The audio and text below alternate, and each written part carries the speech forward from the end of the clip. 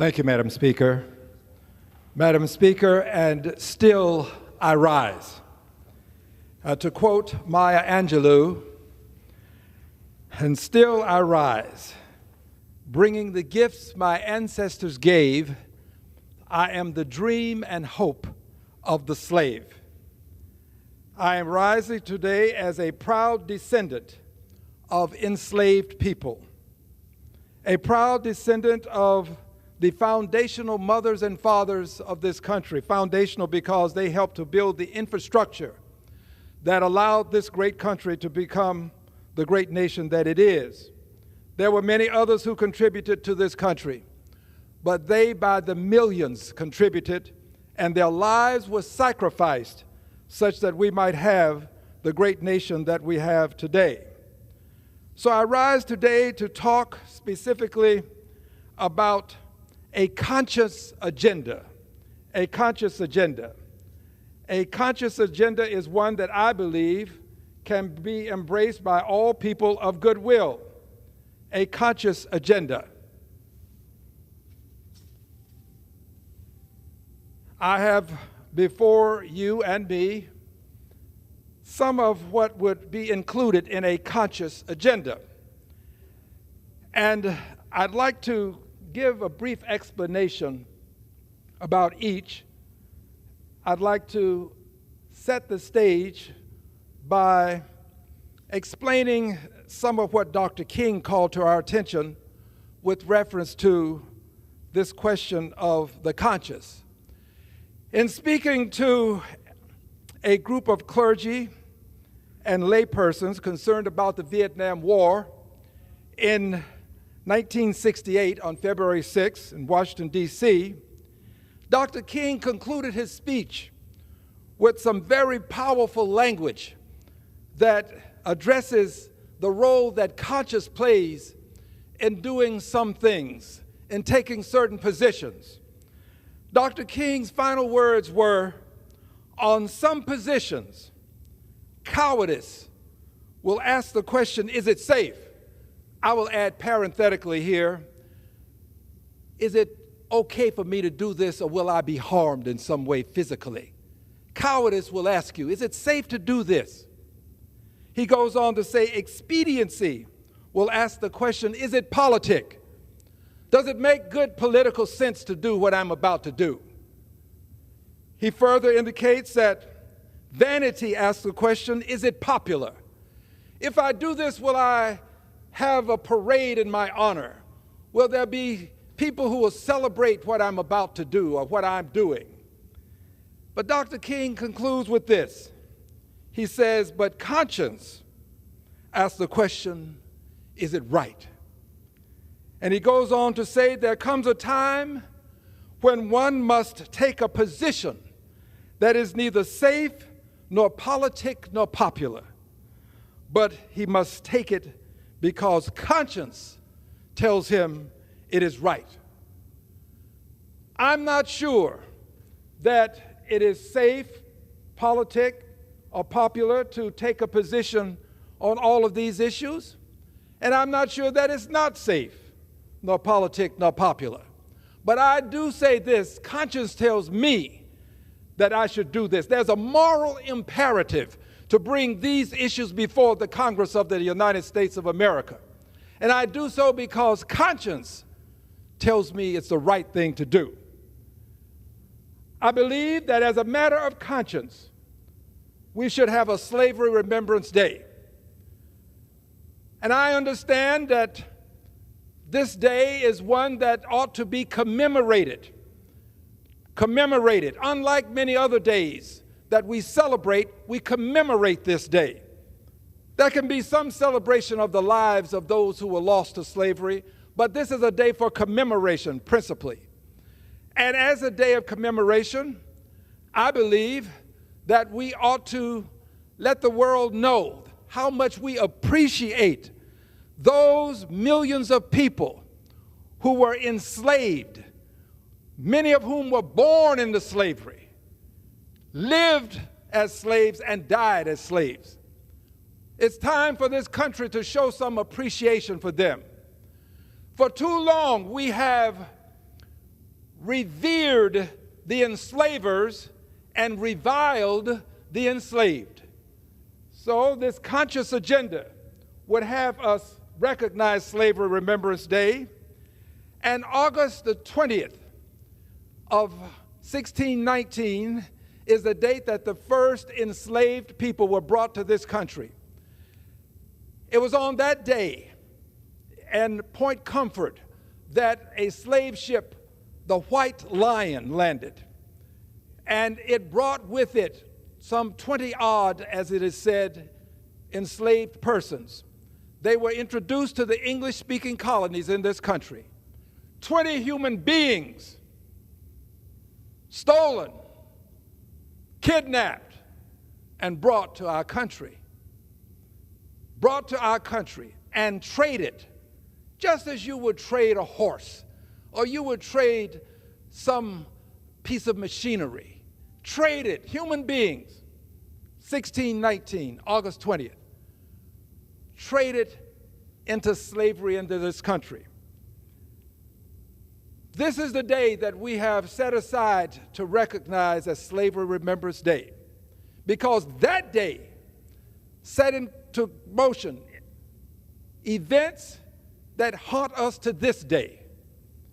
And we ought not forget that date, August 20th, 1619. I am so proud to tell you that this House has already passed a resolution honoring the persons who were enslaved. This House passed a resolution. Some 218 members of this House voted in support of Slavery Remembrance Day. This was already a part of the annals and the history of the House. It is there for those who look through the vista of time this time to understand what happened. I can't explain it all today because I have much to say, but I will tell you that I'm proud to tell you, in fact, that the President of the United States of America, the Honorable Joe Biden, a man that I have great respect for, I support him. I have supported him. I support him today. I will support him tomorrow because of what he has done. This president recognized Slavery Remembrance Day with a statement that he issued on August the 20th of 2022. And on the many things that he has indicated in this statement, I will just focus on a very few words, some 1, 2, 3, 4, 5, 6, 7 words that are contained within this statement. He indicated that great nations don't hide from their history. He said much more, but it's important for us to accentuate this statement. Great nations don't hide from their history, because there are too many people in this country to this day who would have us hide from our history, have our history be proclaimed involuntary relocation. That's what's happening in the state of Texas currently. We have a group of folk who want to proclaim slavery, the enslavement of human beings, as involuntary relocation. We cannot hide from our history. There are people who don't want it taught in schools. They want us to somehow give a rendition of history that reveres those who were the enslavers and revile those who were the enslaved. For too long, this has been the case in this country. It is my desire and my belief that people of conscience, that the conscience dictates that there is a moral imperative for us to change this misunderstanding of history. And to do this, we obviously need a Slavery Remembrance Day. In Houston, Texas, on August 20th of 2022, we had an event, a Slavery Remembrance Day event. 1,000 people showed up for Slavery Remembrance Day, including our Mayor, Sylvester Turner. Many of our notable members of the clergy were in attendance. Our city council people were in attendance. State Representative Ron Reynolds was there. We had Commissioner Rodney Ellis in attendance. Many people of note were there, but there were also people who were not among the elected officials, people who simply wanted to let the world know that they understand the necessity to commemorate Slavery Remembrance Day. And by the way, it is not unusual for us to have these Remembrance Days. We have a day to remember the day the Pearl of the Pacific, Pearl Harbor, was bombed. That is a day we set aside annually, December 7th. We have a day to remember the day that the Twin Towers in New York were attacked, when our nation was attacked, and the Twin Towers came tumbling down. We have a day set aside to remember the Holocaust, the horrors of the Holocaust, so that we will never allow it to be repeated any place on the planet Earth. There is no event comparable to the Holocaust, just as there is no event comparable to slavery, the enslavement of the people that took place in this country. So what we want to do now is expand Slavery Remembrance Day. We want to make sure that in every church, in every house of worship, there's an opportunity on the 20th of August of this year to have a Slavery Remembrance Day ceremony wherein we will explain what happened and proclaim that we must always remember these events that took place. Slavery Remembrance Day is important, and the conscience dictates that we would do such a thing as commemorate the lives that were lost to slavery. I'll say more about those lives as I move forward with our next conscious agenda item, which is awarding a Congressional Gold Medal to the enslaved. A Congressional Gold Medal to the enslaved. I am now using what is called a mnemonic device. It's said that if you repeat things multiple times, people are more likely to remember than not. So in the utilization of this mnemonic device, I repeat, we want to award a Congressional Gold Medal to the American enslaved. Now, there are many people who don't understand, and because they don't understand, their visceral reaction is, why would you award a Congressional Gold Medal to the enslaved? Well, I have a dear colleague that my dear colleagues will be receiving. I'm going to read it, perhaps not in its entirety, but I will cover some of the important excerpts.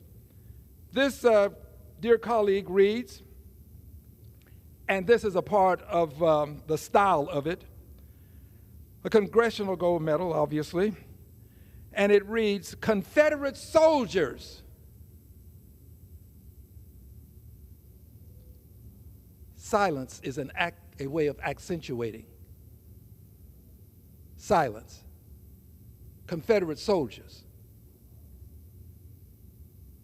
Confederate soldiers were awarded a Congressional Gold Medal in 1956.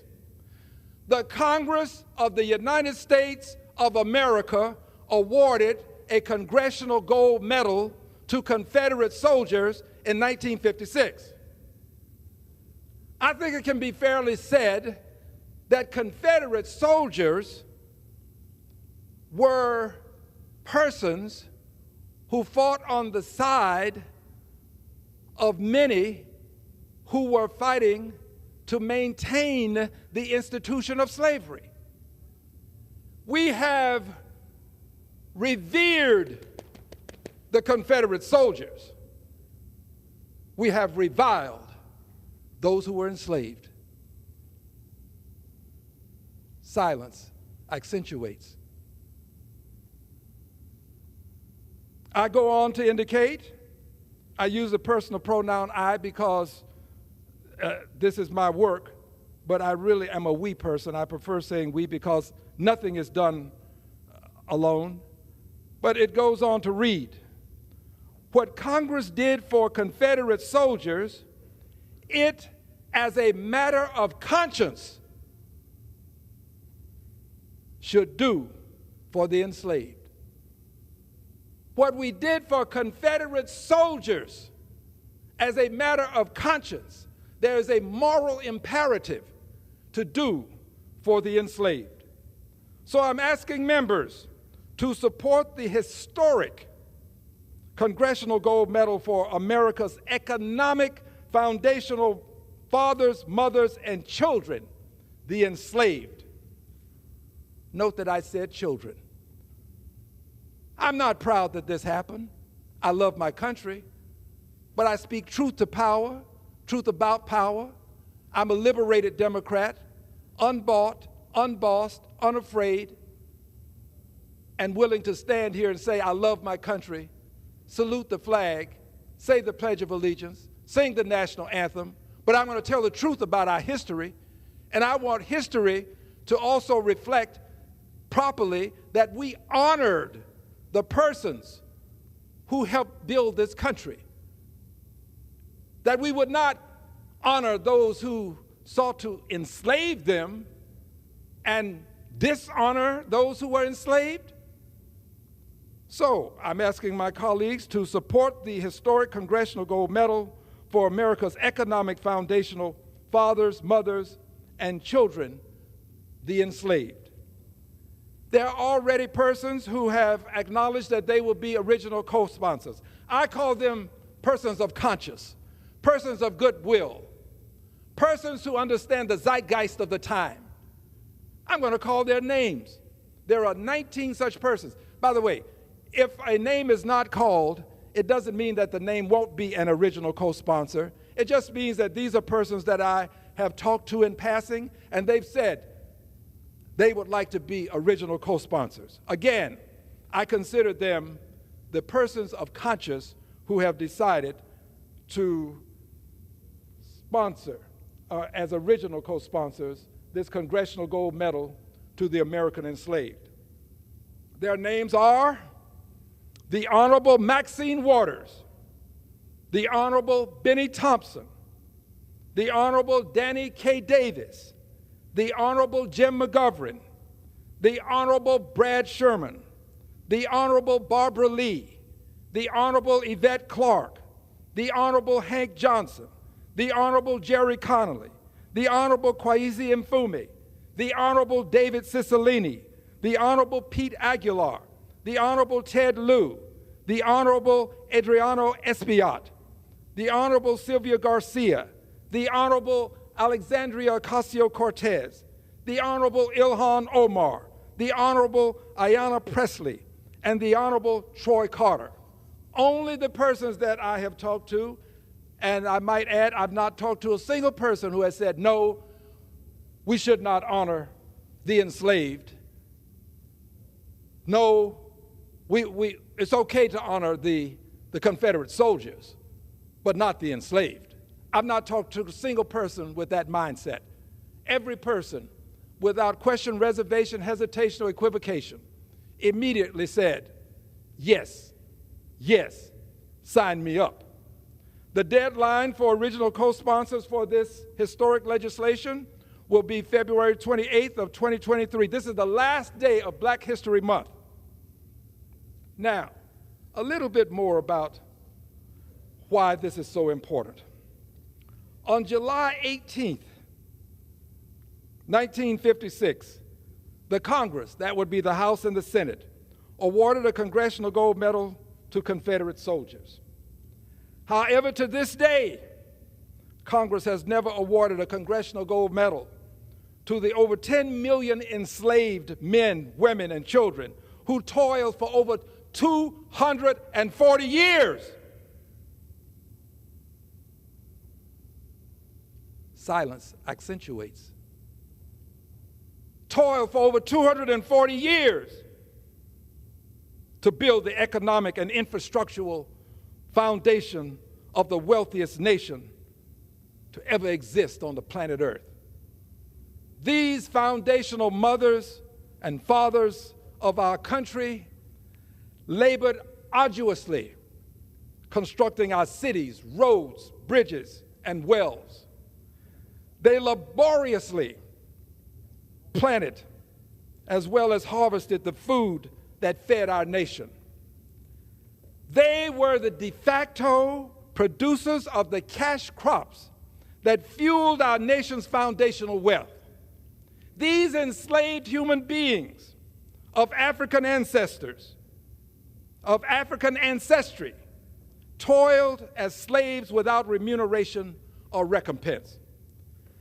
Their humble hands were relied upon for the construction of some of our nation's most renowned edifices and monuments, including the White House, the Capitol Building, and the Washington Monument.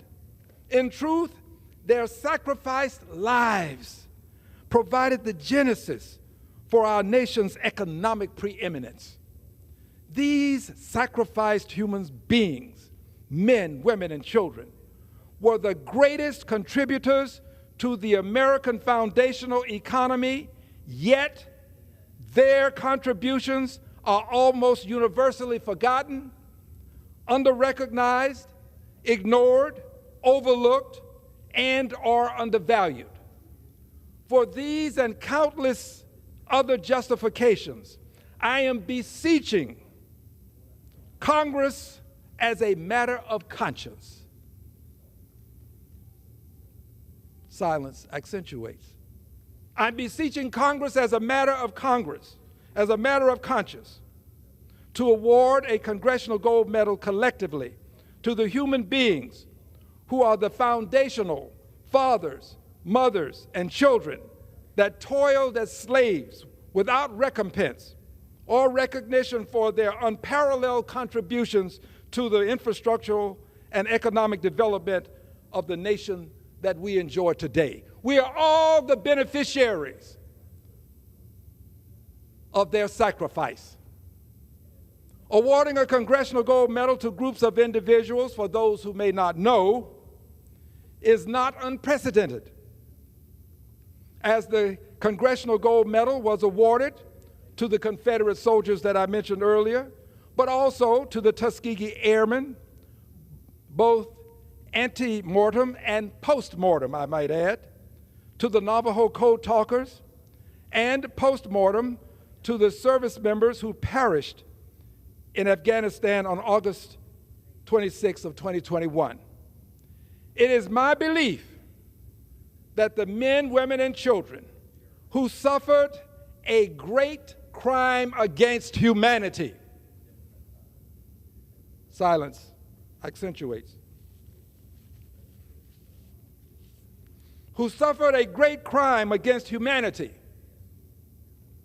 toiling unremunerated as slaves, many for their entire work lives, are deserving of a Congressional Gold Medal, and they are deserving to the same extent as those who soldiered to preserve slavery. The zeitgeist of our time impels the introduction of this historic legislation, and I want members to know that if they wish to be recognized as a courageous person of conscience who is an original co-sponsor, that they would please contact my office. In the words of Maya Angelou, bringing the gifts my ancestors gave, I'm the dream and the hope of the slave.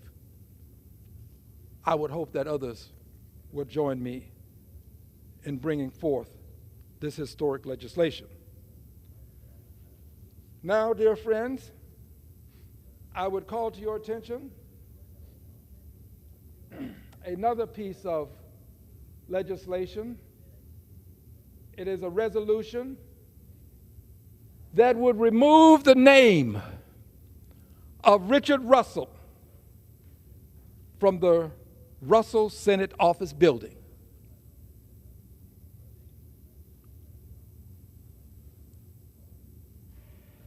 Richard Russell was a self-proclaimed white supremacist. Self-proclaimed white supremacist. He helped to author the Southern Manifesto. He fought against legislation that would accord punishment for those who were lynched. he was a self-proclaimed white supremacist. His name ought not be on a building that is paid for with tax dollars. I am as adamant about this as I would be about a building having the name of someone associated with the Third Reich. I would never tolerate that. I would take the stand I'm taking here and now to get that person's name off of that building.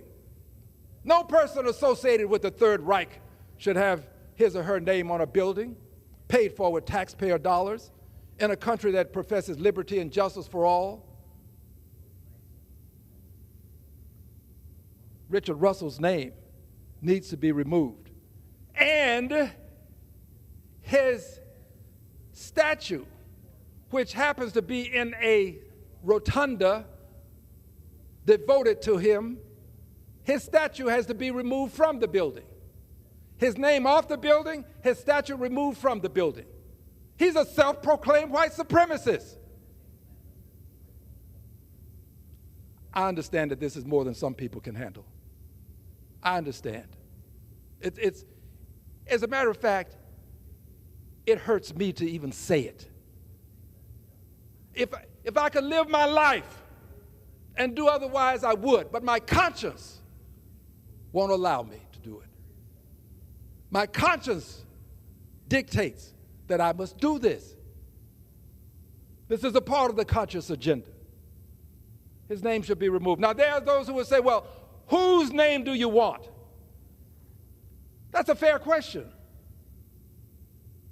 And here's a fair response. The fair response is, remove his name, let it revert to the name that it had prior to his name being placed on the building, and then select the name of your choice. We can remove his name. We can separate the removal of his name from the renaming of the building. The name that was on the building before it became the Richard Russell Office Building was the old Senate Office Building. Let it revert back to the old Senate Office Building. And then select the name. I have not pronounced at any point in time that I have a name. I have no name to offer. I offer justice to people who find that this name is offensive. And it is offensive. I don't go into the Russell Office Building. That is my means of protesting what I see as something that is insulting. And my guess is that it is insulting to a good many other people. A good many don't know the history that I know. Perhaps that's the reason that they don't take the positions that I take. But I take this position as a matter of conscience. Richard Russell's name should be removed from the Senate Office Building, paid for and maintained with tax dollars. The next item on the conscious agenda is the enactment of legislation that we will be filing, styled with some variation possibly, the Securities and Exchange Atonement Act. Securities and Exchange Atonement Act. As the chair of the subcommittee for oversight and investigations of the Financial Services Full Committee, we held hearings. And we had the largest banks to come in. And we posed a question. Do you think that your institution has done enough to atone for its predecessor institutions or institution having been involved with slavery? Let me explain. Many of our very large banks, I won't go into the names today, I'm prepared to, but I won't. Many of our largest banking institutions had predecessor institutions, meaning banks that at some point they acquired, that literally engaged in the slave trade. One bank, more than one actually, one just came to mind, actually took slaves as collateral, just as you would take a car, a piece of furniture, human beings, collateral. And when the person that placed them in the contract as collateral defaulted, then they were possessed. Just as you would go out and claim a horse that was collateral, they took possession of the slaves. They made money by trading in slavery and in slaves in this fashion. They need to atone. There were insurance companies that insured slaves just as you would insure a horse or cattle. Insured human beings for the benefit of the masters, so that if something happened to the human beings, the master would be compensated. Conscience dictates that there be atonement for this. The world has been set in motion such that you cannot create such egregious offenses and just walk away. And then later say, well, I had nothing to do with that. Why should I have to be a part of the atonement process? Because we are the beneficiaries of slavery. We are. And because the president, whom I happen to agree with, indicated that great nations don't hide from their history. But I would also add, great nations do the responsible thing as it relates to their history, which is to acknowledge it and then atone for transgressions. That's what great nations do. This is a great nation. There should be some atonement. So we will have this introduced, this legislation, and colleagues will be given the opportunity to be original co-sponsors as well as co-sponsors.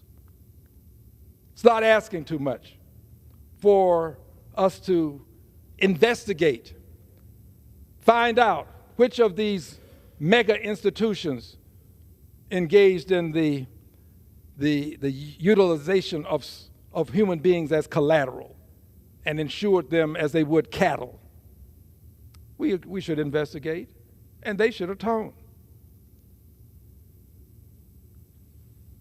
Because of all of these things, making it perspicuously clear that we need some sort of reconciliation, we will be introducing a resolution, legislation in the form of a resolution for a Department of Reconciliation.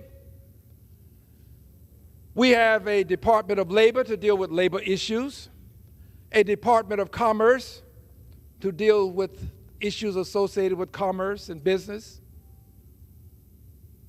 We have a Department of Defense to deal with issues related to war and peace. We ought to have, as a matter of conscience, a Department of Reconciliation with a Secretary of Reconciliation, just as we have a Secretary of Labor, Secretary of Commerce, Secretary of Defense, with a budget, just as we have a budget for the Secretary of Labor to further the aims of the department. There ought to be a budget for the Secretary of Reconciliation to further the aims of the Department of Reconciliation. It's time for us to take a systematic approach to dealing with the question of reconciliation in this country. A Department of Reconciliation with undersecretaries of reconciliation, just as we have undersecretaries of commerce, undersecretaries of labor.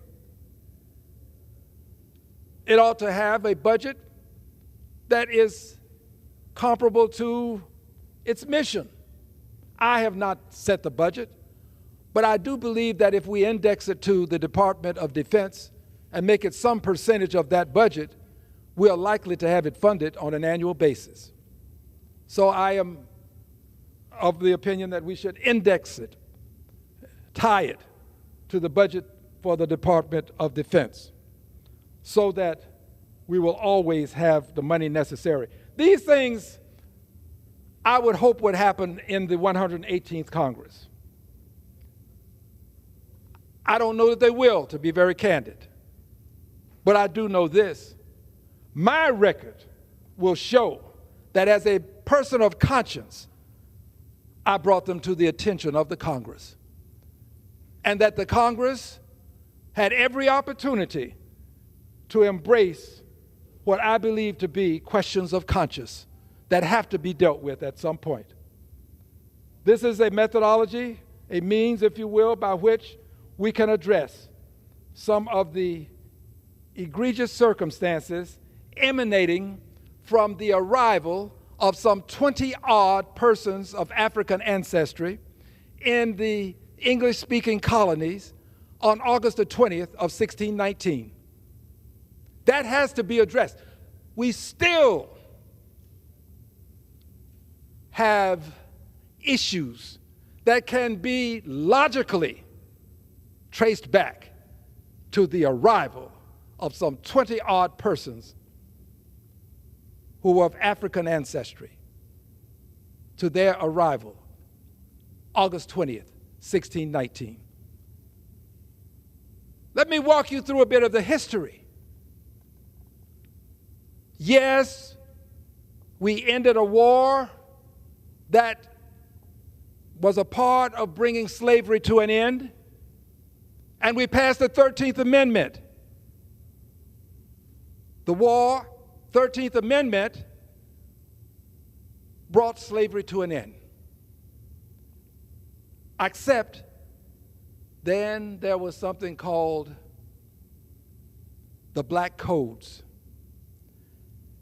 And these codes allowed persons to be arrested for not having a job. Well, if you've been a slave and you're now free, didn't have the kinds of systems in place that we have now for persons who are unemployed, you'd be picked up and arrested.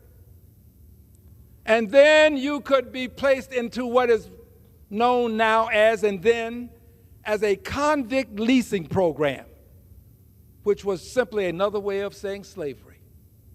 People were placed into this convict leasing program, and many of them never left, and they were placed into this program for petty offenses. In Houston, just outside of Houston, we have a grave, a common grave, with 95 bodies, 95 skeletons, the evidence of 95 people who were in a convict leasing program, all buried in a common grave. So sad. It hurts the heart. I understand why people don't want to hear it, because I don't want to say it. Convict leasing, slavery by another name. Moving forward in history, we then had lawful segregation. I lived through lawful segregation. I know what it's like to drink colored water. I know what it's like to go through a door that had coloreds on it, go through the back door to get my food. I just celebrated recently, last several months, September 1st, my 25th birthday for the third time. I lived through segregation. I know the horrors of it. I know what it's like to be separated from others. I know what it's like to sit in the back of the bus. I know what it's like to understand that you have a separate line when you go into the food store, a line for whites and a line for coloreds. I know what it's like to to be next in line and have every person who happened to be of Anglo ancestry to come ahead of you until every person is served. And then you take your opportunity to be served. You were last in line simply by being in line. Didn't matter whether you got there first. I know what it's like. I know what it's like to go to schools with hand-me-down books, pages torn out. I know what it's like to be bused by schools some 20 miles to another school, such that you would not be allowed into the same classroom with children who were of a different hue. I know what it's like. I suffered it. But I'm also very proud that we're beyond that. But I'm walking you through this history because there's a point to be made. The Civil War, ending of segregation, ending of convict leasing. The one thing that they didn't end was white supremacy. The Civil War and the 13th Amendment did not end white supremacy. And that is what we have been fighting.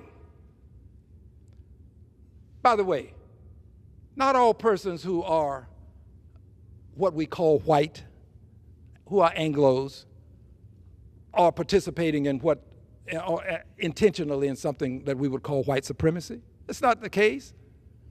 It's not.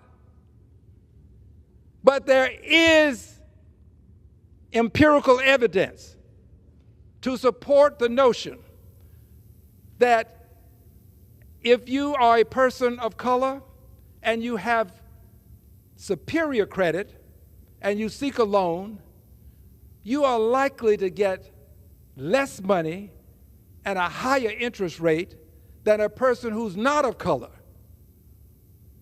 who doesn't have superior credit.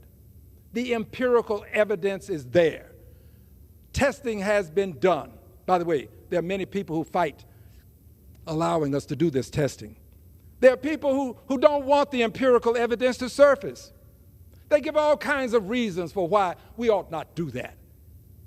We ought to do that because that is a means by which we can ascertain how far we have truly come and understand that sometimes it's the color of skin, not the character within, that determines the worth of women and men. The color of skin still does. Try getting the loan as a person of color. Personal experience. Finished law school, 4 of us applied for a loan. The loan officer cooperated with us, we cooperated with him. We received a loan to open a business, paid every payment on time, and paid the loan off early. We went back to get another loan. A different loan officer declined to let us have a second loan. And when we judiciously explained, we received the first loan. We're asking for less money. We paid the first loan off, and we paid it off early. We were never late with the payment. His response to us was, you shouldn't have gotten the first loan. I've lived it. I don't have to talk about what others have said, what they've told me. This was a loan officer telling 4 lawyers who repaid a loan, paid on time, repaid the loan early, that they shouldn't have gotten that loan. One can but only imagine, if you're not me, what that was like as a lawyer to be told that you didn't qualify for what you qualified for, and you repaid. The point is this, dear brothers and sisters, and whether you like it or not, I consider you my brothers and sisters. I do. I do because Dr. King was right. There really is but one race, and that's the human race. I concur with him when he said that all persons are created equal, from a base black to a treble white. I believe he was right when he said that fleecy locks and black complexion cannot forfeit nature's claim. Though skin may differ, affection dwells in black and white the same. And were I so tall as to reach the pole, or grasp the ocean at a span, I must be measured by my soul, for the mind is the standard of the man and woman, I might add. I believe in my country. I have faith in the words in the Declaration of Independence. Persons created equal, endowed by the Creator with certain inalienable rights, among them life, liberty, and the pursuit of happiness. I have faith. I have faith in the Pledge of Allegiance, liberty and justice for all. So don't class me with those people who hate the country. I'm not a country hater. I'm a country lover. Just as I love members of my family that I have to tell the truth about and let them know when they've made mistakes. Just as you've done similar things with people you love. You can love a country and still want to make sure that it lives up to its promise. This is about living up to the promise, the conscious agenda. Remember now, those who do this, I know that some, to quote Dr. King, will ask and respond to cowardice, which asks the question, is it safe? Speedy expediency asks the question, is it politic? And then vanity asks the question, is this popular? But it's conscience. It's conscience that will ask the question, is it right?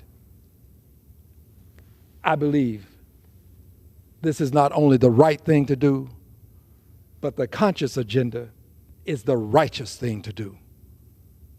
And because I believe it, I shall pursue it.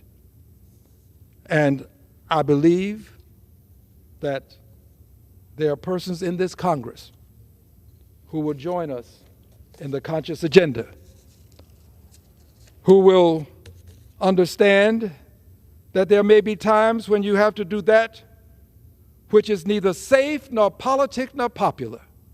To quote Dr. King, you do it because conscience says it's right. And I yield back the balance of my time. The gentleman from Texas yields. Under the Speaker's announced policy of January 9th, 2023, the gentleman from Texas, Mr. Green, is recognized for 60 minutes as the designee of the Minority Leader. Thank you, Mr. Speaker. Mr. Speaker, and still I rise. And today I would like to thank the Speaker of the House, Speaker McCarthy, and the leadership on the Republican side, as well as Minority Leader Jeffries and the leadership on the Democratic side, for affording me this opportunity to be heard. And still I rise, Mr. Speaker, and I rise today because there are moments in time that impact the rest of time. January 27th of 1945 was such a time. January 27th, 1945.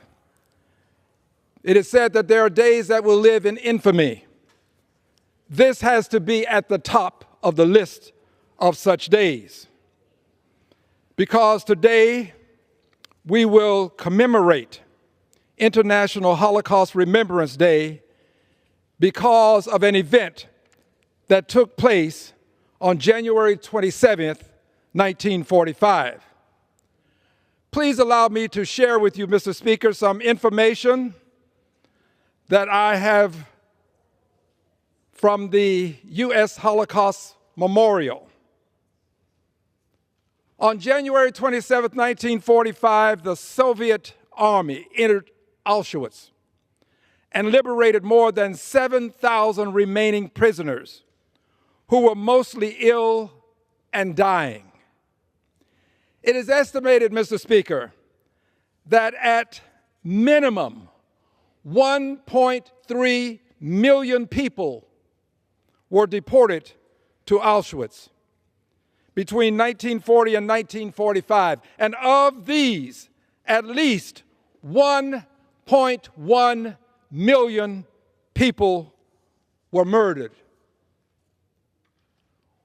One person who survived, whose name I shall not reveal, but is available to me for those who might want to make a further inquiry, indicated, quote, "So I was hiding out in the heap of dead bodies because in the last week, when the crematoria didn't function at all, the bodies were just building up higher and higher."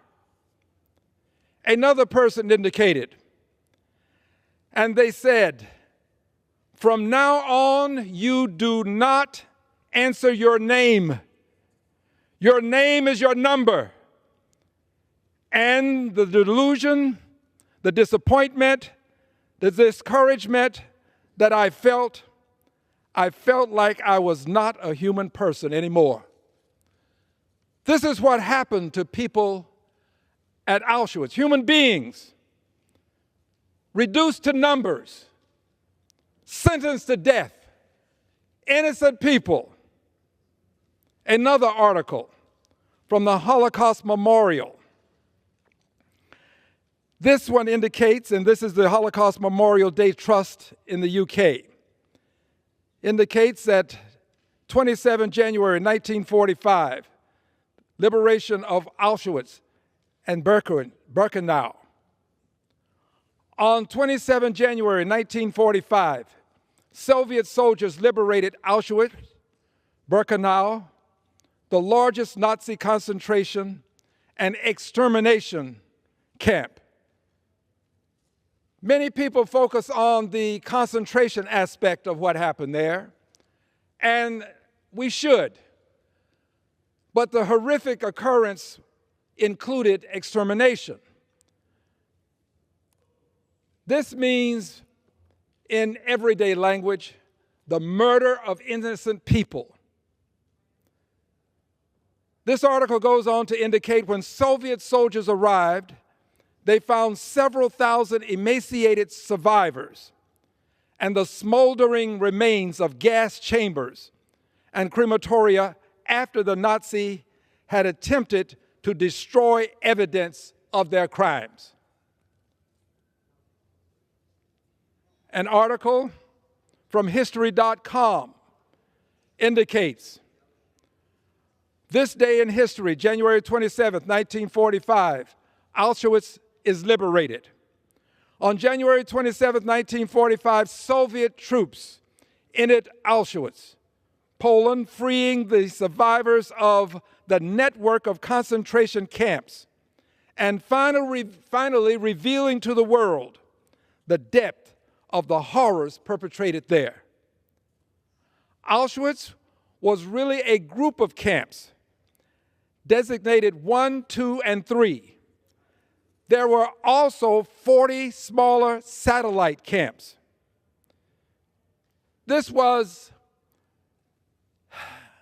a commercial operation, as it were, wherein there was a systemic means by which persons were being put to death. These are my words. Continuing with the words from the article, it was at Auschwitz, too, that Birkenau, established in October 1941, that the SS created a complex, monstrously orchestrated killing ground. 300 prison barracks, 4 bathhouses in which prisoners were gassed, corpse cellars, and cremating ovens. It seems that, stepping aside for a moment, it seems that it is difficult for some people to believe what actually occurred. It is so horrific that some human minds refuse to accept what occurred. Now, there may be others who, for reasons associated with malice aforethought, who have just decided they won't agree. But there are many people who just cannot, with their human mind, conceive of such a thing happening. I want to comment on something that I saw this morning on television and compliment Joe of Morning Joe. He went to Auschwitz, and he was reporting from Auschwitz. And I want to compliment him because too often we don't allow the actual place where these things occurred, the venue, to be properly exposed to the public. I thank him for going there because he has inspired me to believe that this is a place that I have to add to my bucket list. I want to go and see for myself the facility that facilitated with the hands of evil persons the murder of millions of people. I want to see what actually happened in those facilities, actually see the facilities where these horrors occurred. 300 prison barracks, 4 bathhouses in which prisoners were gassed. Thousands of prisoners were also used for medical experiments. I have been to Yad Vashem in Israel. It breaks your heart. For people, many of us, it is impossible to go there and not have tears well in your eyes. It is impossible to see the depictions of persons who were used as human guinea pigs, experimented on. It's impossible to see the horrors depicted and not leave feeling the sorrow and the hurt and the pain associated with knowing that human beings were tortured and experimented upon. Thousands of prisoners, continuing, were used for medical experiments overseen and performed by the camp doctor, Joseph Mengele, also known as the Angel of Death. In anticipation of the Soviet arrival, SS officers began a murder spree. A murder spree in the camps, shooting sick prisoners in their efforts to destroy the evidence. No more ovens if they couldn't get to them. Just take your weapon and kill. Kill sick people. Just kill to destroy the living evidence of the horrors and evils that were being perpetrated. Shooting sick prisoners and blowing up crematoria in a desperate attempt to destroy the evidence of their crimes. When the Red Army finally broke through, Soviet soldiers encountered 648 corpses and more than 7,000 starving camp survivors. There were also 6 storehouses filled with hundreds of thousands of women's dresses, men's suits, and shoes that Germans did not have time to burn. They valued the clothing. They valued the paraphernalia more than they valued the lives of the people.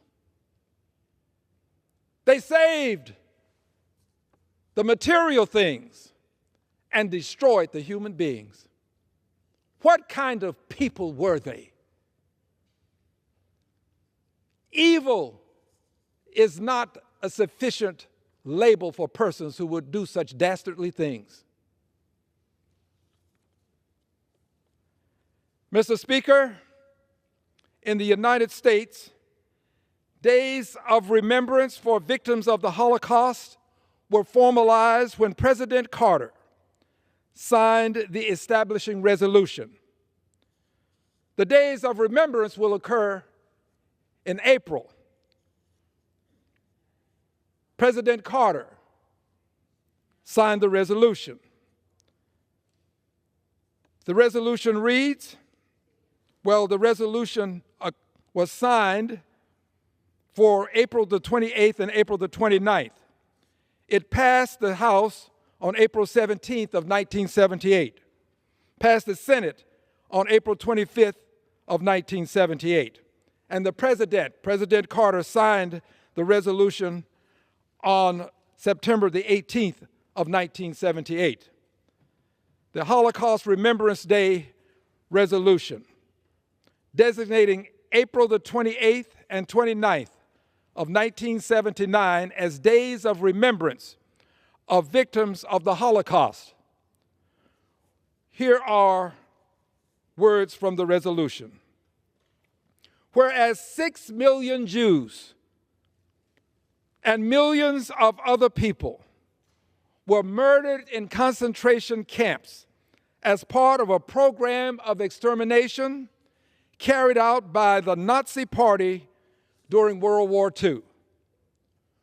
Whereas people of the United States should recognize, this is what the resolution says, I would add, people of the world should recognize, that all acts of bigotry are rooted in the cruelty of spirit and callousness that led the Nazi to commit atrocities against millions of people and should dedicate themselves to the principle of human equality. Speaking aside for a moment, the world should recognize, not just the United States, but the world, that those who tolerate bigotry perpetuate bigotry. The acceptance of bigotry, the toleration of bigotry is the perpetuation of bigotry. And we should all devote ourselves to the principle of human equality. This is from our resolution, the dedication and devotion of ourselves to human equality. I'm proud of the House of Representatives for passing this resolution. It continues. Whereas the people of the United States should recognize that tyranny creates the political atmosphere in which bigotry flourishes and should be vigilant to detect and ready to resist the tyrannical exercise of power. Let me step aside for a moment and remind us that not only should we resist the tyrannical exercise of power, we should also resist the voices that verbalize power. We should resist those who would march through the streets of an American city carrying torches, shouting, "Jews will not replace us." Our failure to resist and to announce, state without question, without hesitation or reservation, that such persons are persons who are perpetuating bigotry and hatred, the kind of bigotry and hatred that can lead to the death of people. Our failure to do so is a means by which our inaction causes the perpetuation of bigotry and violence. inaction is unacceptable. Every person has a duty, a responsibility, and an obligation to speak up and speak out against such demonstrations by people in this country.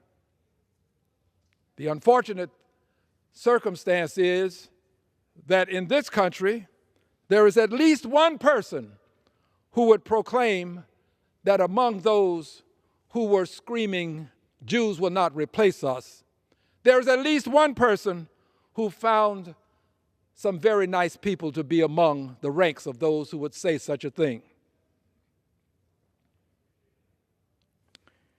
Whereas on April 28th and 29th of 1945, the armed forces of the United States liberated surviving victims of Nazi internment in the concentration camp in Dachau, Germany, and revealed to the world evidence of a tragic human Holocaust that must never be forgotten.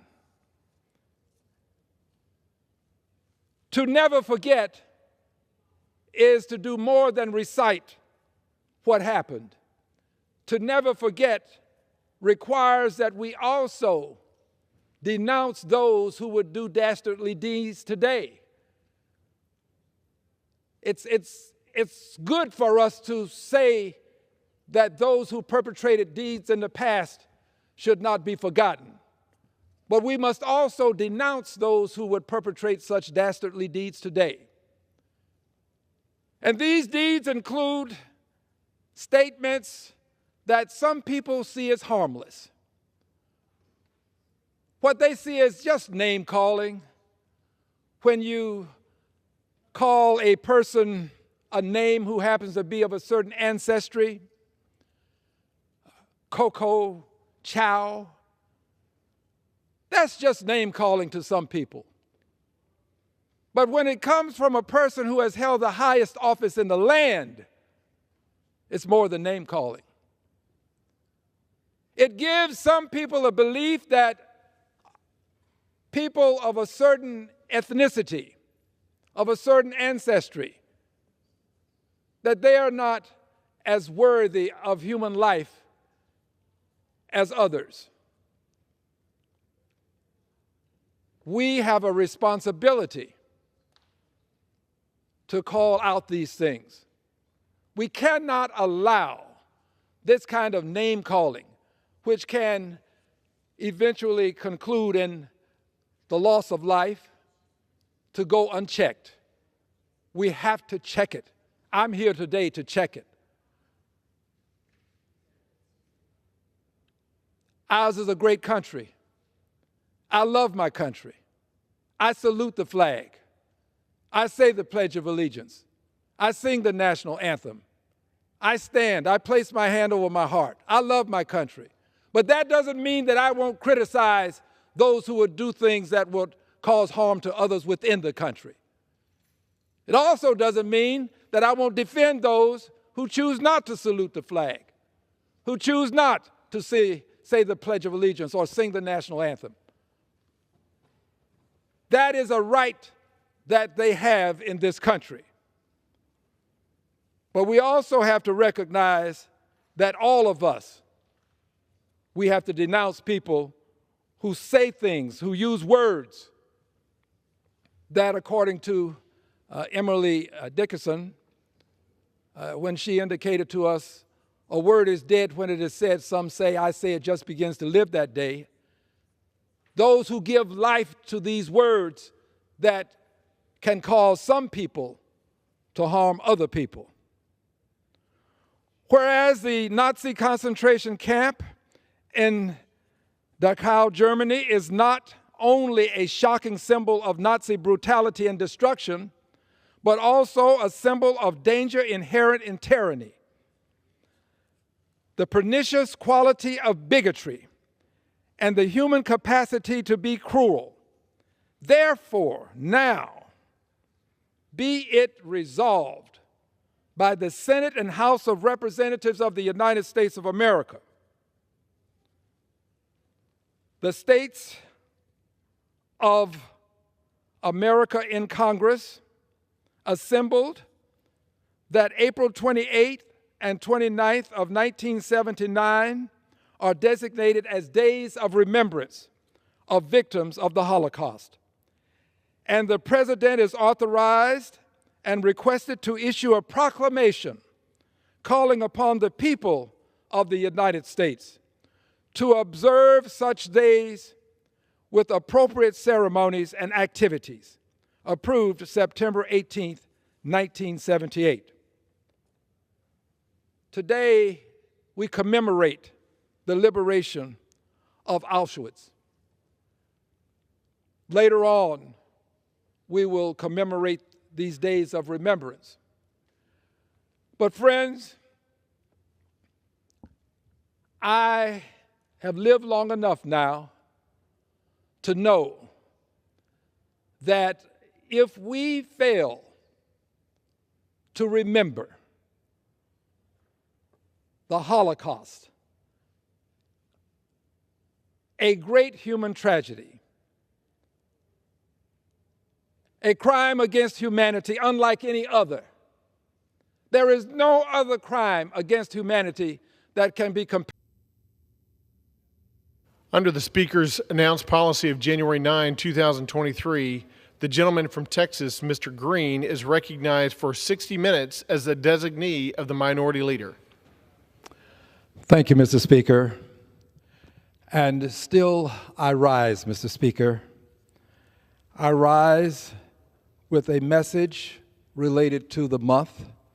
This is indeed Black History Month. But I rise with a message that goes far beyond this month. A message that carries with it a moral imperative to do certain things that are on the conscious agenda. So today I will first thank the leadership for allowing me to have this time, this privilege to come to the floor and speak on these issues. I'm grateful to the leadership on both sides of the aisle. I'm grateful because it is a rare privilege that one is accorded when one can stand in the well of the Congress and literally speak to the world. Each time I do it, Mr. Speaker, I ask myself, could you have ever imagined this happening to you? And the answer is always the same: never. So I don't take for granted this privilege that I have. And I'm honored to stand here and represent the 9th Congressional District of Texas. But as a U.S. Congressman, a United States Congressman, I do represent everyone in the country because my votes impact the entirety of the nation. So today, Mr. Speaker, I'm going to talk about several issues that are our moral imperative. These issues will include, first, August 20th as an annual day wherein we will recognize slavery remembrance.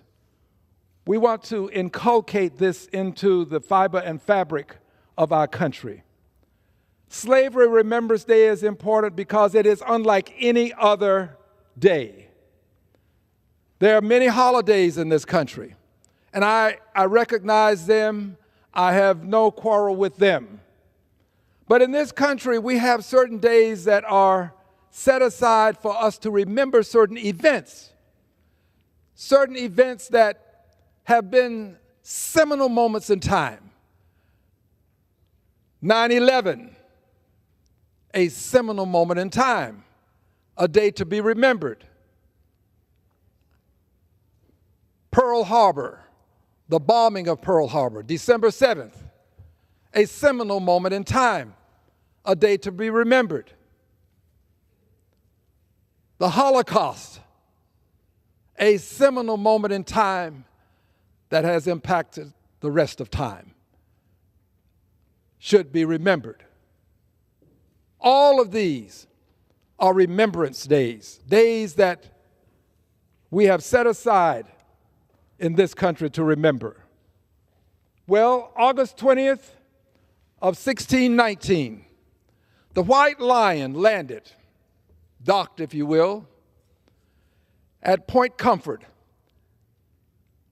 And the White Lion had on it 20 persons of African ancestry. 20 people who were traded. They traded cargo.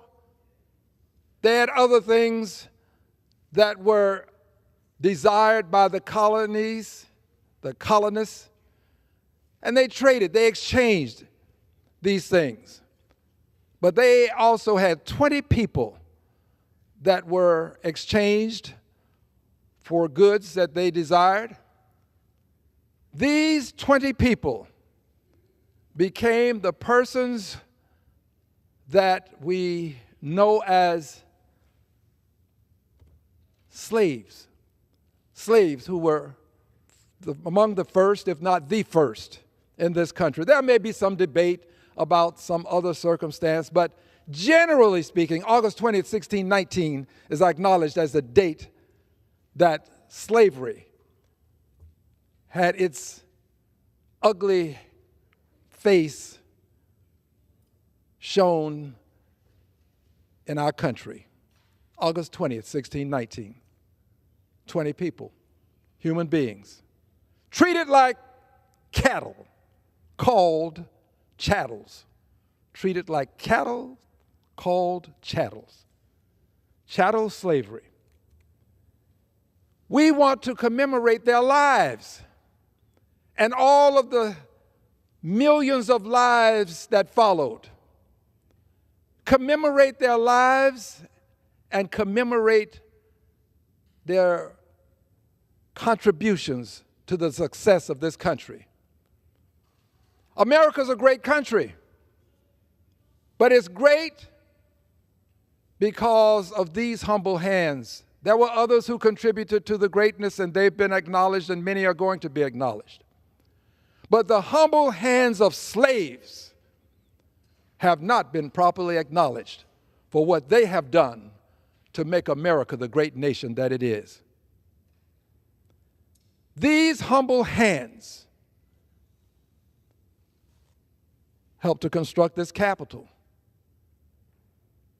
They helped to raise the Statue of Freedom that is on top of the Capitol. These humble hands helped to build roads and bridges.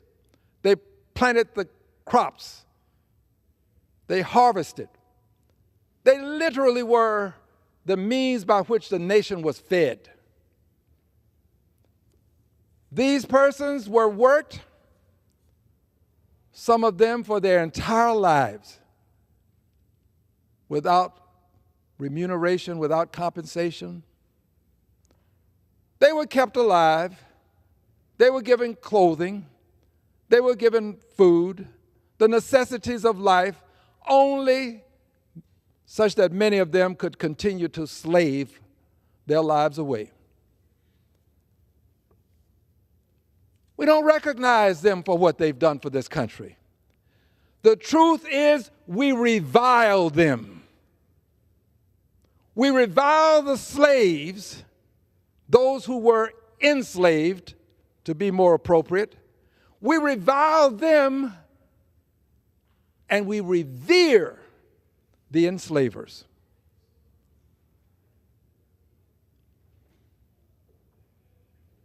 Confederate soldiers have been revered across the length and breadth of this country. Confederate soldiers who fought to maintain slavery have been honored and celebrated and appreciated. Confederate soldiers who took the lives of many people, many of whom were not slaves, in the Civil War. Confederate soldiers have been honored, celebrated, and appreciated, but not so with the enslaved persons who are the foundational mothers and fathers and children of this country. They haven't been properly recognized. I mentioned that the Confederate soldiers have been lionized by having their names placed on schools, statues around the country. There's no statue honoring Nat Turner. No statue that I know of. There may be one or two someplace that's unknown to me. But those who fought to liberate the slaves have been demonized. I remember well what I was taught when I was in grade school, how Nat Turner was a bad man. Nat Turner was a liberator. How John Brown was crazy. He was a white man who was a liberator. We've been taught to demonize the liberators, lionize those who would maintain slavery, and literally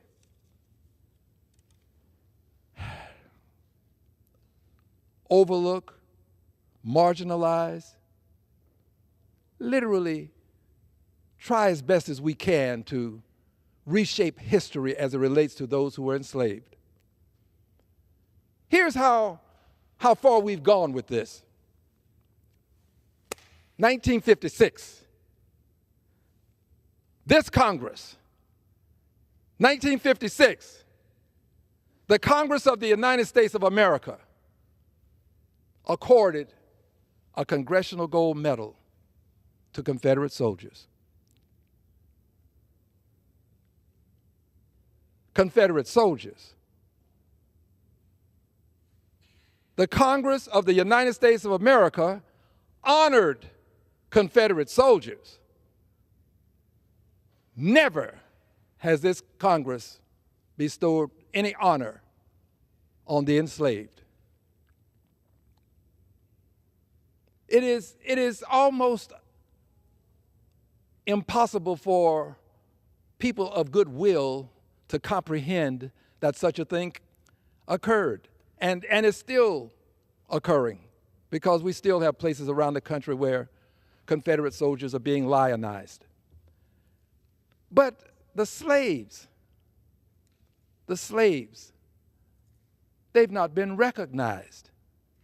No recognition, appreciable recognition for the slaves, the people who helped build the country, foundational mothers and fathers of the country, born into slavery. Babies were slaves for edification purposes.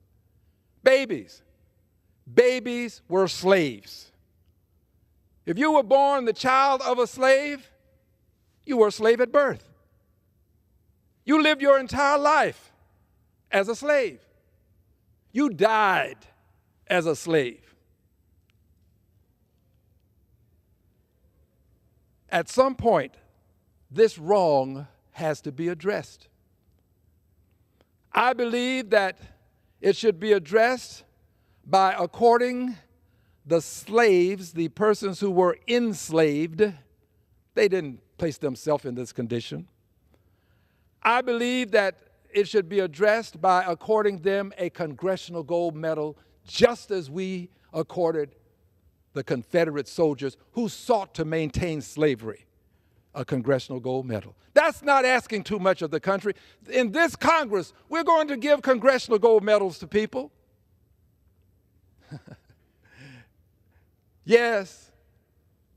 Last Congress we did. Why can't we give a Congressional Gold Medal to those who were enslaved? Oh, because that happened centuries ago. Because they are no longer with us. Well, we have accorded Congressional Gold Medals posthumously. This would not be the first time. We've done it.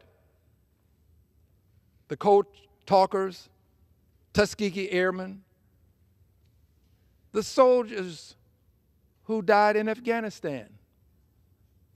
We've done it. The question is, do we have the decency to do for the people who helped build this country what we've done for so many others? Just the decency.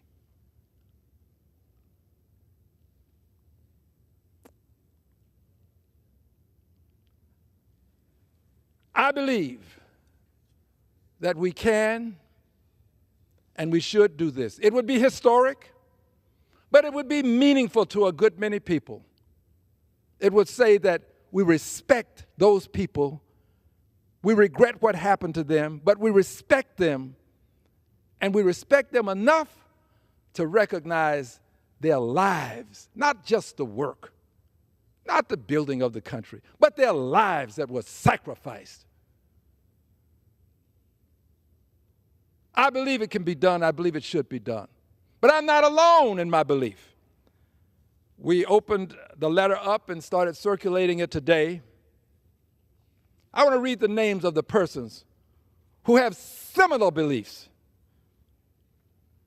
These are persons who are already on as original co-sponsors, and we will close the opportunity at the end of Black History Month. It is open now to everyone. This is Black History Month. This is a piece of Black history, a seminal piece of Black history.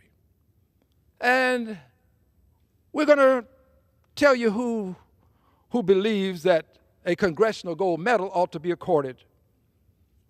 Persons who sacrificed, whose lives were sacrificed to make America the great country it is. The Honorable Maxine Waters, first on the list. The Honorable Benny Thompson. The Honorable Sheila Jackson Lee. The Honorable Danny Davis. The Honorable Jim McGovern.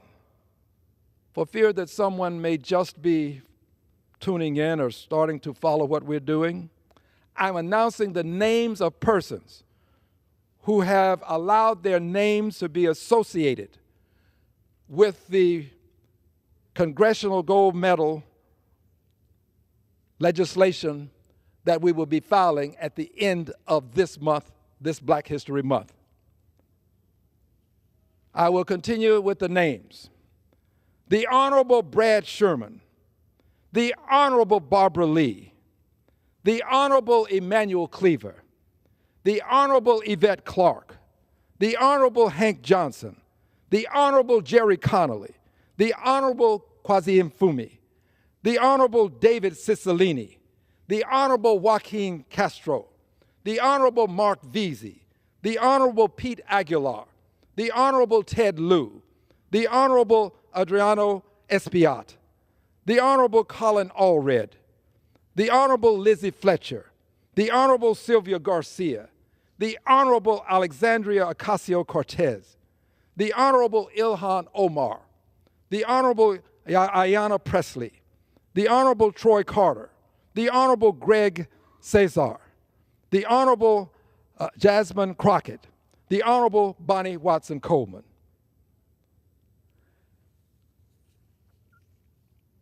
I trust that there will be more names that I will be permitted to announce at a future point in time. Remember, historic legislation, original co-sponsorship closes at the end of Black History Month. The last day, it will close at the end of this month. This legislation is designed to be brought to the attention of the House this month. So we will close it and we will file it on the last day of this month. I believe that should we do this, and we should, if we do this, I believe that it will make a difference in the lives of all people in this country. Because I think that in large part, the reason we had a person of African ancestry, assaulted by other persons of African ancestry who are part of the constabulary, police officers, it's because there is little respect for black lives. Not as much respect for black lives.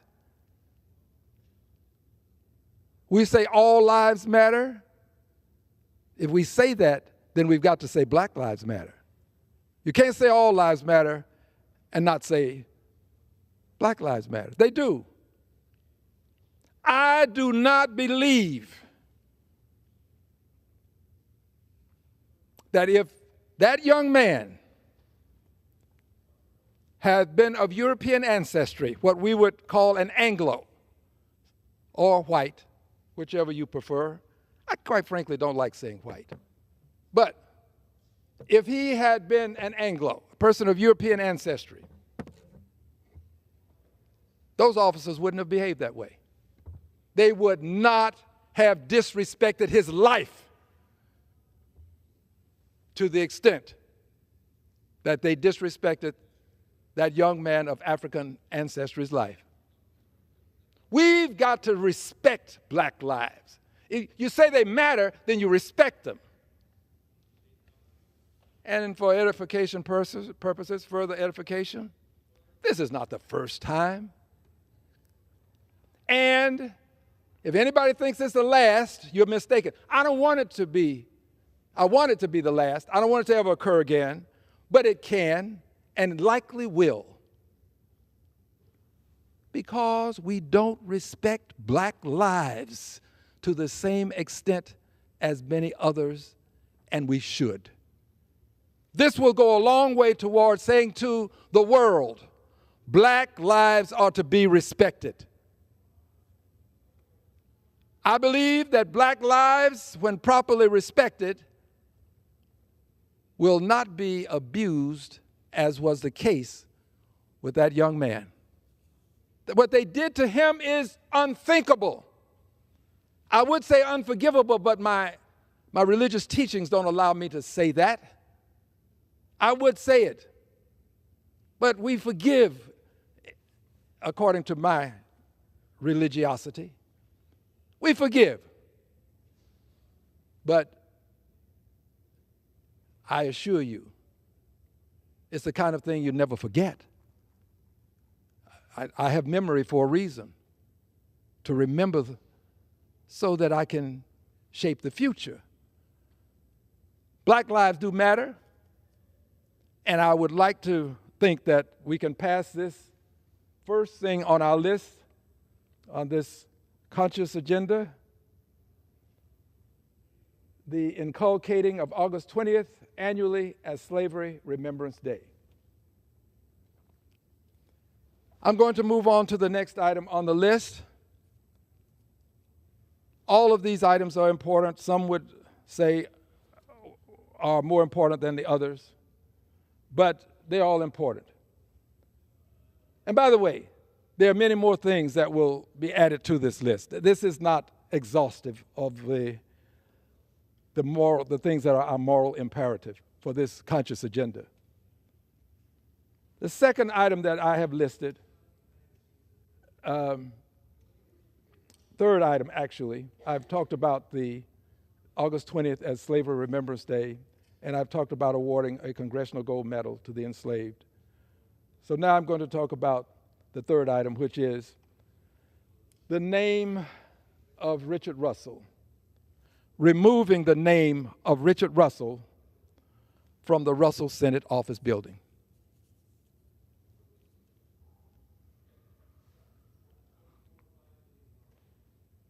Richard Russell was a self-proclaimed white supremacist.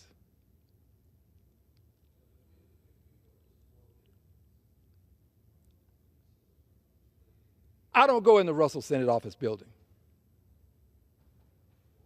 I think I respect myself enough not to go in the Russell Senate Office Building. Others do what they may. And I assure you, if that office building had on it a name associated with the Third Reich, lots of other people wouldn't go in too. We'd take that name off of that building. What Richard Russell did to people of color is not only sinful, it is such shameful, so shameful as to not reward him with placing his name on a building paid for with tax dollars, maintained with tax dollars, knowing that people of color of necessity have to go in and out of the building? Do you have no respect for us? Do you not care how we feel about things? Is it just another thing that we'll get around to when we feel like it? Can we not say when things that are harmful to us, our psyche, our well-being, can we not say when they should cease to exist? Do you have to always set the timetable for the people who suffer? What's wrong with the Senate? The United States Senate can change this. Take his name off.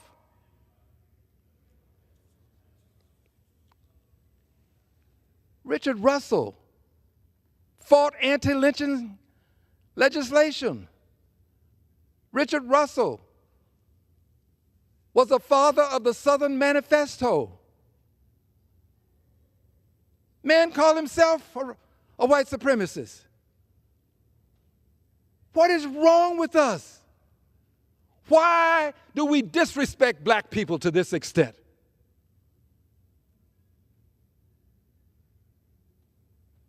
The Senate ought to immediately take it up, but it won't. This is Black History Month. Be a great time to do it, but it won't. There are people hiding behind, well, who do we name it after? Who do we honor? What name do you put on it? I'm not asking you to put Nat Turner's name on it. I'm not asking you to put John Brown's name on it. I'm not asking you to put Dr. King's name on it, Rosa Parks' name on it, Harriet Tubman's. I'm not asking you to put any name on it other than the name it had before it became the Russell Senate Office Building. And that name was the old Senate Office Building. Revert to the name it had, and then take all of the time you desire, my dear brothers and sisters. Take as much time as God allows. Ad infinitum. Go beyond the end of time if you so desire. But Richard Russell's name won't be there ad infinitum. It won't be there beyond the end of time. We will have done more than the right thing. You can do the right thing. That would be a part of it. But we will do more than the right thing if we take his name off. We will have done the righteous thing. The righteous thing. His name ought not be there. Richard Russell, notorious bigot, notorious white supremacist. His name ought not be on that building. And at some point in time, some point along this infinite continuum that we call time, we are going to have to account for our time. And those of you who have it within your power to change these things, you're going to have to account for your time. At some point on the infinite continuum, you will account for it. You will account for holding in your hands the ability to make righteous change and deciding that you'll do it when you get good and ready and when it benefits you.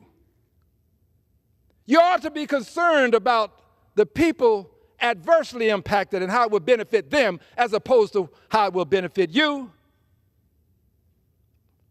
Minister talked about the Good Samaritan today. The Good Samaritan didn't ask the question, what will happen to me if I cross over and I help this person who's been beset upon by thieves? That wasn't the question. The Good Samaritan wanted to know, what will happen to him if I don't do it? Senate of the United States of America, ask what will happen to the many people who have to suffer knowing that there's a racist name on a Senate office building that's paid for with their tax dollars. If the tables were turned and he insulted European Anglos to the same extent that he has insulted black people, his name wouldn't be there. They would have removed it long ago.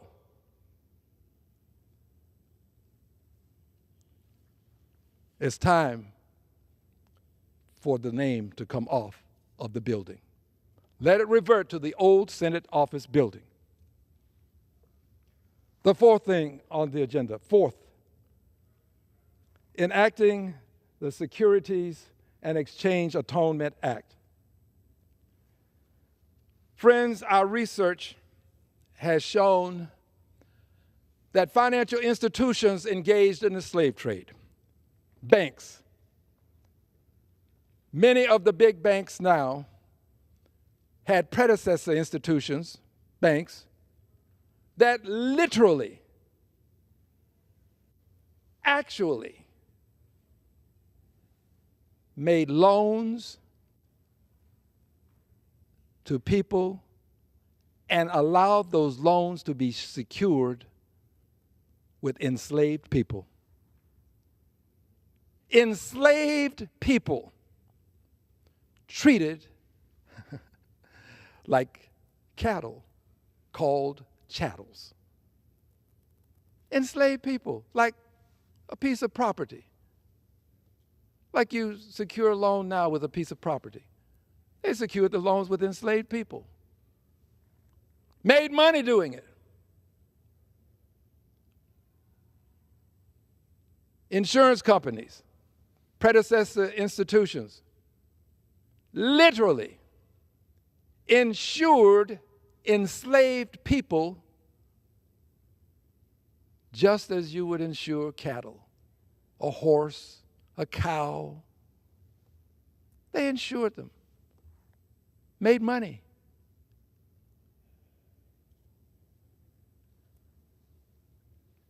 They need to atone.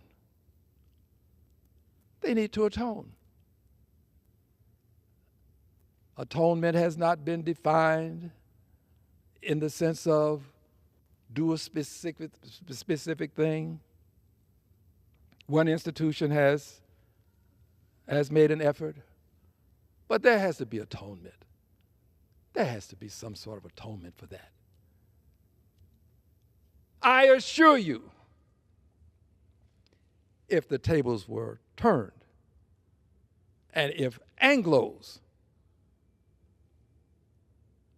have been treated in the numbers and the same way, similar fashion to the way people of color were treated, Anglos would be demanding atonement. I assure you, it's not even debatable. You would. You would. And by the way, I'd be there with you. I would stand with you because it would be the righteous thing to do. I would stand with you if the tables were turned on any of these issues because it would be the righteous thing to do. And I plan to proceed with this legislation. We will be filing it in this Congress. And finally, establishing the Department of Reconciliation. We've not reconciled in this country. And by the way, I'm of the opinion that there are many people who just don't care. They don't care. But there are many others who do. Who do. And those who care, people of goodwill, they know that we need to do more to reconcile. We need to cover this moral imperative.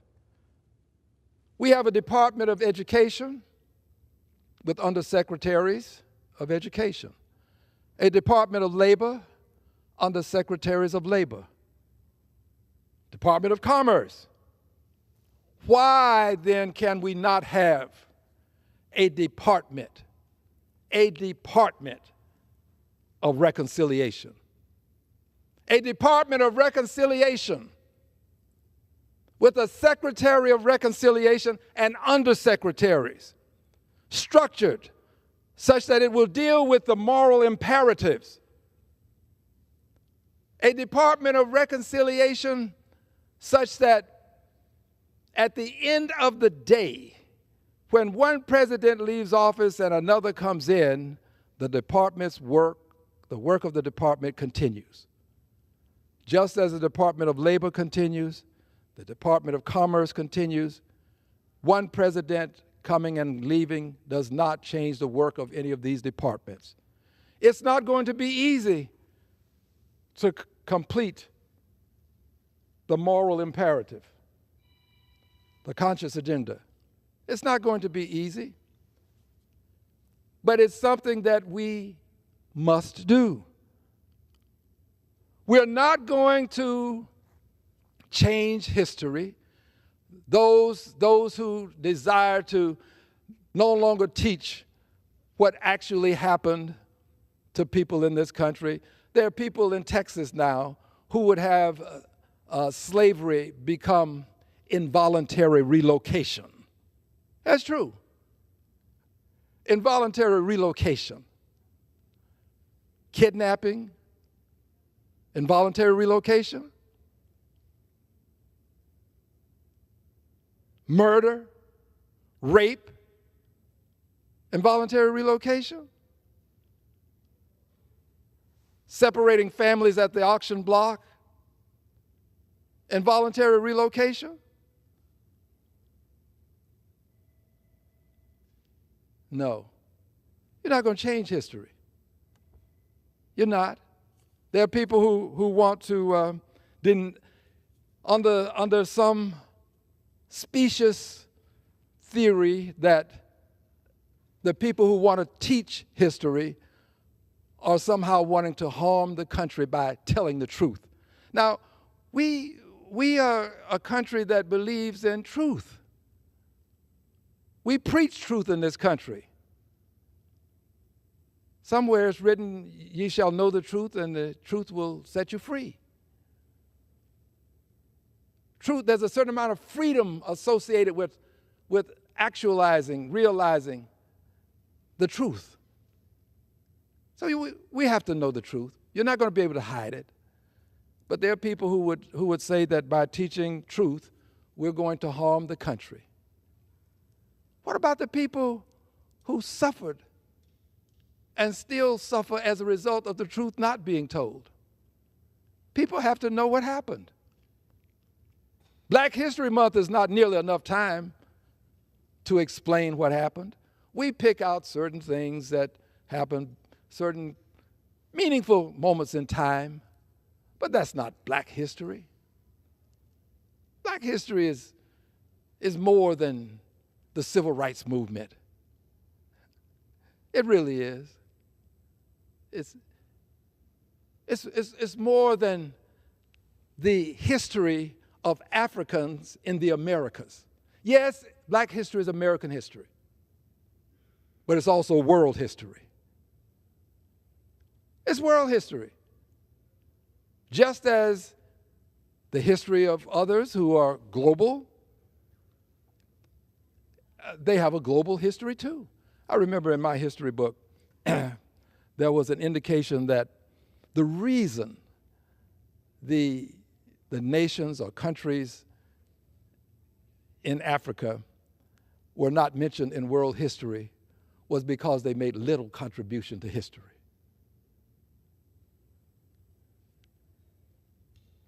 I had to grow up with that. Little contributions to history. Yeah. Friends, and I say friends, and I'm very sincere when I say it. I consider people friends who may not consider me a friend. But friends, or as Dr. King might say it, brothers and sisters, we must reconcile. We will not reconcile without some structured department, something that has no end in sight. The end would be when reconciliation is ultimately achieved. So we need this Department of Reconciliation. The country needs it. It will benefit us all. It will make the country a better place. But not everybody wants it. Not everybody wants to see the change in the status quo.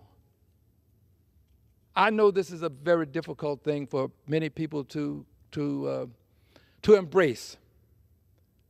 And I'm very much aware of what Voltaire called to our attention. And it impacts many people. He reminded us that it is dangerous to be right in affairs where established men are wrong. It's dangerous to be right. Many people, they understand that. And because they understand that, they avoid this. This is a righteous agenda. There is nothing on here that cannot be done and should not be done. Everything on here is a part of the righteous agenda. Nothing wrong with inculcating August 20th as Slavery Remembrance Day because of what happened to the slaves, just as we have a 9/11 remembrance, just as we have a Pearl Harbor remembrance, a Holocaust remembrance. By the way, all recognized by the Congress. That would be the House and the Senate. Congress as House and the Senate, not just the House. All recognized. But I do confess this, and I should have mentioned it earlier, but it's never too late to speak truth. The President of the United States has acknowledged August 20th, has acknowledged Slavery Remembrance Day. The Honorable Joe Biden. The House passed this resolution, by the way, many members are not aware of it. We did pass a resolution honoring August 20th. I don't know what the Senate will do, but I'm at a point where I just believe we need to go on and commemorate the day. Just commemorate the day. That nobody gets paid. I'm not asking, does anybody get paid? Nobody should be paid. This is a day of commemoration, not celebration. No celebrations. I don't want the stores to give discounts, Slavery Remembrance Day discounts. That's not what this is about. This is sacred. This is not secular. This is August the 20th. Nothing wrong with that. Nothing wrong with it. The President has acknowledged, and if I just may say so, the President, in his efforts to acknowledge that Black Lives Matter and do so in a very positive way, the President appointed an African-American female to the Supreme Court of the United States of America. Something that could have been done by many others, but never achieved. He did it. Now, if anybody thinks I'm going to forget that the President did something as significant as that, see, may not be important to other people, but to me it is. Probably one of the most important things that he has done. And I'll be eternally grateful, and there are a lot of other people who will be equally as grateful. So there's nothing wrong with this August 20th as Slavery Remembrance Day. Nothing wrong with giving a Congressional gold medal to the enslaved people who built the country, laid the foundation for the economic success of the country. Nothing wrong with that. If we can do it for the Confederate soldiers, surely we can do it for the enslaved people born into slavery, lived as slaves, many of them, and died as slaves. Nothing wrong with removing the name of a self-proclaimed white supremacist from a building paid for with tax dollars. Nothing wrong with saying that these companies, mega companies, nothing wrong with saying that these mega companies who profited enormously from the slave trade, nothing wrong with saying they should atone. Good Christians understand atonement. People of goodwill understand atonement. All religions address atonement in some way. Nothing wrong with atonement. And wanting to reconcile, having a Department of Reconciliation. How does that hurt a country wherein we see circumstances necessitating reconciliation? Our moral imperative.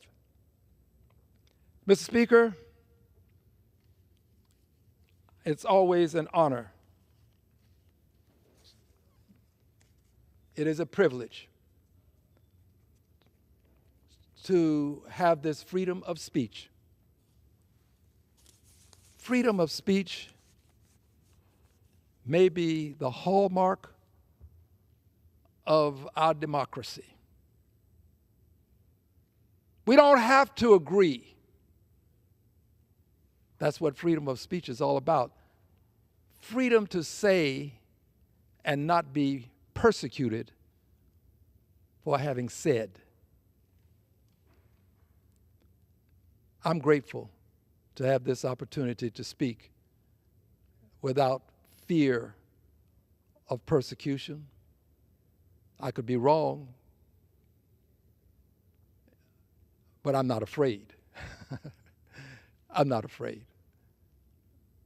And I'm grateful. I love my country. I try to conclude by saying this. I love my country. I salute the flag. Yes, I say the Pledge of Allegiance. I sing the national anthem. I stand when I sing it. I place my hand on my heart when I sing it. I place my hand on my heart when I say the Pledge of Allegiance. But I also defend those who choose not to. That's the greatness of America. The greatness of America is not in my standing and saluting and singing. The greatness is in allowing those who choose not to. That's the greatness of the country. That we can accept those who would not do what others do. Those who would say, look, I'm not an automaton. I'm not going to march in lockstep. I choose to take a different path. I defend their right to do so. I do so because I love my country. God bless you, Mr. Speaker. God bless the United States of America. I yield back the balance of my time. Thank you, Madam Speaker. Madam Speaker, and still I rise. And I rise today as a part of this month wherein we will honor women. This is Women's History Month. But I'm going to do something that is a little unusual and apologize for the encroachment upon Women's History Month that I shall engage in today. It's an encroachment because I want to extend Black History Month by one day. And I do so because actually, in reality, Black history should be an everyday event. So to the women of the world, my apologies. One day of encroachment as I speak about Black history. And of course, I rise, Madam Speaker, as a proud descendant of the enslaved people who built America, made America the great country it is, the foundational mothers and fathers. Yes, there were others here who did work, but they did it for hundreds of years without remuneration. So I rise to honor them during this Black History Month. I rise because it is necessary and proper that we put Black history in its proper perspective, that the story be truthfully told about the history of Africans in America, because it hasn't. And the truth is, we say that Black history is American history, and I agree it is. But the truth is, Black history is world history. It's bigger than the United States of America. It's global in scope. Today, however, I shall focus on Black history as it relates to the United States of America. And I do believe that it is important for us to give a little bit of history on Black History Month itself. The precursor to Black History Month was Negro History Week. This was during the second week in February, started in 1926 by the Honorable Historian Carter G. Woodson, in concert with the Association for the Study of Negro Life and History, the ASALH. Dear friends, this organization has endorsed this year's Black History resolution that we have. This organization is one that I'm proud to associate with for guidance and instruction. I would add that Negro History Week was founded on this week, the week that I called to your attention in that relates to Black history, and coincided with the birthdays of Frederick Douglass and Abraham Lincoln.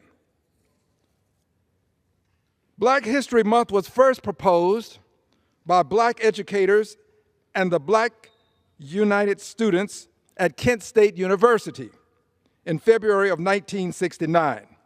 The first celebration took place at Kent State a year later in 1970. This year's theme for Black history is Black Resistance. The theme explores how African Americans have resisted historic and ongoing oppression. My original Black History resolution has passed this House 4 times.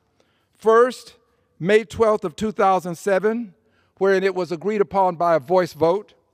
Again, May 6, 2008, where it received 367 yeas, no nays, 62 persons not voting. And a third time on February 24th of 2009, where we had 420 yeas, no nays, and 12 not voting. The final time that it actually passed the House was on February the 23rd of 2010, with 402 yeas, no nays, and 30 not voting. Since then, we have not been recording votes for resolutions, generally speaking, which is why we don't get a vote on Black History Month resolutions now. But I'm proud to tell you that for this resolution this year, we have 104 co-sponsors. And I'm proud to tell you that this resolution has been approved by the organization that has been sponsoring this month for many years now, associated with Carter G. Woodson. Please allow me to read some excerpts from this year's resolution. Whereas this resolution may be cited as the original Black History Month resolution of 2023. Whereas this resolution has been endorsed by the Association for the Study of African American Life and History. Whereas the theme for Black History Month 2023 is Black Resistance, which coincides and chronicles how African Americans have resisted oppression in all its invidious forms, including enslavement, lynching, mob violence, police brutality, black codes, convict leasing, Jim Crow laws, lawful segregation, and invidious discrimination.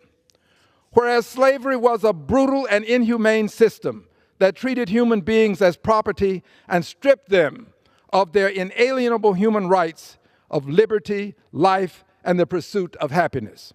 Whereas the history of black resistance in the United States predates the civil rights movements of the 1950s and 60s, as it historically spans centuries from colonial slavery through contemporary invidious discrimination. Whereas this resolution illuminates some of the momentous recondite history of black resistance that predates the resistance movements of the 20th and 21st centuries. Whereas black resistance to slavery was a constant, persistent, and it was persistent throughout the history of enslavement in the United States. And it took many forms, including the acts of rebellion, escape, some persons committed suicide, sabotage, litigation, work slowdowns, persons would feign illness, misplacing or damaging tools. People would literally do anything that they could in the form of noncompliance to resist their being enslaved. Whereas there is historical evidence of as many as 250 instances of slave revolts involving 10 or more slaves during the history of American slavery. Whereas Nat Turner and Gabriel Prosser rebellions were two of the most significant acts of armed resistance to slavery in the United States, inspiring other enslaved people to resist and making it clear that the determination of enslaved people to fight for their freedom was something that would be persisted with. Whereas Gabriel Prosser's rebellion against Virginia in the United States in 1800s was a landmark event in the history of black resistance to slavery in the United States. And although he and his followers were hanged, his bravery and leadership continued to inspire generations of activists and advocates.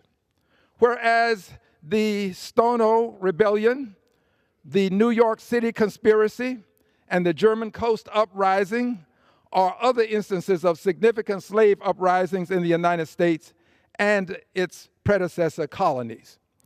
Whereas in the fight for freedom, liberty, justice, and equality, the righteous resistance of many black freedom fighters has been depreciated, downplayed, deprecated, disparaged, denigrated, disrespected, and demonized.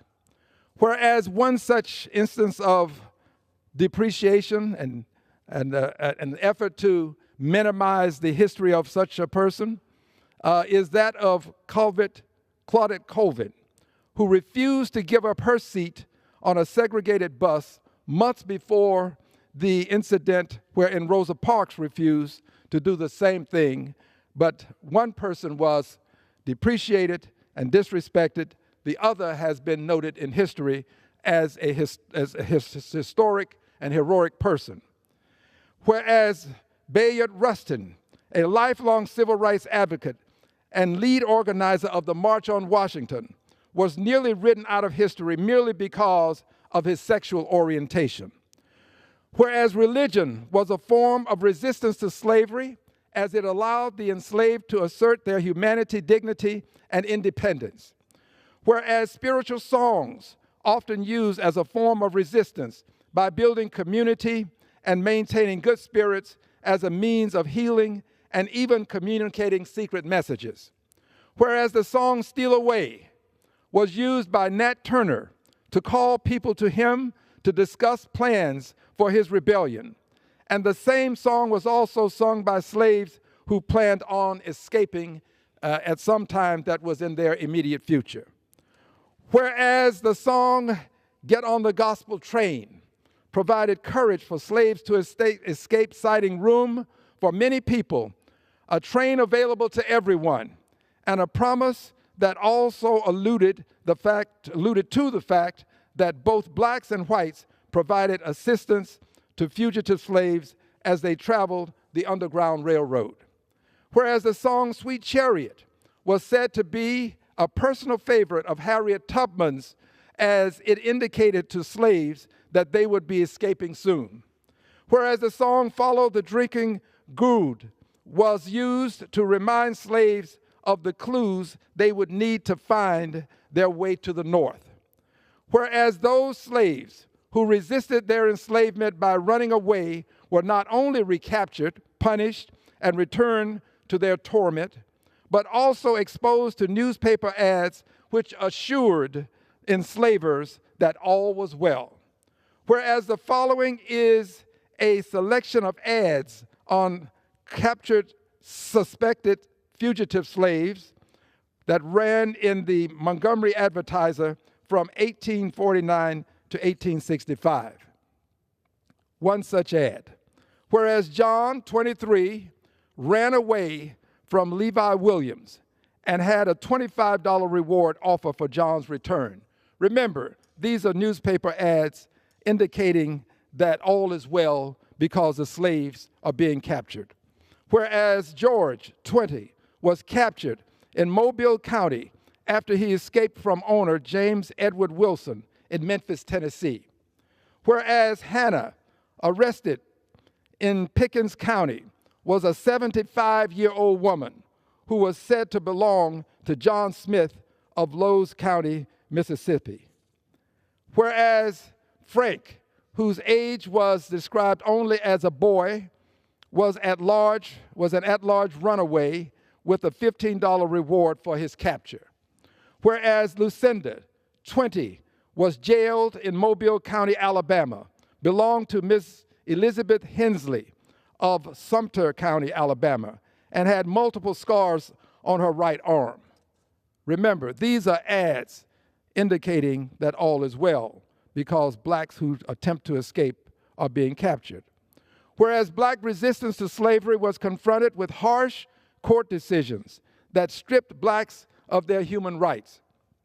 Whereas in the 1857 Dred Scott versus Sanford decision, the Supreme Court ruled that having lived in a free state and territory did not entitle an enslaved person, Dred Scott, to his freedom. Whereas the court further in Dred Scott versus Sanford indicated that people of African descent are not and were not intended to be included under the word citizen in the United States Constitution, and can therefore claim none of the rights and privileges which that instrument provides and secures to citizens of the United States. Whereas in Dred Scott versus Sanford, Chief Justice Roger Taney declared in the Supreme Court's infamous majority opinion that Dred Scott, a black slave, had no rights a white man was bound to respect. Whereas the Supreme Court in 1896 in the case of Plessy versus Ferguson embraced legal segregation, which advanced constitutional justification for laws that allowed the separate and supposedly equal public facilities for white and black Americans. Whereas the Underground Railroad, led by fugitives such as Harriet Tubman and Frederick Douglass, played a vital role in the resistance by helping enslaved people escape to freedom. Whereas during the Civil War, black soldiers made up approximately 10% of the Union Army, with approximately 180,000 black soldiers enlisting to fight for their freedom and the abolition of slavery. Whereas despite facing discrimination and being paid less than white soldiers, black soldiers played a crucial role in the Union's victory in the Civil War by risking and, in many instances, too many instances, sacrificing their lives in the fight for the freedom of their fellow men and women. Whereas the black soldiers participated in the Civil War was not only significant in terms of numbers, but also in terms of the impact their participation had on the fight for racial equality and civil rights, as it challenged the notion that black Americans were not capable of fighting for their own freedom. Whereas the Civil War, as well as the 13th, 14th, and 15th Amendments, emanated from black resistance to slavery in the United States. Whereas the abolition of slavery did not end white supremacy. Whereas the period between the end of the Civil War and the Civil Rights Movement was marked by continued discrimination and oppression of African Americans, despite the abolition of slavery. Whereas the history of black resistance in the United States has demonstrated that the fight for racial justice and equity is ongoing and multifaceted, and that despite the massive strides that have been made in the name of justice, there are still many areas where progress is needed. Whereas black activists in the United States have inspired many other marginalized communities around the world to fight for their rights and their equality. Whereas the birthdays of Abraham Lincoln and Frederick Douglass inspired the creation of Negro History Week, the precursor to Black History Month, and whereas the month of February is officially celebrated as Black History Month, which dates to 1926 when Carter G. Woodson set aside the second week in February as Negro History Week to recognize the history and achievement of Black Americans.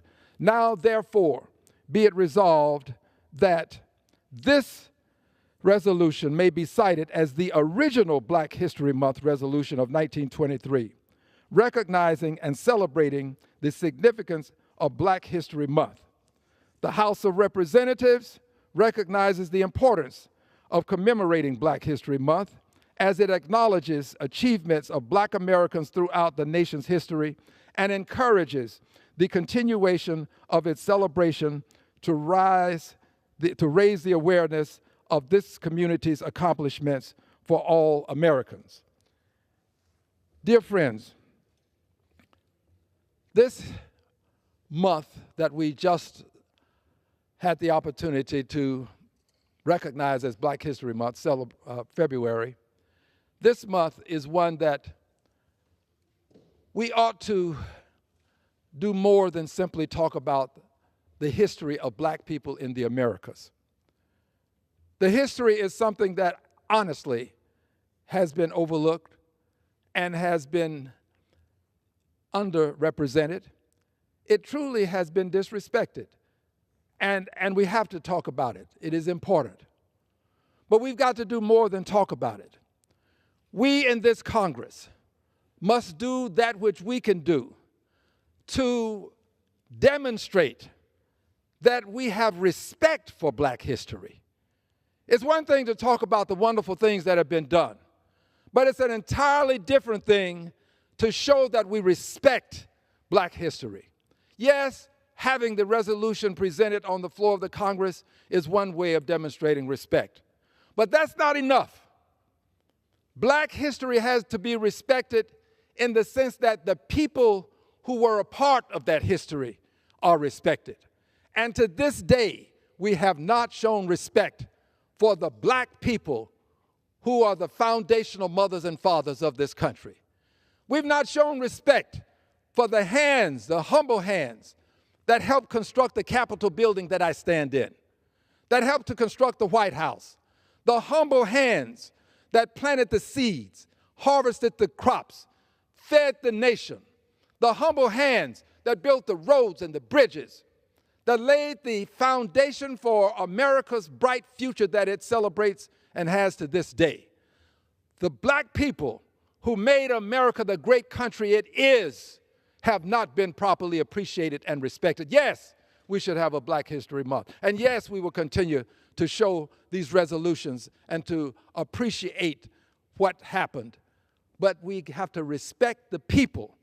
In this country, we have shown more respect for the enslavers than the enslaved. In this country, we have shown respect for the Confederate enslavers and disrespected the enslaved. You disrespect the enslaved when you show respect for those who would enslave them. That act in and of itself is disrespect. Every statue in every city of Confederate soldiers is a way of disrespecting the people that were enslaved. It's time to honor and respect those who were enslaved in this country. And to do that, to honor them and to respect them, the least we can do is what we have done for the Confederate soldiers. In this country, in 1956, we passed a resolution in the House of Representatives to give to the Confederate soldiers a Congressional Gold Medal. No such honor has been bestowed upon the foundational mothers and fathers, the enslaved people who laid the foundation for America's greatness. No such honor. If we can accord the highest medal that the Congress can award to Confederate soldiers, surely we can appreciate and respect the enslaved persons who helped make America the great country it is today. We ought to, this Congress ought to, Democrats and Republicans ought to vote to accord a Congressional Gold Medal to the enslaved people who helped make America great. The people who suffered one of the greatest crimes ever committed against humanity. Enslaved for centuries in this country. We ought to show them some respect. We ought to accord them a Congressional Gold Medal. We must do for them what we did for the Confederate soldiers. We should not revere the enslavers and revile the enslaved. It's time to respect the foundational mothers and fathers of this country. And I intend to ask all of my colleagues, by way of a piece of legislation that we filed on the last day of Black History Month, with intentionality.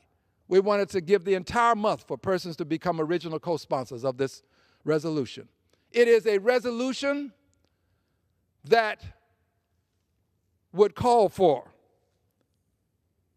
a Congressional Gold Medal being presented to the foundational mothers and fathers of the country. I said resolution is actually a piece of legislation. It would have to pass the House and pass the Senate. I believe it can be done. I know that this, to some people, is unacceptable. I understand that there are many people who won't find favor with what I'm saying, but I challenge anybody to defy the truth in what I say. Defy the truth. The truth is that we have disrespected the enslaved. The truth is we have lionized the enslavers. That has to change. Posterity has to receive a positive message about the people who built this country. This is that positive message. This message is one that will say to posterity that we want you to know that we have respect for the enslaved people who suffered their entire lives, many of them, from birth to death. The enslaved people, babies born into slavery, grew up in slavery, lived and died in slavery. Respect for their lives and the suffering and the sacrifice. They should be respected. And the truth is, we have not. So I want my friends to know that this piece of legislation would allow us to present this Congressional Gold Medal. The president would sign the legislation. I believe this president will sign it. There are some who wouldn't.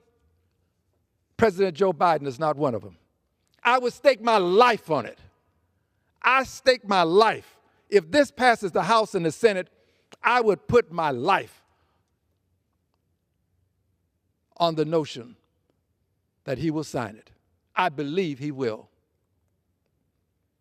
My prayer is that the House and the Senate will have the courage to do not just the right thing and pass this, but to do the righteous thing. The righteous thing. To show now, some hundreds of years later, the respect that we should have shown hundreds of years before to the enslaved people who worked, lived, and died without remuneration. The enslaved people also, I might add, who were demeaned. And probably one of the greatest insults ever was that many people called them lazy. Many of the people who were doing this, mind you, were owners of slaves. Now, you're a slave owner. You're working people for nothing, at no cost to you other than you have to maintain your property as you see it. But you would call them lazy because they don't work hard enough.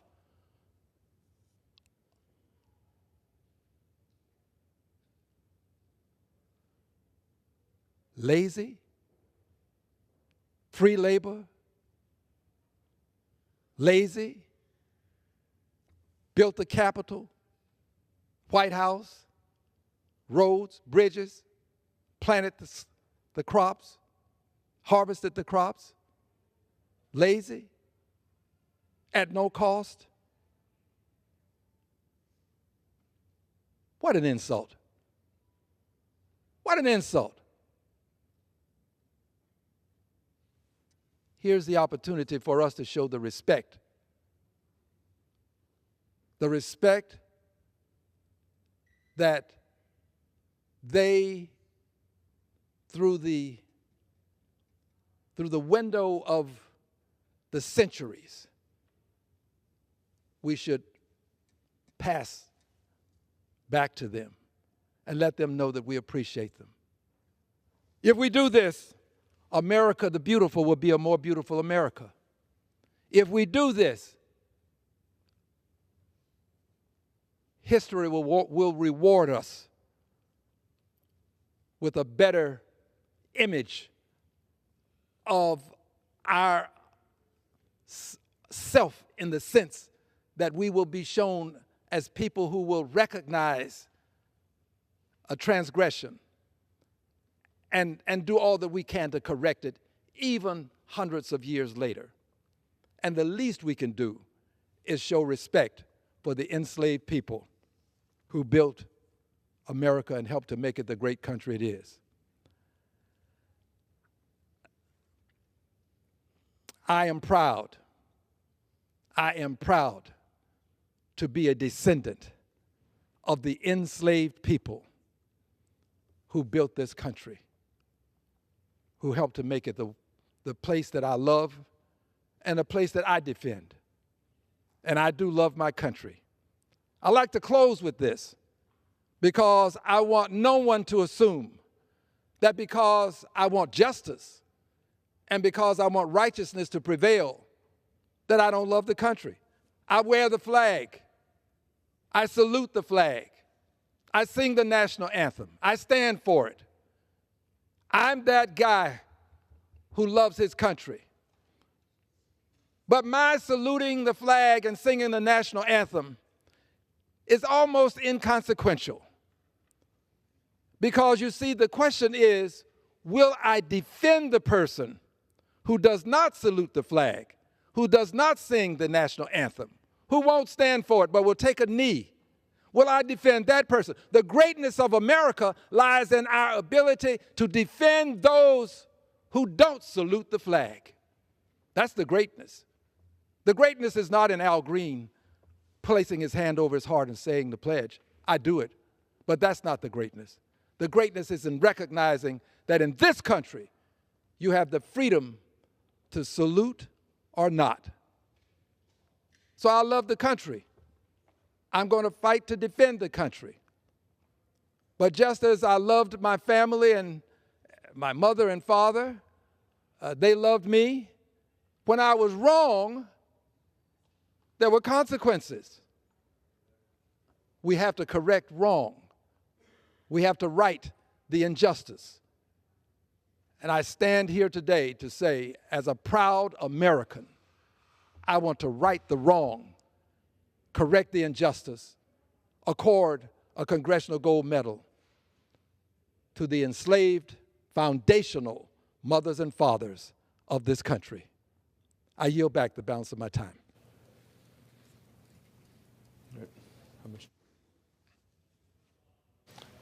Gentleman yields back. Thank you, Mr. Speaker. Mr. Speaker, and still I rise. I rise as a proud American. I love my country, but I also rise as a proud, liberated Democrat. I rise, Mr. Speaker, as a person who is proud of his heritage. I am the proud descendant, Mr. Speaker, of the enslaved people whose hands helped to construct the Capitol itself. I'm proud of my history, and because I'm proud of my history, I think that many people would agree that the topic I will embrace today is most appropriate. I'm proud to be here today, Mr. Speaker, to speak on a resolution that passed this House today. I thank the leadership for allowing the resolution to come to the floor.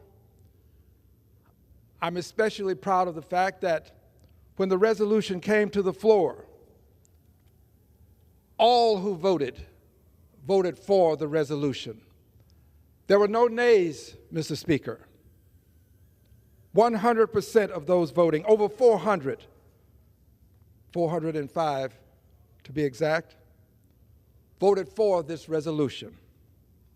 I'm proud to be one of the 405 who voted yes for this resolution. I didn't have an opportunity to speak on the resolution when it was presented on the floor of the House. I was not available at the time here in Washington, D.C., but not aware of the exact time that it was going to be heard. But I knew that there would be another opportunity for me. So today, I take advantage of the opportunity afforded me.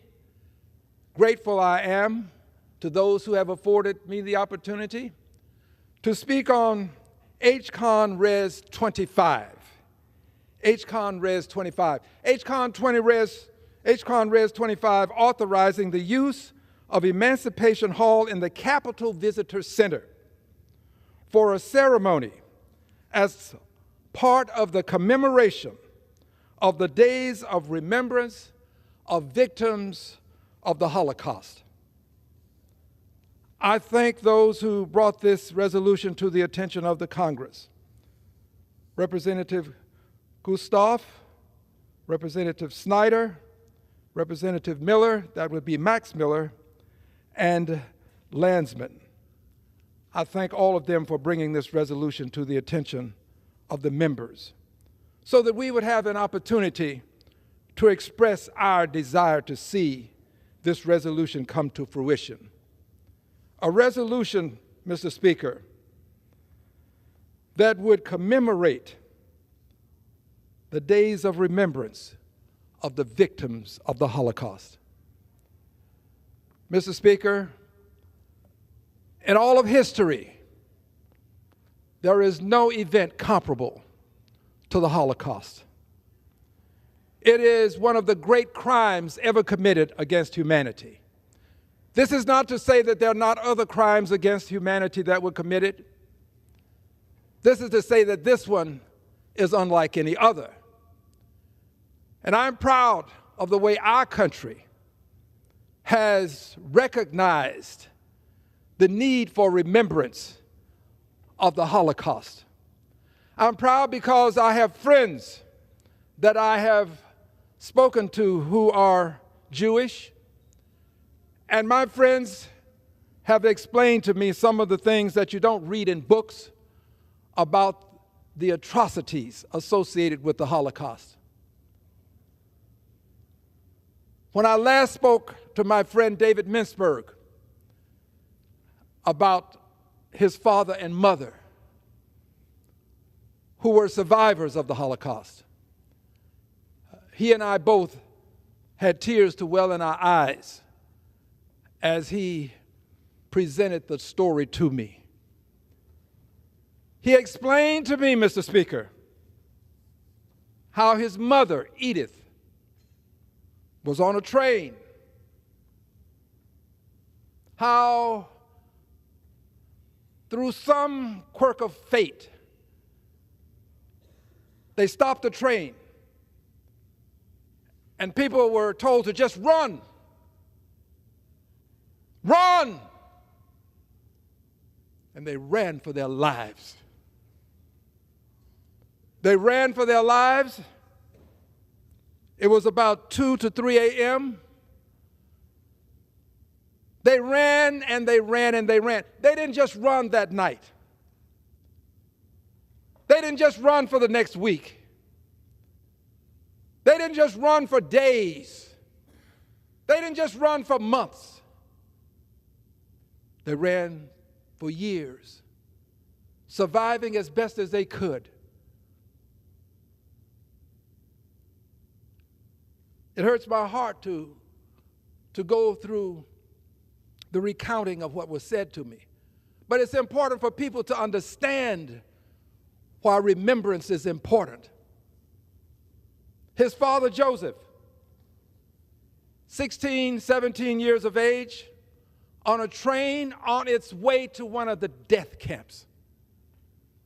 When persons on the train were able to pry open bars so that he could slip through. And he did. And he ran.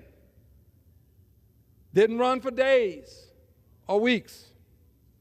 He ran through the snow. He ran for years, approximately 5 years on the run. His life hanging in the balance. The story, as told, caused me to understand more how precious the lives of people can be in times of peril. When there is seemingly no way out. But then along life's way for many of them, there were persons known as righteous Gentiles. His father is said to have had an encounter with such a person. And these righteous Gentiles, by the way, have been recognized for what they did to rescue persons during this time of great peril. Righteous Gentiles, righteous people who understood that lives were hanging in the balance. I've been to Yad Vashem. It's my understanding that Yad Vashem has a special place for the recognition of righteous Gentiles. So his father ran, his mother ran, they survived. The unfortunate thing is, not all did, and many, many millions did not. We want to remember those who did not. This is a time for remembrance. Remembrance is the honorable thing to do. It's the thing that we ought to do as we are doing it on an annual basis, so that never again will we face the horrors of a Holocaust. I'm proud to say that if this resolution passes the Senate, then my hope is and belief is that in the visitor center, there will be the opportunity for us to have some of those survivors appear, and hopefully, if it's God's will, we may actually hear a story from someone who actually survived. The history that we can record based upon those who are with us and who can share, that history is fading. We need to do all that we can to capture as much of it as fast as we can. So I'm proud, and I plan to be in the Visitor Center. The Visitor Center is a place, a special place where this kind of event should take place. Events that commemorate the lives lost ought to take place in our Visitor Center. This belongs to the public. Lives lost ought to be commemorated in such a facility because it is within a dome. There's a space there, huge space. The dome is adjacent to it, not quite there, but nearby. But in that center is a replica of the statue that sits atop the dome of the Capitol. The statue is one that I have great reverence for. The statue of freedom. This statue of freedom was sculpted by Thomas Crawford, and it sits atop the Capitol dome, 288 feet high, 96 feet in diameter. This replica is there in the Visitor Center. Freedom of symbol, symbol of freedom so that the world will know what we stand for in this country. We stand for freedom. We stand for liberty and justice for all. Yes, I agree with those who would say that we still have much work to do. Yes, we do. And I plan to be a part of doing that work, but that doesn't mean that I'm not going to recognize the work that has been done. Many lives have been sacrificed so that we could be at this point in our history. So I'm proud of the work that's been done, but I'm also proud to say that that work affords us the opportunity to be there with this replica of the Statue of Freedom right there in the Visitor Center for a day of remembrance. And I'm going to invite friends, to the extent that we have space available for me to do so, to come and be a part of this. This is a time that all Americans ought to come together. This is a time for us to acknowledge that the world has not always been kind to people,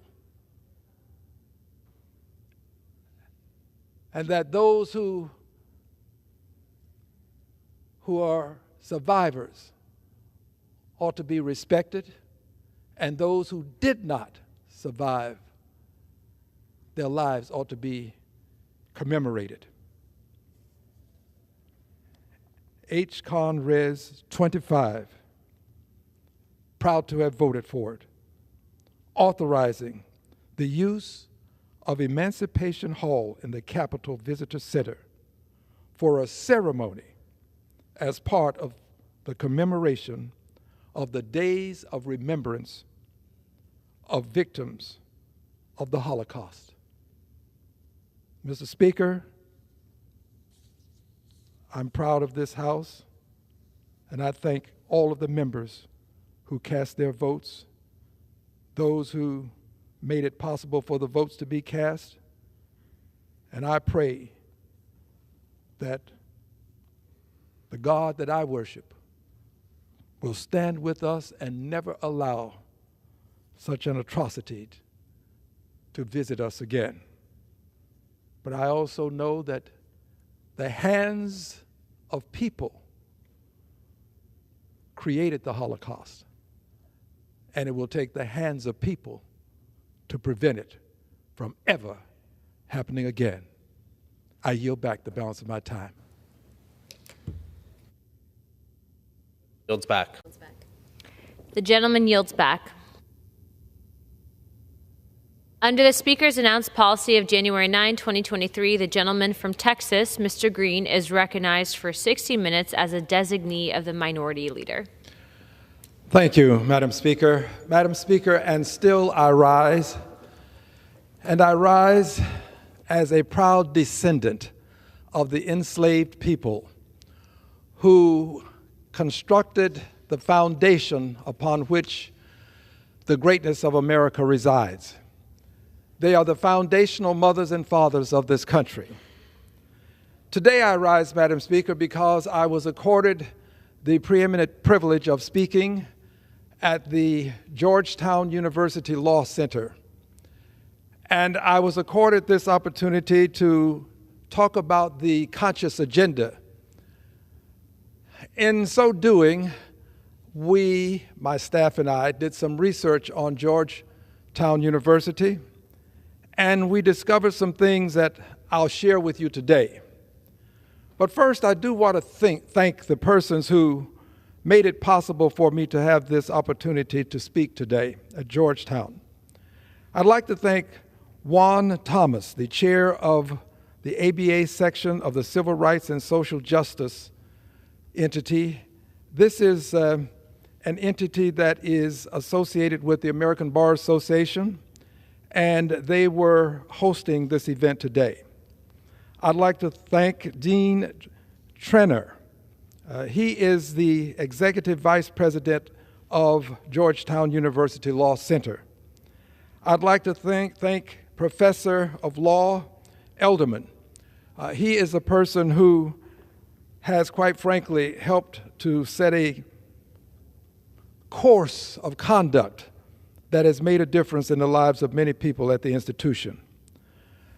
So today, Madam Speaker, I, having had this opportunity to visit Georgetown, would like to commend the university for what it has done, and I'd like to do so for things that persons ordinarily might not assume one would stand before the Congress, the country, if you will, and give such a commendation. I'm honored to do this because I think Georgetown University is the supreme, superb example of what an institution should do that has had some association with the institution of slavery. I think that Georgetown University is a university that has set an example for the country, indeed for the United States of America itself, in terms of how we should respond to questions related to our association with the institution of slavery. So today, I want to honor Georgetown University, founded in 1789 by John Carroll, who was later appointed Archbishop of Baltimore in 1808. But I honor this institution today because it took affirmative action to correct its association with the institution of slavery. In 1838, 272 enslaved persons, worth about $3.3 million in today's dollars, were sold in part to help pay off the school's debt. Obviously, this was not something that I would in any way celebrate. It is something that I find horrific. So the question becomes, how has Georgetown University responded since this occurrence? Well, in September 2015, Georgetown University formed a working group on slavery. Slavery, memory, and reconciliation to explore this history that it has associated with slavery.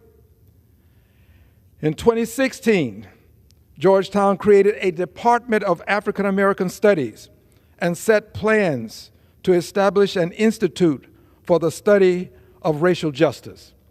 Now, these two things alone are significant. The notion that a working group would be established for reconciliation to explore it, and to explore the memory, to understand what slavery was all about as it relates to this institution. This working group has done an outstanding job. But I also have to acknowledge the fact that the African American Studies program, this was something that would give young people the opportunity to better understand more than what happened at Georgetown. It gives them an opportunity to understand what happened to Africans in the Americas. Too often, this type of history is overlooked, and today there are many who would erase this history. Significant work at the Georgetown Slavery Archive has been done. And in 2017, Georgetown offered an apology. An apology. It was not an apology without something more, not just we're sorry it happened and please have a nice day. It was an apology, and they held a liturgy of remembrance, contrition, and hope. It was a sincere apology. It was an apology that would lead to other things. The apology wasn't the end. It was the genesis of more things that would be done. And in 2017, Georgetown dedicated 2 campus buildings to members of the descendant community. The descendant community would be descendants of slavery. Dedicated 2 campus buildings to members of the descendant community. It didn't stop there. Georgetown went on in 2018 at the request of descendant leaders. Georgetown, the Jesuits, and descendants began truth and reconciliation work with the Catalog Foundation. This is the kind of work that has to be done so that we can get to the truth about what happened, so that we can have the transparency necessary to understand the history associated with slavery. It is not pleasant, but it has to be done. Has to be done because if we don't do it, we allow ourselves to be vulnerable to these things being repeated. So let's study this history. And in 2019, Georgetown established a reconciliation fund that awards $400,000 annually for community-based projects within descendant communities. $400,000 annually.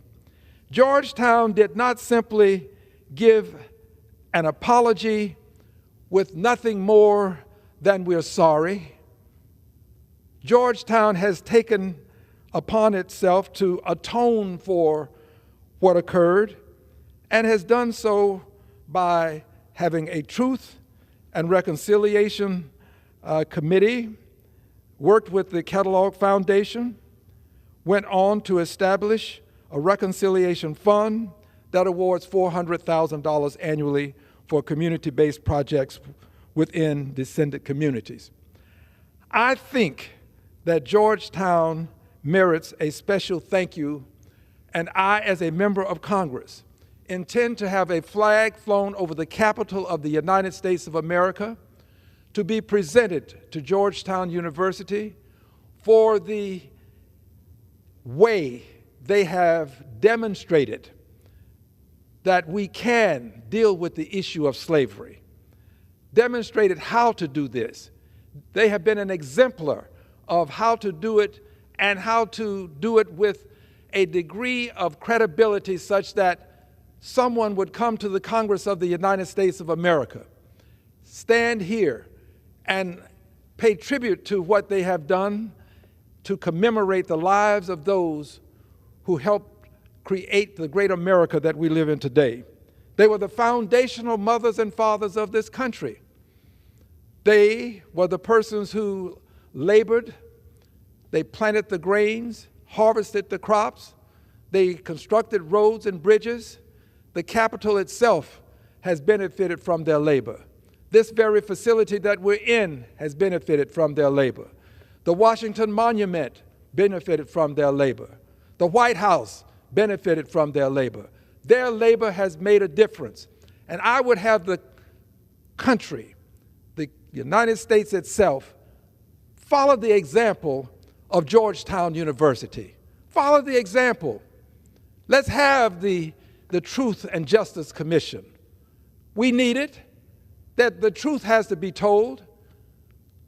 And let's have the study for reparations. There ought to be some compensation for centuries of unpaid labor, labor without recompense, labor without compensation. There ought to be some atonement by the government of the United States of America. Georgetown University is the exemplar. We should follow this example, and we should move expeditiously to correct, to the extent that it can be corrected, the injustice that was imposed upon human beings of African ancestry.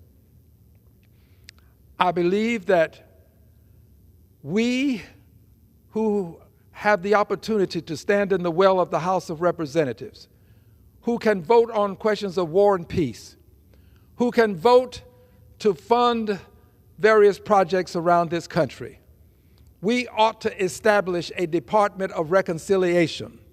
We ought to establish a Department of Reconciliation such that we will have a systemic and systematic methodology by which this problem, this egregious concern, can be addressed. And it cannot be addressed in the term of any one president. It will take years, perhaps decades, to address the invidious discrimination that we have suffered in this country. But it can be done. We but have to have the will to do it. A Department of Reconciliation with a Secretary of Reconciliation. A Department of Reconciliation with a secretary and undersecretaries and a budget that is indexed to the Department of Defense such that it will always be funded, because we will always fund the Department of Defense. And if we do this, we can give this country and the world a sense of our wanting to atone for this 240 years of slavery that this country suffered, that people suffered, and in so doing laid the foundation for America's greatness. They are the foundational mothers and fathers of this country. So to Georgetown University, I thank you for what you have done. And I pray that this country will follow your example. Follow the example. Let's have the necessary commissions so that we can get to the truth. Let's study the issue so that we can understand what recompense should consist of.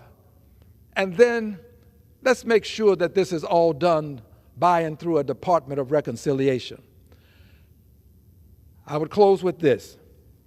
Reconciliation cannot be limited to African Americans. Some things bear repeating. Reconciliation cannot be limited to African Americans. There are others who have suffered invidious discrimination, and they too have to have reasonable redress for the suffering. We have to address the trail of tears, how people were uprooted from their homes, forced to migrate across the country. Many died along the way.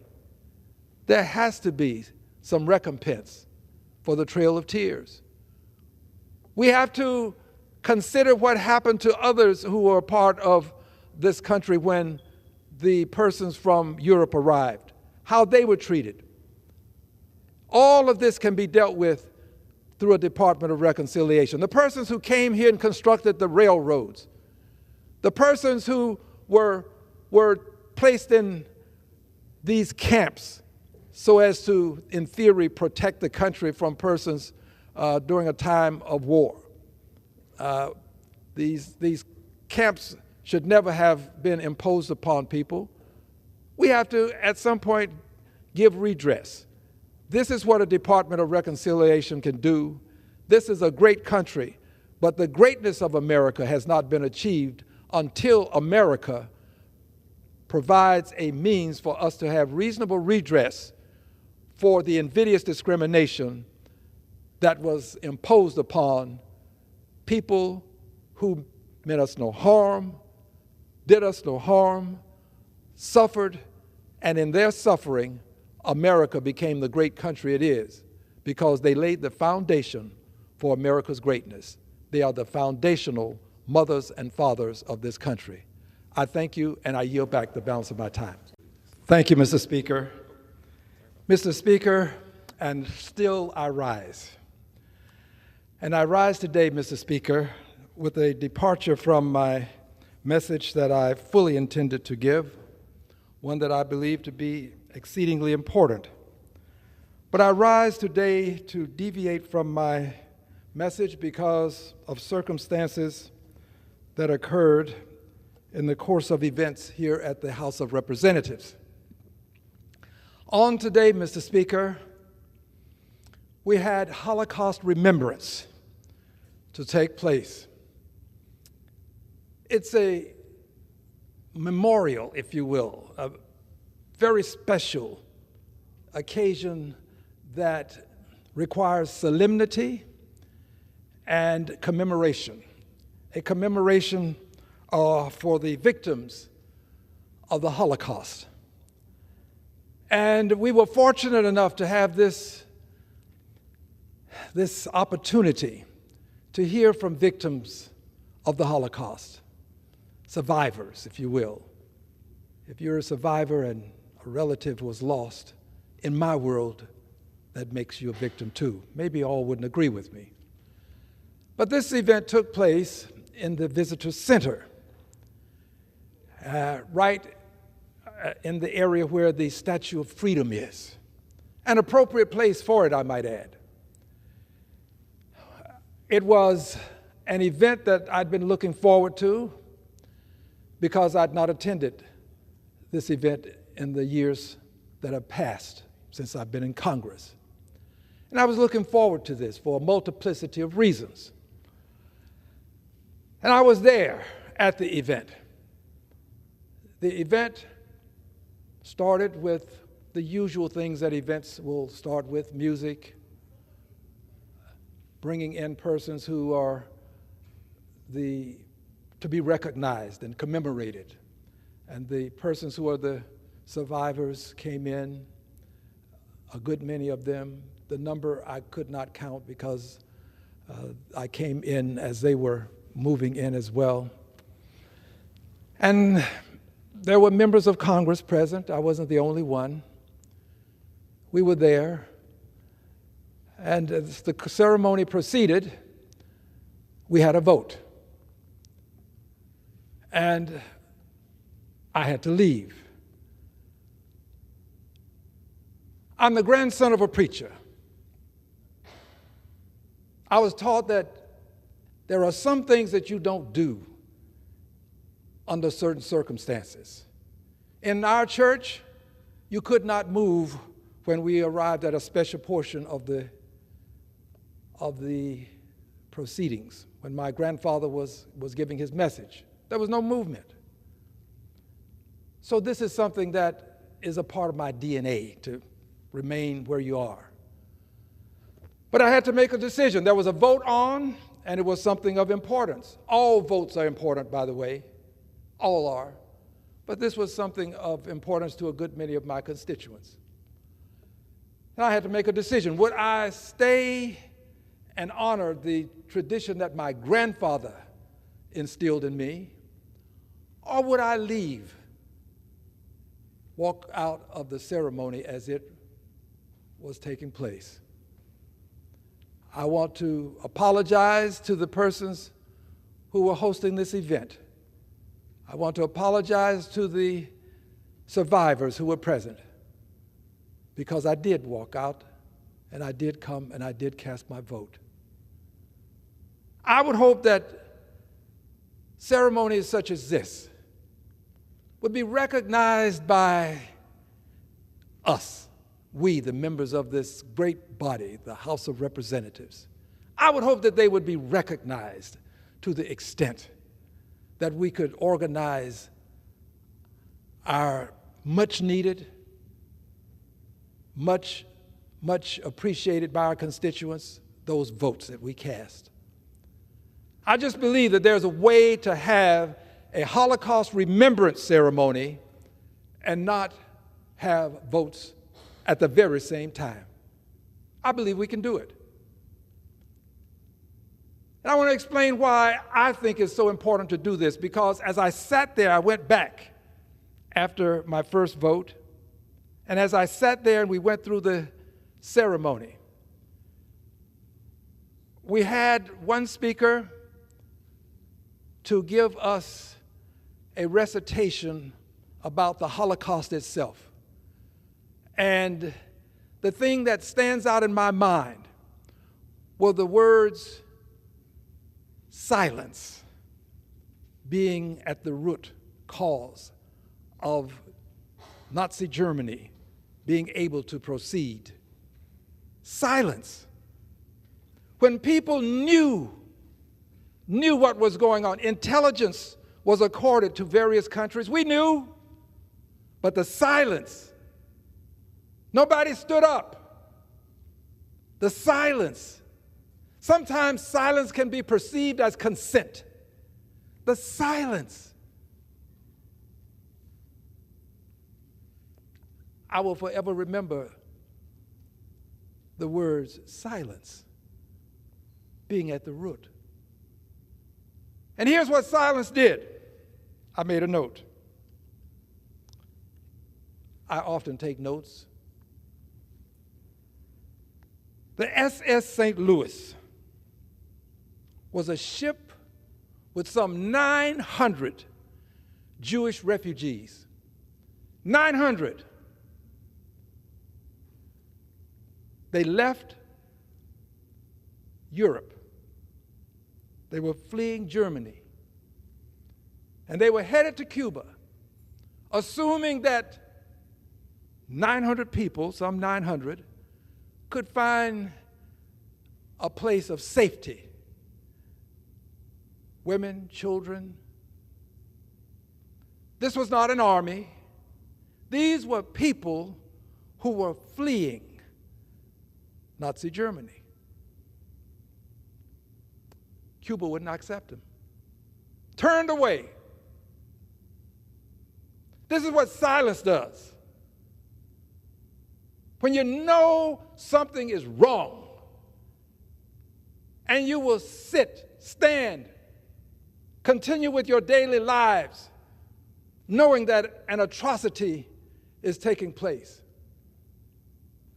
And not only are you silent, but those that you could extend the hand of friendship, you reject. Some 900 people. They didn't stop there. The SS St. Louis, I'm ashamed and embarrassed to say, took them to our coast. Rejected by us.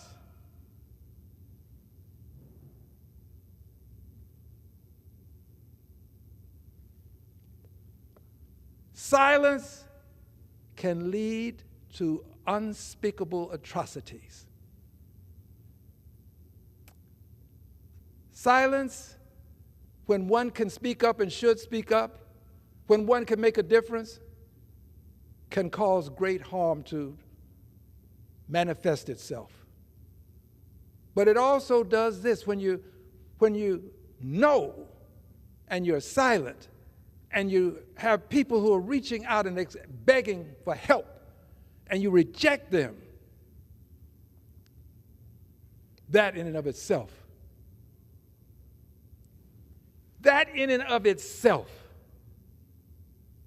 is a means by which your silence and your failure to extend a hand of friendship becomes a part of the perpetuation of a problem. And this was more than a problem. But they didn't stop here. They went on to Canada. Rejected.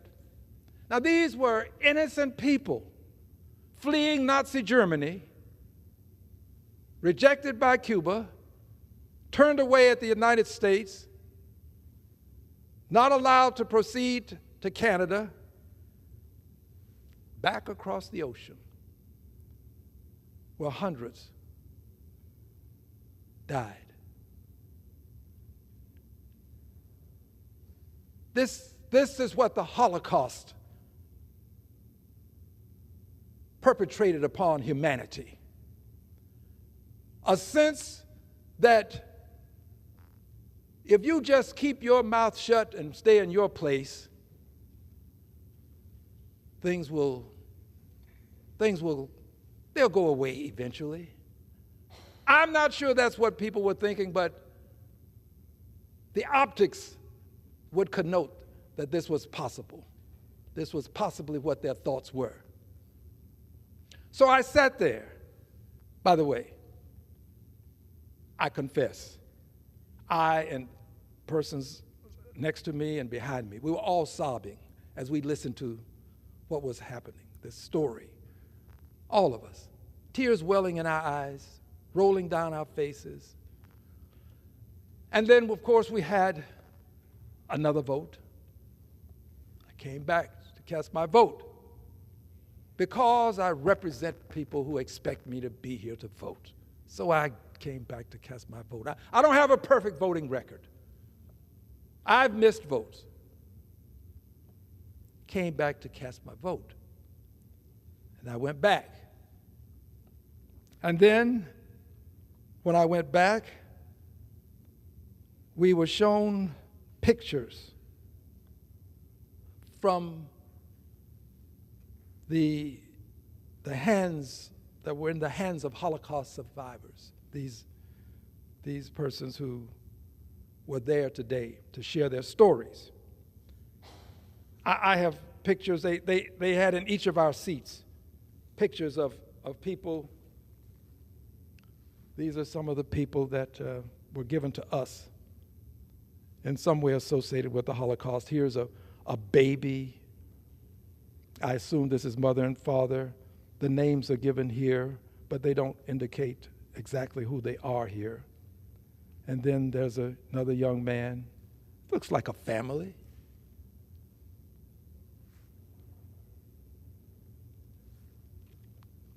And along with the pictures that were given to us, the survivors had pictures of relatives. And they told their stories. In one photograph, one person said, "This is a picture of my mother and my father." Please forgive me if I don't get it entirely correct. I was there, but it was tough just being there. Mother, father, and she said, "That's my baby. My brother was in the stroller, and there I'm standing over here." And each one told us how the family or some family member was taken away, how they suffered the ultimate horror of the Holocaust. I cannot tell you how moved I was because some things are inexplicable. There are no words. Someone would ask, "Well, Al Green, are you a Jew?" No, I'm not, but I'm a human being. I'm a human being. The suffering of any one of us is suffering that every one of us ought to abhor. We ought not allow suffering to take place and not want to do something about it. We cannot be silent in the face of suffering. This is why I came to this floor just a few days ago to speak on the subject of young people, at least one of whom was killed under circumstances that make no sense. It makes no sense for a person to be killed who pulls into a driveway of another person's home or the property. That makes no sense. It makes no sense for a person to ring a doorbell and be shot. Miraculously survived, but shot. Not once, but twice.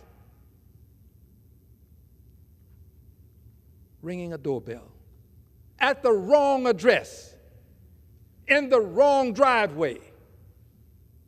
It makes no sense for cheerleaders,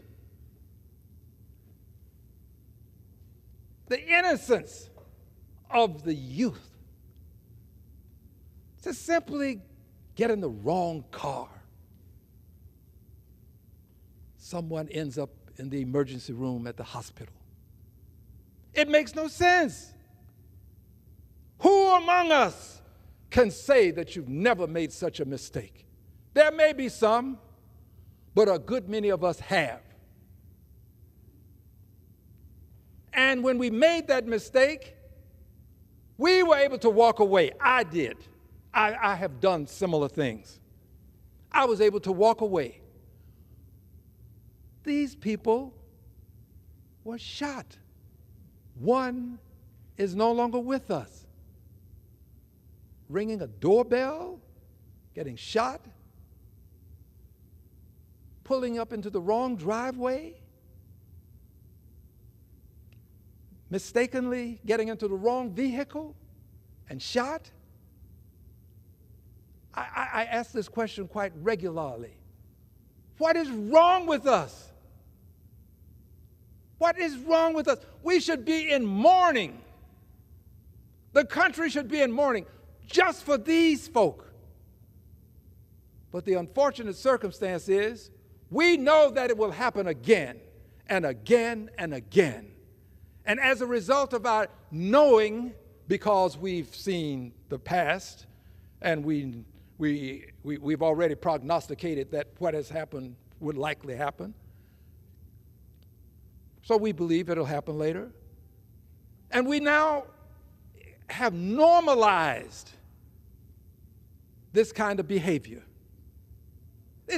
Literally, it has become something that is anticipated. When we watch the news now, we're waiting on the next edition. What is wrong with us? We didn't learn the lessons of Nazi Germany and what silence does when wrong is being perpetrated. We saw what can happen when wrong is perpetrated and people are just, their lives are lost senselessly and needlessly. Now, I'm not comparing what happened here to what happened in Nazi Germany. It's totally different. But the silence isn't. The silence is not. The fact that this house, the place where we can make a difference, officially, we have done nothing to make that difference. Silence. I refuse to be silent. I refuse to be silent when these kinds of atrocities are taking place in this country. Yes, one of them was black, but this is not about his color. It's about his life. Yes, there were females, but it's not about their sex. It's about their lives. There was just one that was just eviscerated. all of the future gone. Who knows what she would have done had she had the opportunity? I won't be silent. I refuse to let the world believe that I, in any way, would stand for allowing the kind of lethality that we have across the length and breadth of this country to be there without some degree of regulations. What is wrong with us? Do we believe that this level of lethality is going to somehow cure itself? That seems to be the argument, that the answer to people who shouldn't have guns, who are doing these ugly things, the answer is, let's everybody get a gun. That is not the answer. For fear that someone did not clearly understand what I just said, I'll say it again. It is not the answer. More guns will not solve the problem of these people who have been hurt, and some died. That's not the solution.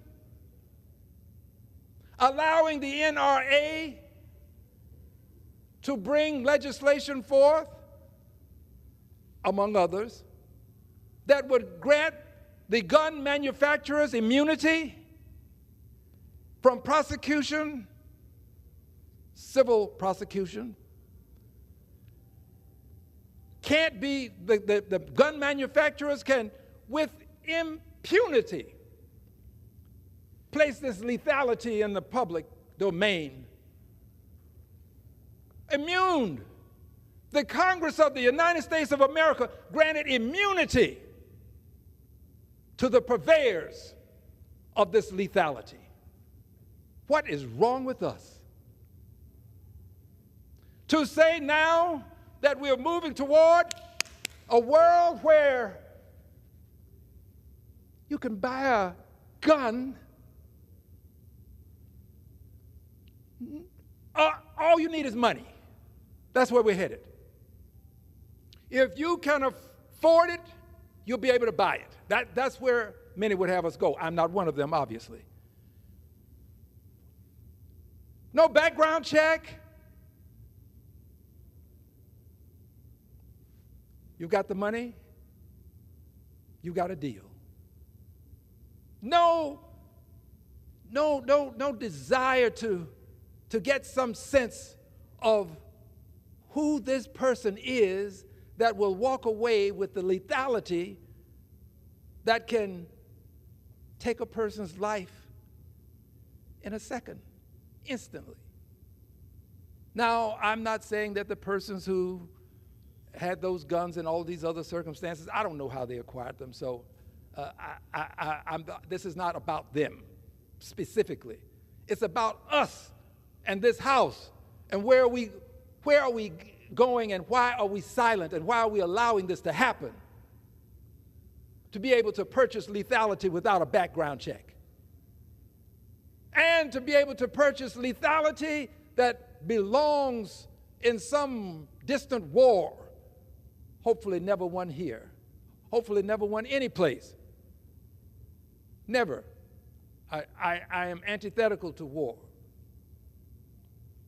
But this level of lethality for people who engage in mortal combat, we would allow this to be among the people without any kind of background check? What is wrong with us? I assure you, and I need not do so, but when I spoke on this initially on the floor a couple of days ago now, I believe it was, I said, it can happen to your child or you. It really can. None of us are safe. Yes, you can pack, you can carry your weapon, but you're not safe.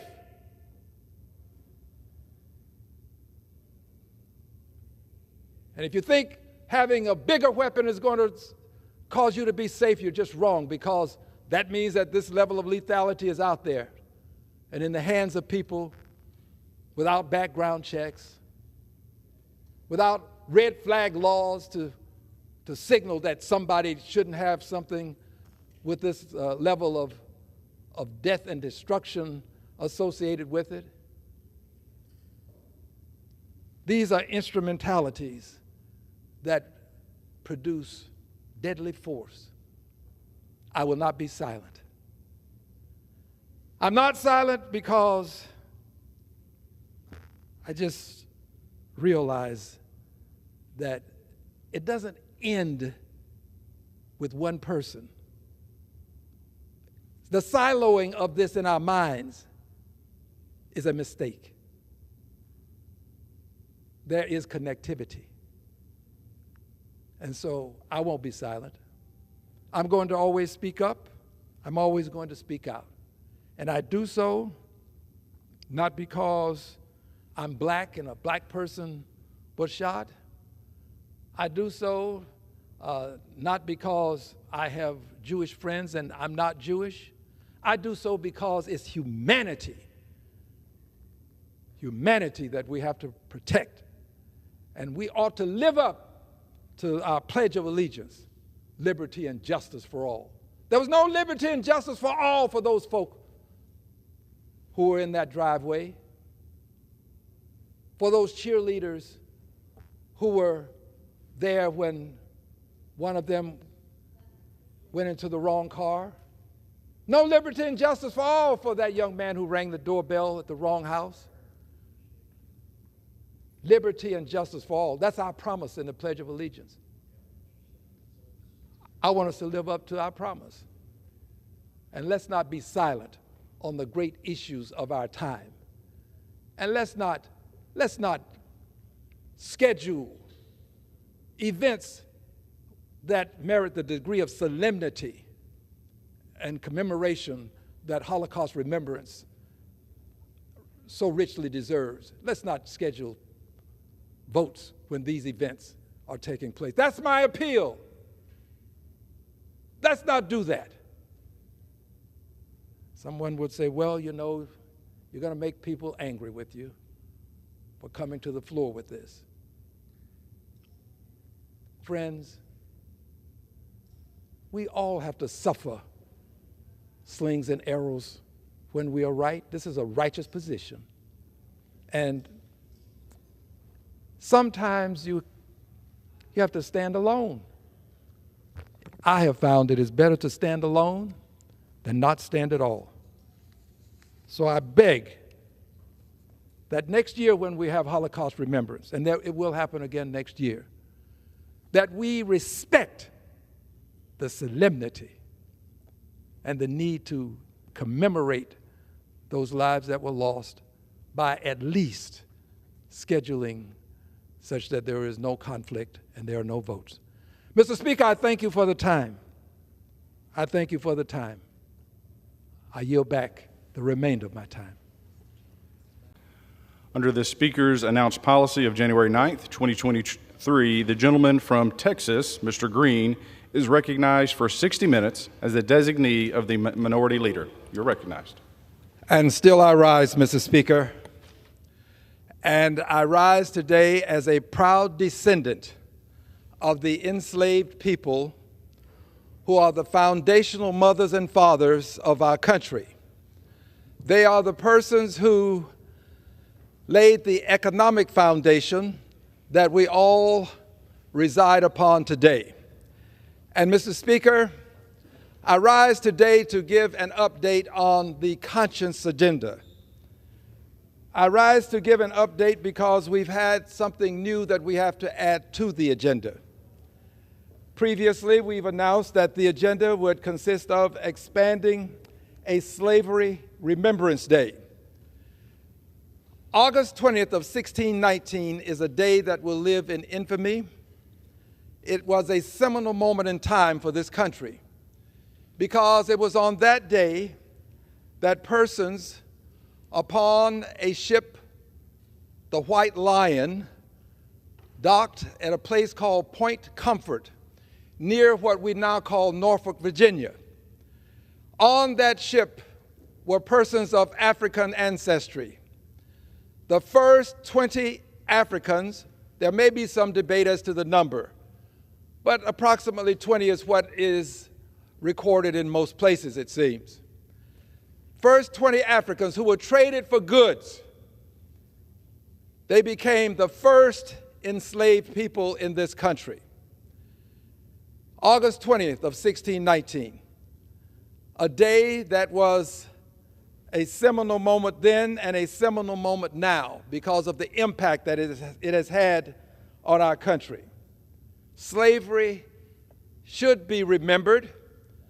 We have a Holocaust Remembrance Day, and I completely, absolutely, and totally support it. I was at the Holocaust Remembrance Ceremony just recently, where we commemorated those persons who were victims of the Holocaust.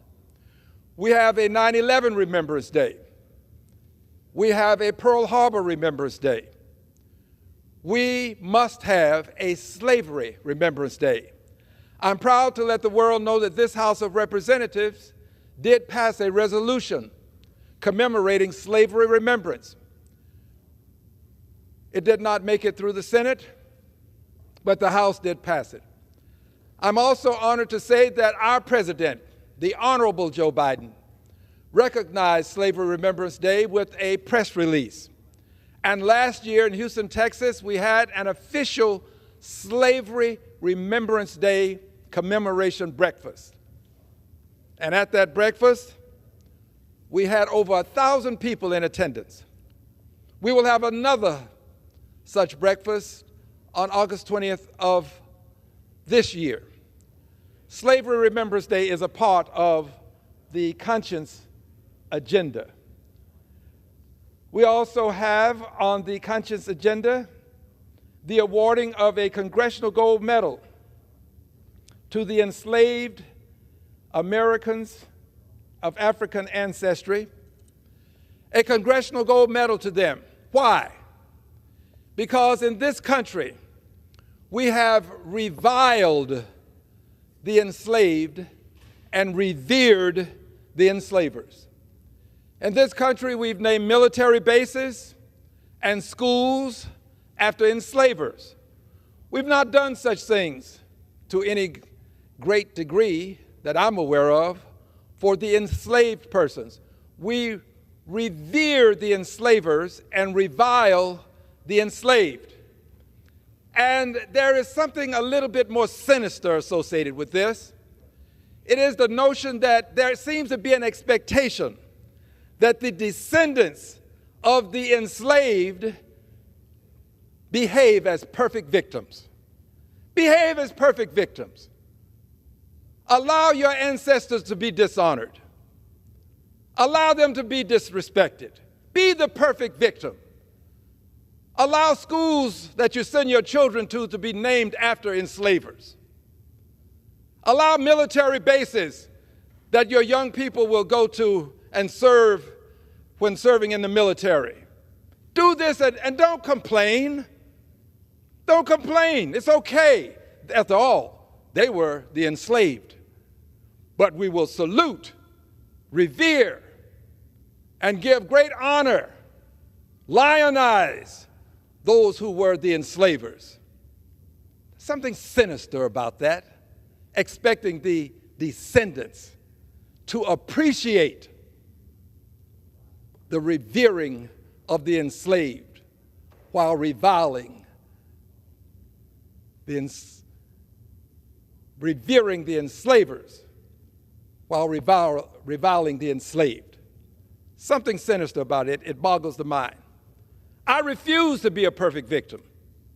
I'm not going to honor the enslavers, and I think that we should honor the enslaved. This is why we're asking this Congress to award a Congressional Gold Medal to the enslaved. They are the people who helped construct this very facility that we're in. They're the people who, with their humble hands, helped to erect the White House and build it.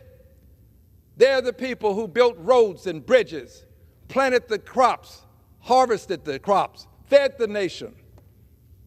Many of them were born into slavery. Babies were enslaved in this country. Babies lived as children in slavery and died as slaves.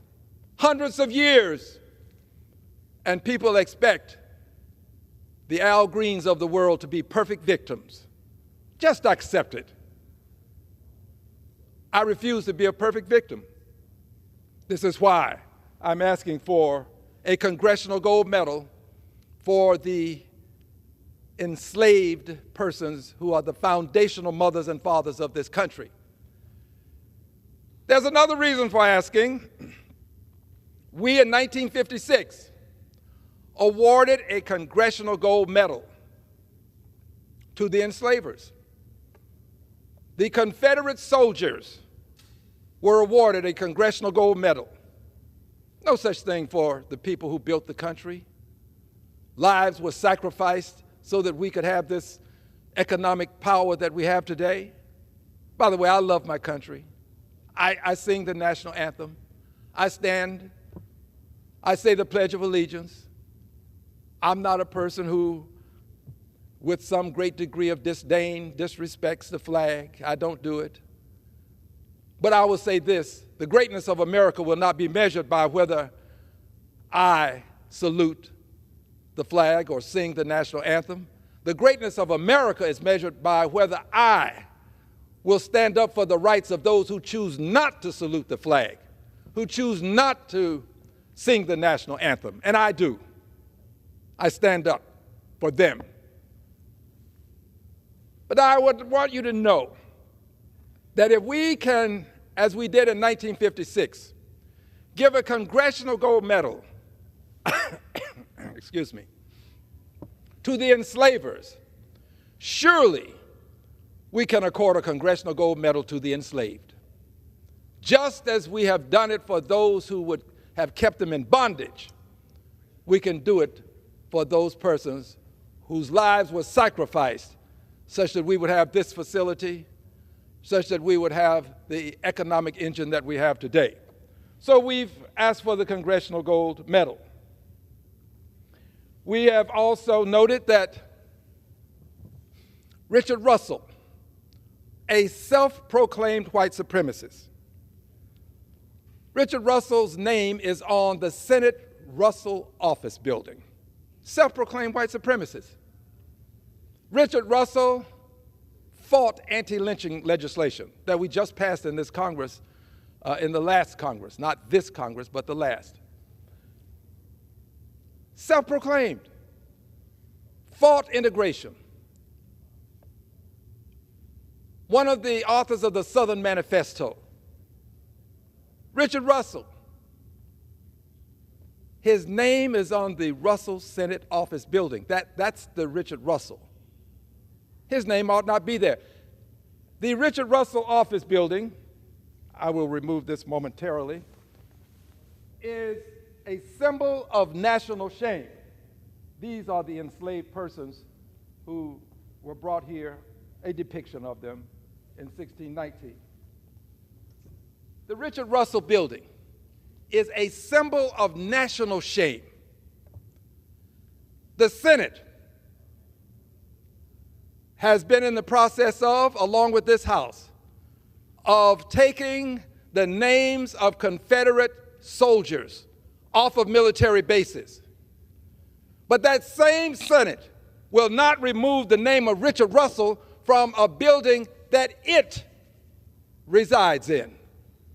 The Richard Russell Office Building, a symbol of national shame.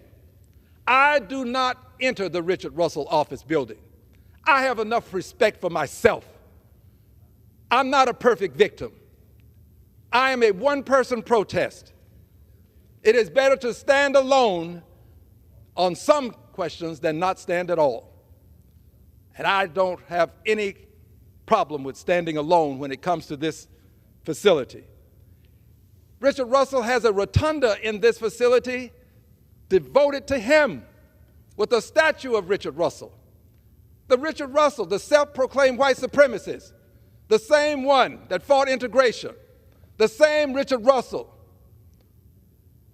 who authored or co-authored the Southern Manifesto, a building named after a racist, bigot, self-proclaimed white supremacist. His name needs to come off of that building. It should revert to the name that it had before his name was placed on it, which was the old Senate office building. And if we'd like to name it something more, we can. But the Senate is participating in the shaming of the nation by allowing this name to stay on this building. The Senate but only has to have the will to remove the name, the same will that it had when it decided that we would take the names of Confederate soldiers off of military bases. If the Senate can take the names of Confederate soldiers off of military bases, surely it can acquire the will to remove Richard Russell's name from a building that the Senate has control over. It's a symbol of national shame. So now to the update. Not only is Richard Russell's name on the Senate office building, his name is also on legislation. I'm not the perfect victim. His name is on legislation. I have a piece of legislation in my hand that bears the name of Richard Russell. I will not single this piece of legislation out because there are other pieces. And the substance of the legislation I have no quarrel with. But I do take issue with having legislation named after a person, in honor of a person who is a self-proclaimed white supremacist, in honor of a person who fought anti-lynching legislation, same person who co-authored the Southern Manifesto. I refuse to allow it. I will not participate in it, and his name should be removed from the Russell Senate office building. This piece of legislation, as I have indicated, bears his name. It is the Richard B. Russell National School Lunch Program. His name shouldn't be on a school lunch program. It shouldn't. I can think of some other names that would be removed immediately, if not sooner, if they were on a school lunch program. I can. His name should be removed. So I'm filing legislation, this is the update, to have Richard Russell's name removed from all legislation that happens to bear it currently. All legislation. And to never have his name listed again. He is a symbol of national shame. His name should be removed. I refuse to be the perfect victim. The expectation that I don't respect myself enough to stand up for myself. And what's so ironic about this, and really it breaks my heart, to just know that there are people who know this. They know this. People of color, African ancestry, they know this. And they still frequent the Richard Russell office building, a symbol of national shame. At some point, my dear friends, we have to cease to be the perfect victim and allow others to expect and ourselves to participate in the shaming of our ancestors and the treatment that African Americans have received in this country by a Richard Russell having a building named in its honor. We have to remove his name.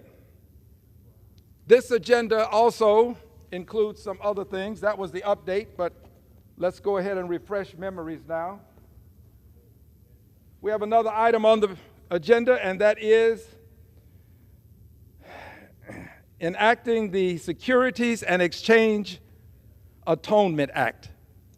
Securities and Exchange Atonement Act. Friends, I had the honor, the singular honor, of serving as the chairperson of the Oversight Subcommittee on the Financial Services Full Committee. I did so under the leadership of the Honorable Maxine Waters. And under her leadership, we found that there are banks in this country, the big banks, the major banks. These banks, through their predecessor institutions, these banks literally made loans so that masters, as they were called, could buy slaves, enslaved people. So they would buy them. And if the master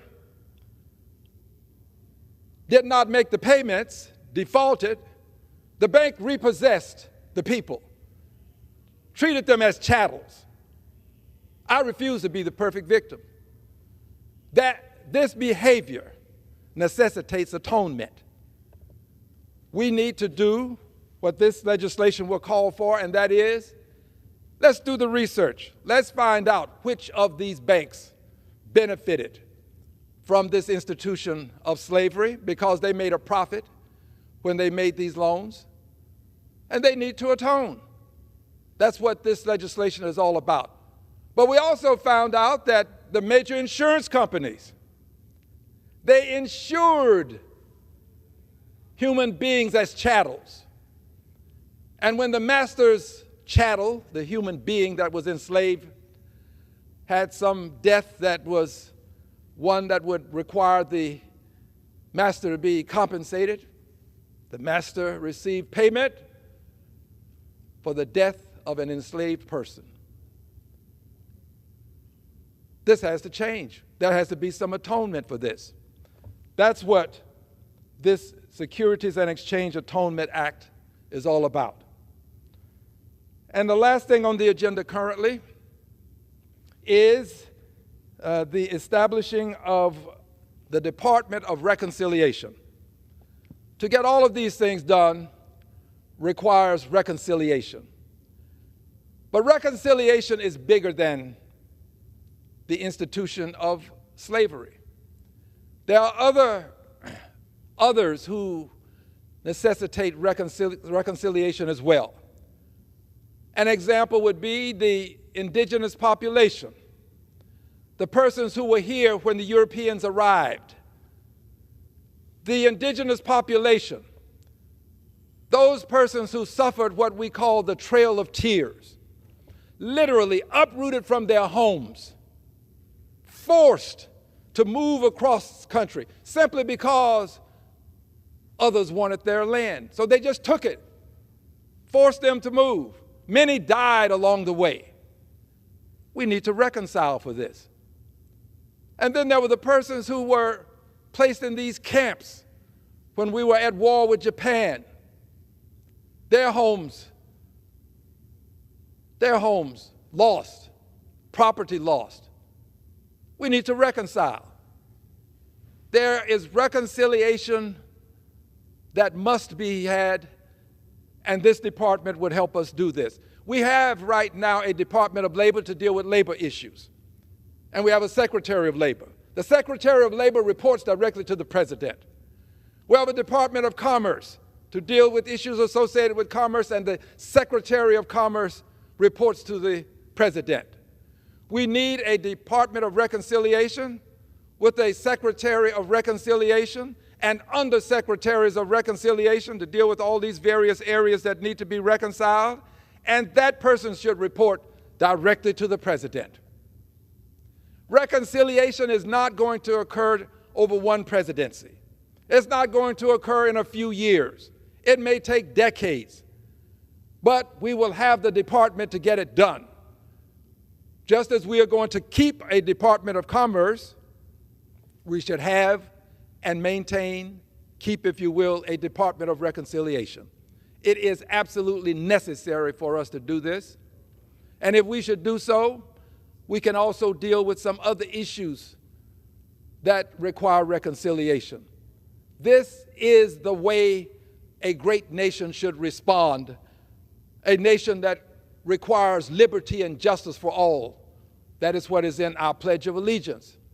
a nation founded on the notion that all persons are created equal, endowed by their Creator with certain inalienable rights, among them life, liberty, and the pursuit of happiness. This is what this nation was founded on. We have to live up to the promise in the pledge, live up to the words in the Declaration of Independence. We have a duty and a responsibility to posterity to correct the injustices that were perpetrated. And I have a duty and a responsibility to myself to decline to be the perfect victim. So I rise and I stand in this, the well of the house, not the perfect victim, but as a proud descendant of the enslaved people who helped construct this very facility. And I do so knowing that there will be resistance to what I do. But I do so knowing that that resistance cannot withstand the bending of the arc of the moral universe toward justice for the enslaved people who are the foundational mothers and fathers of this country. I am proud to be a descendant of these enslaved people. And I yield back the balance of my time.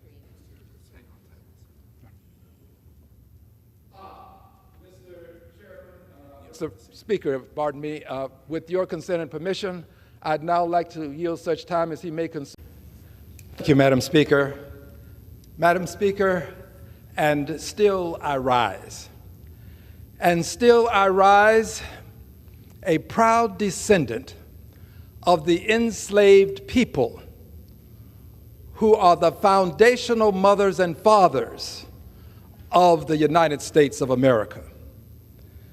They are the foundational mothers and fathers because many of them had their entire lives sacrificed so that the country could have the economic foundation that it had in the early stages of its existence.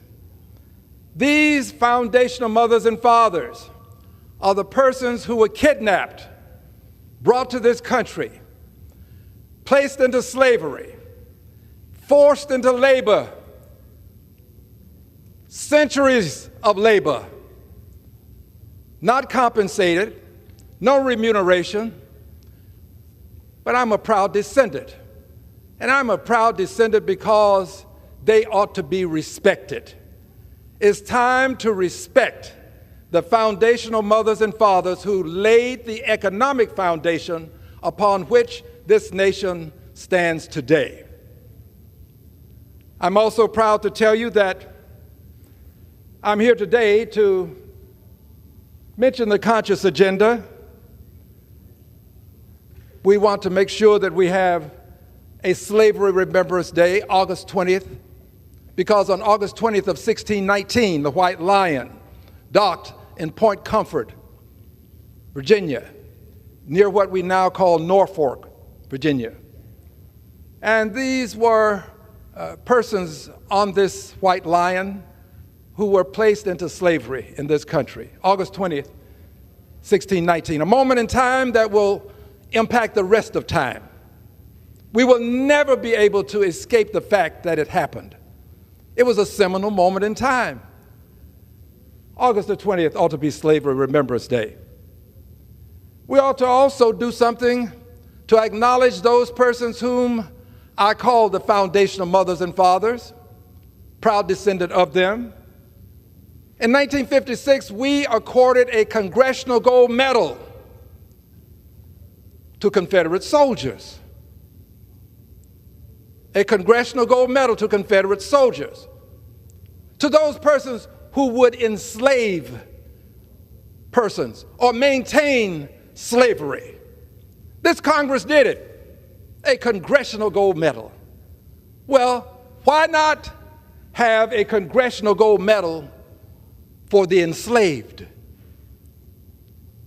The foundational mothers and fathers. This is a part of the conscious agenda. A Congressional Gold Medal for the enslaved. In this country that I love, I salute the flag, I say the Pledge of Allegiance, I stand for the national anthem. It means something to me to be an American. In this country, where I do all of these things, and by the way, the greatness of the country won't be measured by whether I do these things. The greatness of the country will be measured by whether I will defend those who choose not to salute the flag, who choose not to say the Pledge of Allegiance. The greatness of America is in how we tolerate persons who have opinions that are not popular. That's the greatness of America. In part, there are many other aspects of it.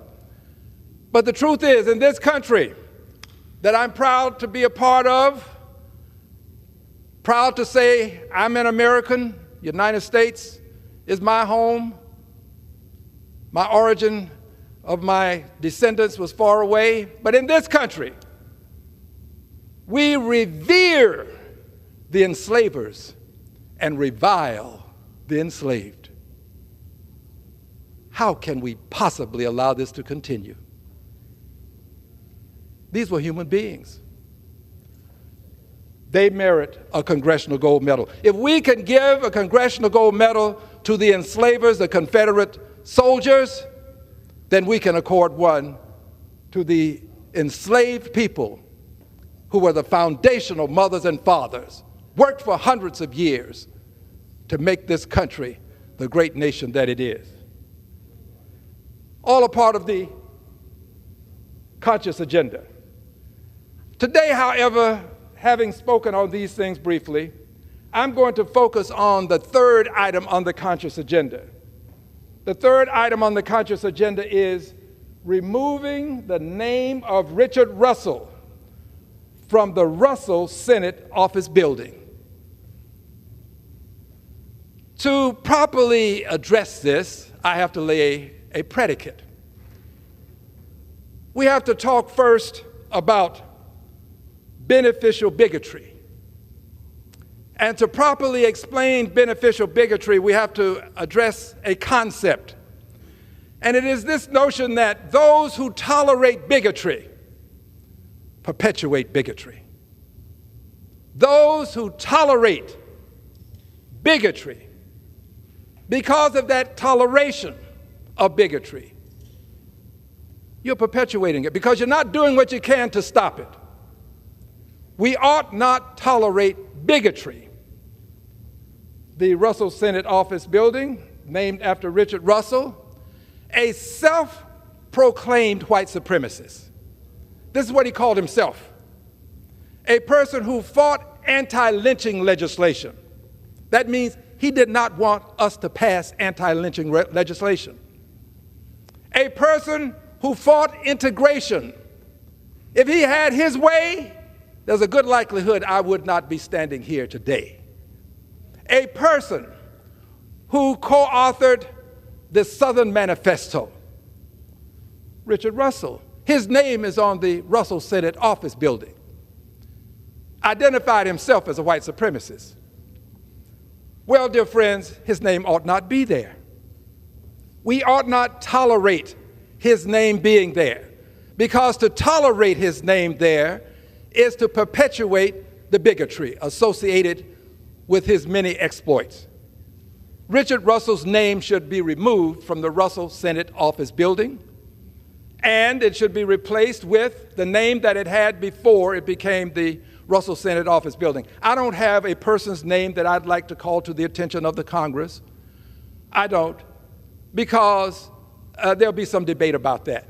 But I do believe that we can let it revert to the name that it had prior to becoming the Russell Senate office building. And that was the old Senate office building. I think it should be called the old Senate office building. Let it revert back to this, and then take as much time as you need to acquire an honorable name to go on the building. The Russell Senate office building currently is a symbol of national shame. It is. And the senators ought to be ashamed because they have the power to remove this name from the building.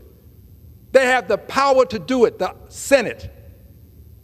Same Senate that voted on removing names from military bases can remove this name from the Russell Senate office building. The toleration of bigotry is the perpetuation of it. Allowing this name to stay there is the toleration of bigotry, especially when you have the power to remove it. We ought to use that awesome power that the Senate has to do not the right thing, but the righteous thing. It would be a righteous thing to remove this name from the building. I'm going to talk about beneficial bigotry. This is a part of my predicate. When you benefit from bigotry, if you believe it benefits you in some way, you tolerate it. I, by the way, have not been afforded that luxury. If I say something that's bigoted, if I am near bigotry, I have to apologize. And I have apologized, by the way, for things that I found to be unacceptable. I have to. I'm not allowed the luxury of having the benefits that beneficial bigotry can afford people.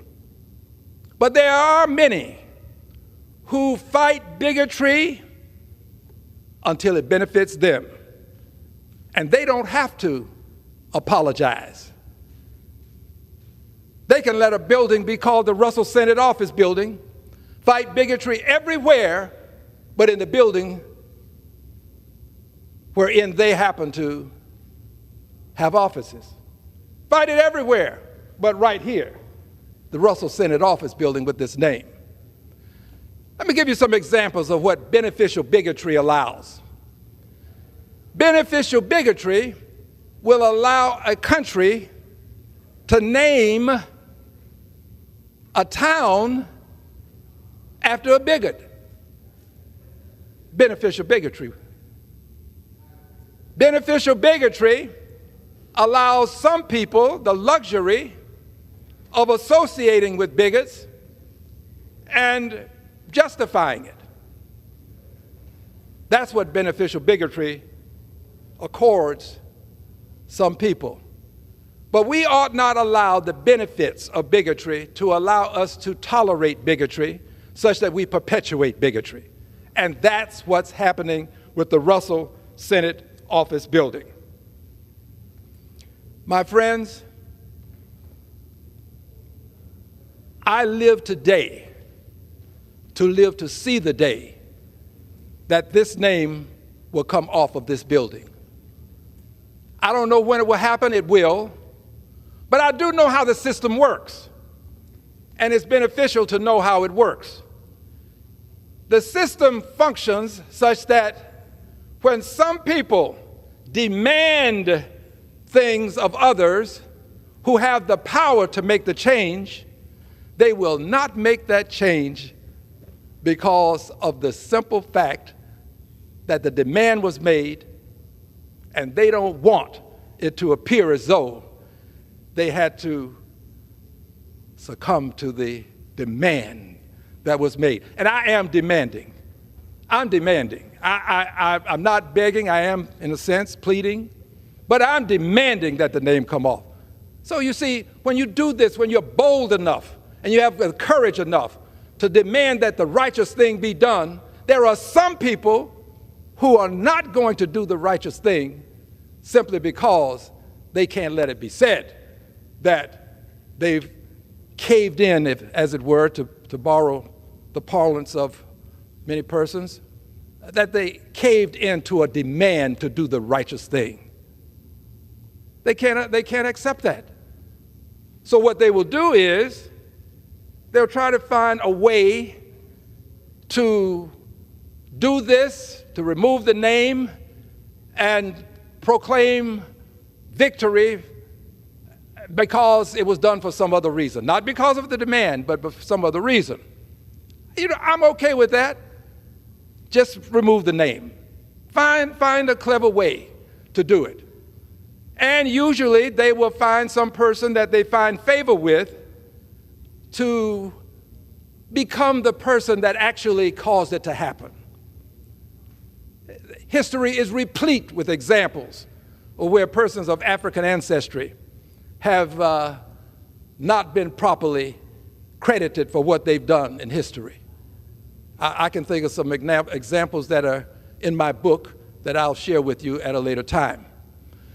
But the point is this: we cannot allow persons to simply decide that because they have the power and they get to set the agenda, that they won't do it. There is nothing preventing the Senate from changing this name, removing it, saving will. Just the will. Remove the name of the bigot from the building. Nothing preventing it except for will. My prayer to the Senate is that the Senate would do the righteous thing. Don't tolerate bigotry. You don't have to. Your offices are in the building. Your offices are in the building, in the Russell Senate office building, a symbol of national shame. You ought to be ashamed that it's there, your office. What is wrong with us? I know how the system works. I'm a part of it. I ought to. But there is some positive news related to Richard Russell. And the positive news is that one of my colleagues, of whom I am proud to associate with as it relates to this, the Honorable Bonnie Watson Coleman. Ms. Watson Coleman is proposing legislation that would take Richard Russell's name off of a bill, off of legislation. I came to this floor some time ago, and I brought up the fact that his name is on more than a building. His name is on legislation. There's a lunch program that his name is on. And Ms. Watson Coleman has legislation that would rename the National School Lunch Program Act, and it is going to take his name, remove his name, and substitute it with another name. I compliment you, my dear friend, Ms. Coleman, Watson Coleman. I compliment you for doing this. This is the honorable thing to do. I appreciate it. I'm going to appreciate it, and I'm going to, if allowed, be her co-lead on this legislation. But I made a commitment, and I want the world to know that I try my best to honor my commitments. I made a commitment, and the records of the Congress will reflect that on April 28, 2023, volume 169, number 72 of the daily edition, there's a topic styled the conscious agenda, part of the Congressional record. And I stood right here in this very spot, and I made a commitment. And about halfway through my message, you will find the commitment where I'm speaking of legislation that bears the name of Richard Russell, same person whose name is on the building. And I said the Richard Russell National School Lunch Program is what I'm talking about. I indicate that this legislation bears his name. And then here are my exact words. His name shouldn't be on a school lunch program. And I go on to say, I am filing legislation, and I said this is an update because last time when I spoke on this topic, it was an update. I say this is an update. I'm filing legislation, this is an update, to have Richard Russell's name removed from all legislation that happens to bear it currently. All legislation, I say. And to never have his name listed again. And I go on to say he is a symbol of national shame. His name should be removed. I still stand by that. So while I am going to support and co-lead and proud to know that Ms. Watson Coleman is filing her legislation, I will file my legislation to keep my commitment that I've made to people who chronicle the things that I do. I want them to know that I'm following through. So I will be filing my legislation, notwithstanding the fact that I will support proudly Ms. Watson Coleman's legislation. Friends, we live in a country that accords us free speech. This is a priceless possession to have, free speech. There are so many places in the world where one could not stand as I'm standing today before the world, literally, and say the things that I've said. This is one of the reasons why I love my country, because of the free speech. But here is a question that we have to ask ourselves. If we have free speech, and free speech can be the methodology by which we can bring about change, and if we are tolerant of bigotry, is that free speech really being used to the benefit of the people who actually afforded us the free speech? The people who are the framers of the Constitution. I have great respect for them. The framers who thought this thing was so important that they put it in the Constitution. So I'm standing here to take advantage of and use that free speech. That free speech that allows me to stand here and tell you that beneficial bigotry is going to become the shame of many persons in this country. I have here invitations. These are all invitations. I won't turn them toward the camera because I really don't want to today expose the names of the persons who sent me these invitations. But here's one that is for a luncheon that took place in the month of May. Won't give the date because, again, I'm not interested in identifying the organization, inviting me to an event taking place in the Russell Senate office building. Obviously, if you know me, you know that I didn't go. I am a one-person protest. I refuse to go into the Russell Senate office building except to protest. I'm not going into that building unless I'm to protest, and I will go in for that purpose. But my friends, whose names I shall not reveal, sent me this request, and I wrote them a letter in response. I'll come back to the letter in just a moment. I have other friends having an event in the month of May, Russell Senate office building. I didn't attend. I sent them a letter. I'll come back to the letter in just a moment. Another offered to attend the Russell Senate office building and be a part of an event. I did not attend. I sent them a letter. Now, all of these are just for the month of May. And while not calling names, some of the people who sent me these invitations are people who fight bigotry vehemently, who stand against bigotry in all its forms. They do.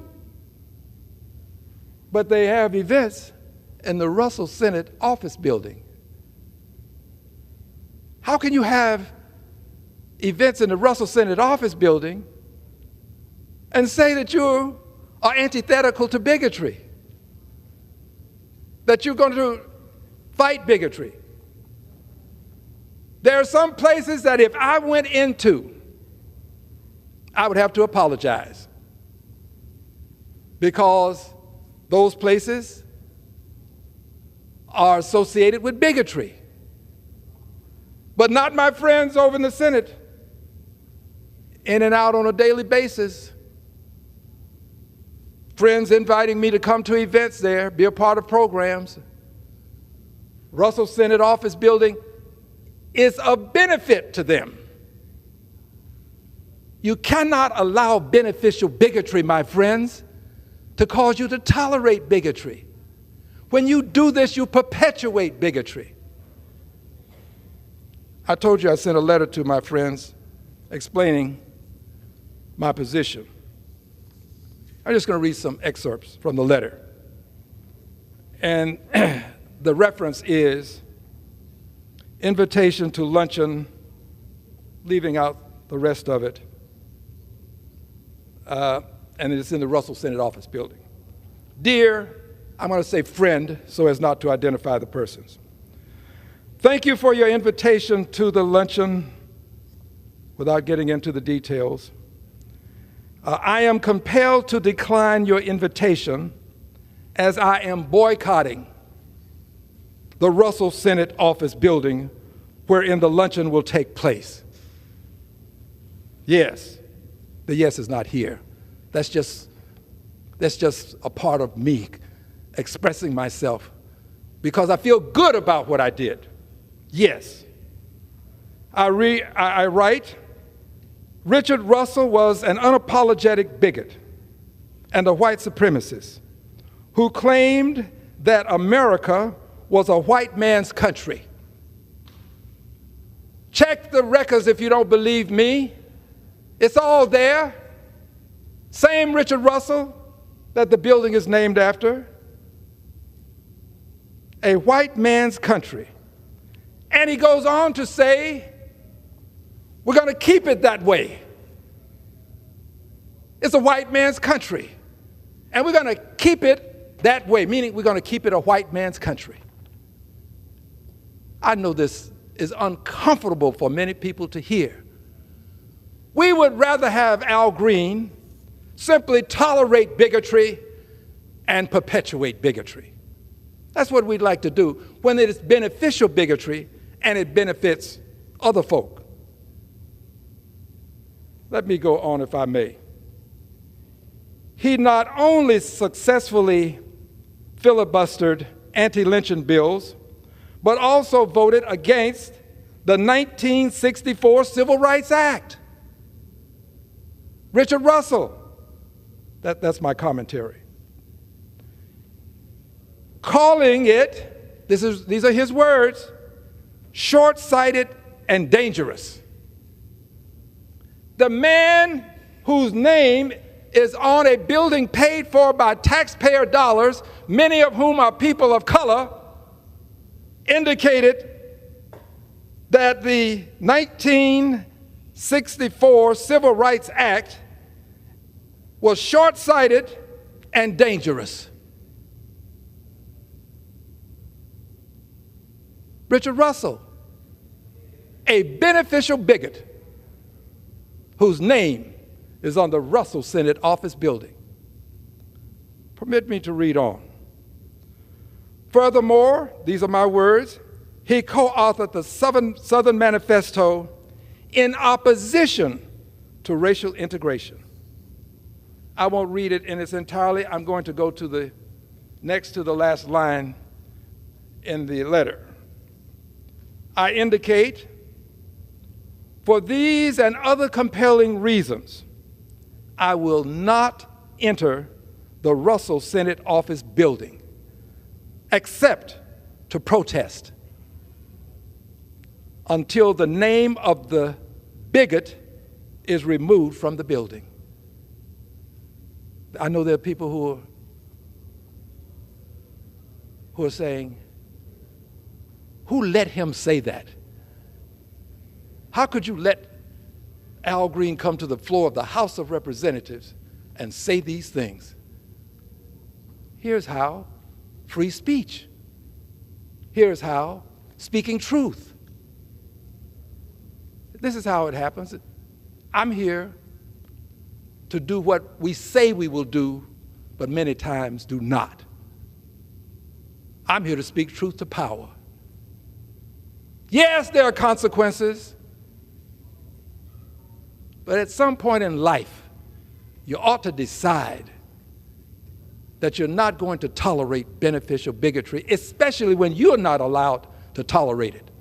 And to see others tolerate it while demanding that you not tolerated, that's also hypocritical.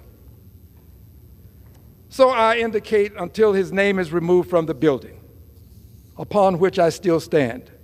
So now I want to go on record saying this. Just as I went on record saying that I would file the bill to remove his name from legislation, and I will. I have my bill prepared. And I'm going to sign on to Congresswoman Watson Coleman's bill. But now my commitment is this. I'm going to send a letter now to all of my friends in the human rights, civil rights movement, because many of the folk who wrote me these letters that I have, many of these people are in the human rights, civil rights movement. So I'm going to send them all a letter. Do not invite me to attend meetings in the Russell Senate office building. Be so kind as to not insult me. I'm not a perfect victim. I'm not the victim who's going to tolerate the bigotry and witness your toleration of it because it's beneficial. So don't send me a letter. Don't invite me. I'm not coming. Continue to tolerate the beneficial bigotry that you enjoy by being in the Russell Senate office building. But know this, there will come a time when this name will be removed. There will. It will come down. The universe is constructed such that, as Dr. King put it, the arc, the moral arc, is long, but it bends toward justice. This will be the just thing to do, to remove Richard Russell from the Senate office building. I yield back the balance of my time. 2023, the gentleman from Texas, Mr. Green, is recognized for 60 minutes as the designee of the minority leader.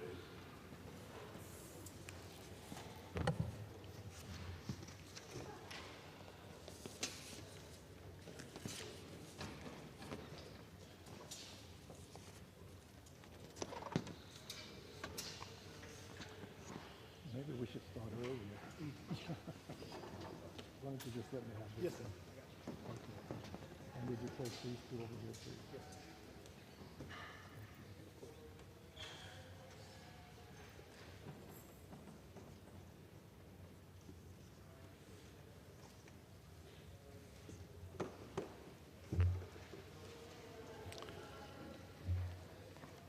And still I rise, Mr. Speaker.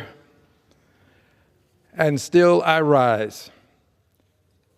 Borrowing the words of Maya Angelou, bringing the gifts my ancestors gave, I am the dream and hope of the slave. And still I rise. I rise as a scion of the enslaved Africans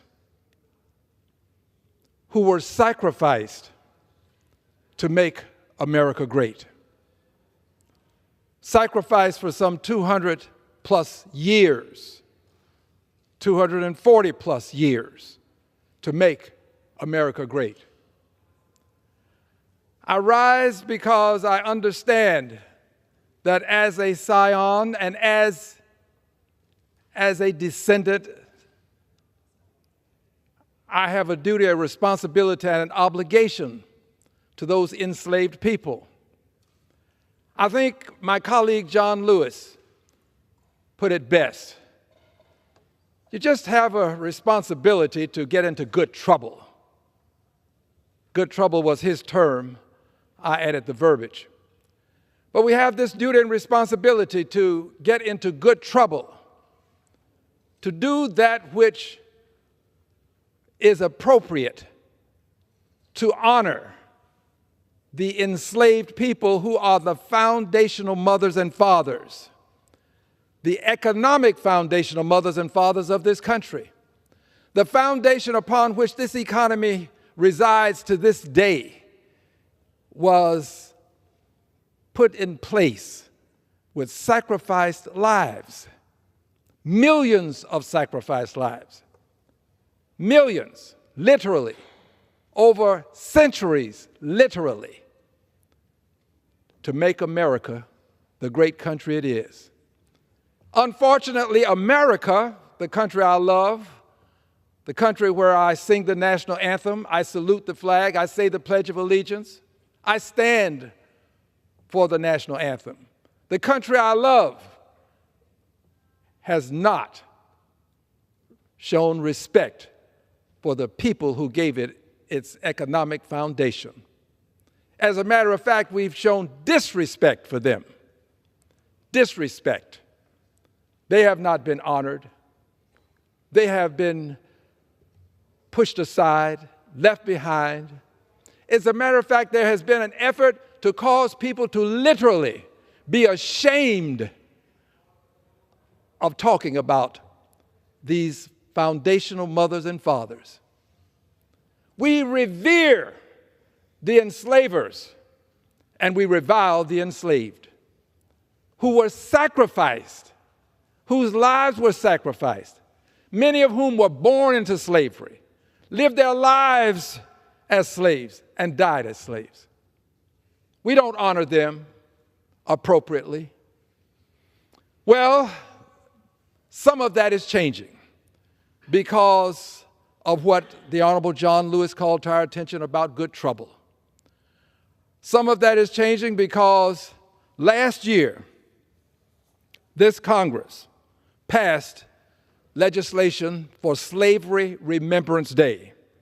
We did so on July 27th of last year, Slavery Remembrance Day. It was a historic, monumental accomplishment for Congress. But you didn't read about it in the newspapers. You didn't see it on television. You didn't hear anything about it on radio. It wasn't celebrated in social media. This country does not respect the enslaved people. The country I love, the country where I salute the flag, say the Pledge of Allegiance, stand for the national anthem. None of that was broadcast because there is a desire among many to have those who are the scions, the descendants, to have them forget slavery, to forgive and forget. Well, it's obvious that the scions have forgiven. Yes, we forgive, but God gave us memory for a reason. We don't forget. We don't forget Pearl Harbor, and we have a Pearl Harbor Remembrance Day. We don't forget 9/11. We have a 9/11 Remembrance Day. We are not going to forget, and we should never forget the Holocaust. And we have a Holocaust Remembrance Day. So we don't forgive and forget. We should forgive and remember. Forgive and remember. That's what we do for 9/11, bombing of Pearl Harbor, December 7th. That's what we do for the Holocaust. We remember, and we should. So as I stand here, a scion, a proud person who commemorates, Slavery Remembrance Day. It's not a day for celebration. It's a day for commemoration. We are approaching the next Slavery Remembrance Day, and I thought it appropriate to do several things. The first is to acknowledge Mr. Steny Hoyer. Mr. Steny Hoyer gave me his word, and he kept his word. He gave me his word. He indicated that we would pass Slavery Remembrance Day legislation in this House, and we did. And we did. We did it, as I indicated, on July 27th of 2022. I'm eternally grateful to Mr. Hoyer for what he committed to do and for what he followed through on. In fact, he did it. So thank you, Mr. Hoyer. I will forever appreciate you for this and many other things that you did as a majority leader. I respect greatly the many things that you have done, but I don't respect any of them more than what you did to help us inculcate Slavery Remembrance Day into the national fiber and fabric of this country. I greatly appreciate it. And I will be thanking you not only today, but also in Houston, Texas. In Houston, Texas, on August the 19th, when we will have our second annual Slavery Remembrance Day event. Second, August 19th, Houston, Texas.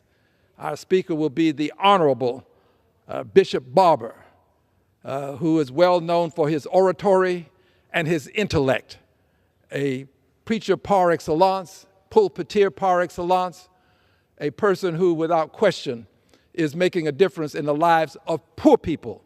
He's engaged in a campaign to help poor people. August 19th, Houston, Texas. Open to the public, I might add. First 1,000 people. Last year we had 1,000 people in attendance. We expect to have 1,000 people this year. We intend to continue with Slavery Remembrance Day events, not only in Houston, but across the length and breadth of the country. There are other scions who understand that they are bringing the gifts our ancestors gave, that they are the dream and hope of the slave. Some of them will pick this up, and they too will have Slavery Remembrance Day events. The actual day for Slavery Remembrance Day to have the most commemoration is going to be the 20th, August the 20th, because it was on August the 20th of 1619 that the White Lion, a ship, docked at a place called Point Comfort near what we now call Norfolk, Virginia. And when the White Lion docked, it had 20 or so, not sure the exact number of persons of African ancestry, who were traded for goods. And they became the first Africans to become enslaved in the colonies. I understand that there are other circumstances that predate August 20th, 1619, but this happened with the colonies. And it was the colonies that, in a sense, probably don't like to say it, but it's true, popularized slavery, popularized it, legitimized it, made it comfortable, made it acceptable, made it a part of the vernacular, made it a part of everyday life. It was the colonies, American colonies. They gave us slavery as an institution in this country for hundreds of years. So on August the 20th, we will be commemorating Slavery Remembrance Day. Remember, we're having this breakfast and ceremony on the 19th, but on the 20th, we will take it to houses of worship. And in these places of worship, we will have commemoration ceremonies. Last year, we were at Bishop Dixon's Community of Faith Church, to be called the Cathedral now, the Cathedral of Faith in Houston, Texas, and we will have another commemoration ceremony there. We will have commemoration ceremonies in other churches. We want to have them across the length and breadth of the country. We will get there. It's not going to be easy, but we will do it. This is what you do. This is, for many people, trouble, but it's the kind of good trouble that John Lewis called to our attention. Good trouble. I'll always remember how he and I were in good trouble together. We were arrested multiple times together, and we literally were in jail together. I respect and will always allow his spirit to manifest itself such that it can be a guiding light and force in the lives of people, and hopefully will continue to be one in my life, the desire to be in good trouble.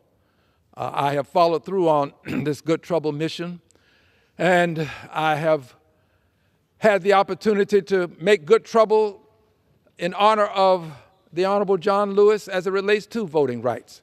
And this is a part of the process of honoring the enslaved people, as a matter of fact, this good trouble, honoring them by getting in good trouble to advance the rights of all people, which would include them. The voting rights, for example, is an act of good trouble, not just for my contemporaries, not for the people who will benefit from it now, but to show that we respect what the ancestors suffered and never had the right to vote. They suffered. So they would expect that someone such as an Al Green who makes it to Congress, they would expect that he would try to make a difference and acquire the rights for others that they never had. I'm honored to tell you that I was before the Supreme Court, and this was a few years back. I was before the Supreme Court, and I have the proof of it here. This is the citation that I received on August the 9th of 2021. August is a significant month, it seems, in my life. But we were arrested there, and I made a commitment. After we were arrested, not put in jail, wasn't that type of arrest this time. When I was arrested, they placed this ban on us, and this was something to indicate that we had been arrested, and we had to post bail, and I paid a fine, did not go to a place of incarceration. But my commitment was to wear this band. This is the same band that was placed on me on August the 9th of 2021. Same band. And I've committed to myself to wear this until we pass the Voting Rights Act here in Congress. And I've had many to tell me that I may be wearing it a long time. I've been wearing it now for some years, it seems. But I don't think that I can wear it too long, because the right to vote has been denied people for too long.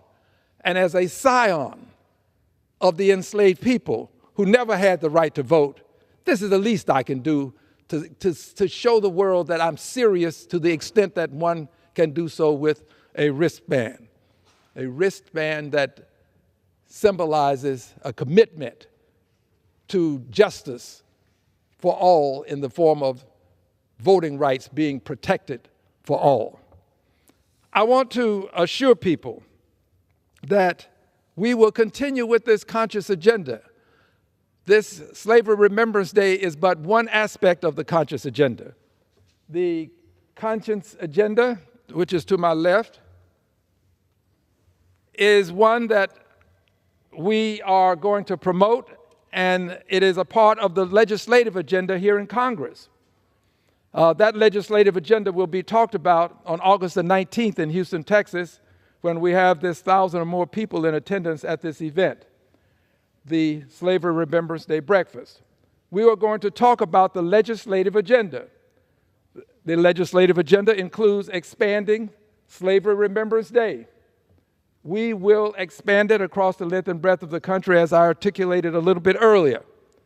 The legislative agenda will include awarding a Congressional Gold Medal to the enslaved. We have, in 1956, here in this Congress, accorded a Congressional Gold Medal, 1956, Congressional Gold Medal to Confederate soldiers. Confederate soldiers. Confederate soldiers, for edification purposes, are the people who fought to maintain slavery. The Congress of the United States awarded a Congressional Gold Medal to the enslavers, but not to the enslaved, not to the people who are the foundational mothers and fathers of this country, the people who suffered and who were sacrificed. Their lives were sacrificed so that we would have this opportunity to stand in the well of the house and say, America is a great country. It is, but it's great for a reason. The reason is sacrificed lives, millions of them. If we in this Congress can accord a Congressional Gold Medal to Confederate soldiers, surely we can accord a Congressional Gold Medal to the enslaved people whose lives were sacrificed to lay the economic foundation upon which this nation resides today. A Congressional Gold Medal is a part of the conscience agenda. And you'll note we have that at the top of this display, conscience agenda. It is our moral imperative. This is our moral imperative, this conscious agenda, our moral imperative. That means it is something that we have to do because it is not only the right thing to do, it is the righteous thing to do. This is a righteous movement. This is righteous legislation. This is not your typical legislation. This is the legislation that addresses a seminal moment in time that changed the rest of time in this country, and that moment in time was August 1619. August 20th, 1619. Changed the history of this country forever. In an unpleasant way for a good many people, I might add, people of color. So this is a part of it, awarding a Congressional Gold Medal. We have legislation that we have filed in the House of Representatives to accord a Congressional Gold Medal to the enslaved people.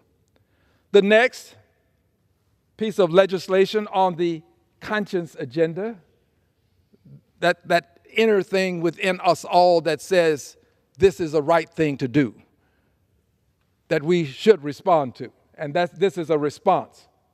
This is a response from a scion of the African people who were enslaved and sacrificed to make America great. The next item on the agenda, for those who may not be aware, many are, the message is getting out, is the removal of Richard Russell's name from the Senate Russell Office Building. Pardon me while I pick up my poster on this issue.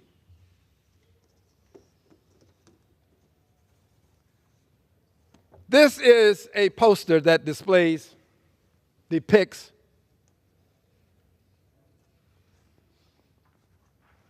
the Russell Senate Office Building. A building paid for with tax dollars. Tax dollars. Not only is it paid for with tax dollars,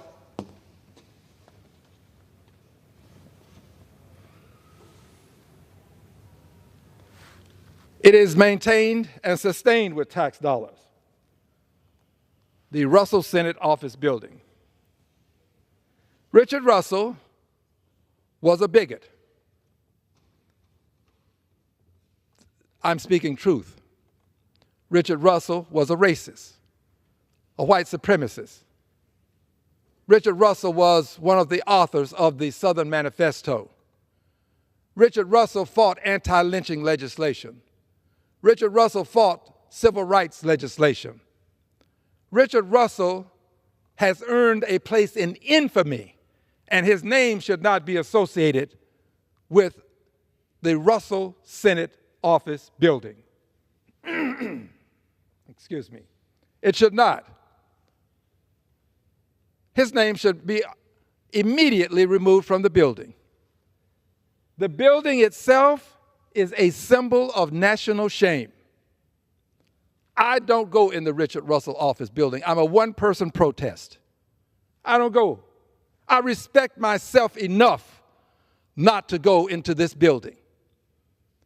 And I guarantee you, if this building were symbolic of some other things associated with Anglo-Americans, they wouldn't go in it. They respect themselves enough not to disrespect themselves by going into a building that was antithetical to their best interests, that had the name of some person who was antithetical to their best interest. That's what they do. So I'm not doing anything that my Anglo-American friends wouldn't do if the shoe were on the other foot, to borrow a phrase. Unfortunately, the Senate has not found it within its wisdom to change the name. I have heard that the reason the name has not been changed is because they can't agree on another name. And there have been efforts to try to do it, but couldn't agree on a name. I have a solution. There's a way to resolve this question of the name change. We resolve it by doing this. Let it revert to the name that it had prior to becoming the Russell Senate Office Building. That name was the old Senate Office Building. Let it revert to the old Senate Office Building. Take as much time as needed to select a new name. I have no name that I'm recommending. I'm not doing this to give it a name. I'm doing this to have this name removed. I'm doing this because this is good trouble. This is the kind of trouble that the ancestors expect a scion to engage in. This is the good trouble, the kind of trouble that John Lewis engaged in when he crossed the Edmund Pettus Bridge on Bloody Sunday. This is good trouble. I don't mind getting into good trouble. And it's good trouble to say that the Senate ought to be ashamed for allowing this to persist, knowing that it is an affront to African Americans. They know it, but we're not that important. Our vote is, but we're not that important. They don't have to respond to us immediately. Take their time. It is a very difficult circumstance to negotiate when people who are not directly impacted by something that is an affront to others, when they have the authority to set the timeline, when they can determine when it's best to do that which is going to benefit people who are finding a circumstance unpleasant and unacceptable. They don't have to rush. Doesn't impact them, many of them. It does impact one or two who are there in the sense that they are descendants. But I'm a proud descendant. And I'm not ashamed to say that the Senate ought to be ashamed for what it is doing and allowing this to continue.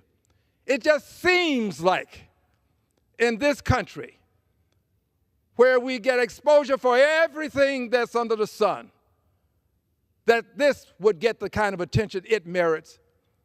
The press knows, they do, but they're not taking any action. Sometimes the press can be there to maintain the status quo. I have no ideas of why, but that's what's happening as a result of the inaction. Status quo is being maintained. And we need not kid ourselves. If this received the media attention that it richly deserves and will not receive apparently, this would change. It would.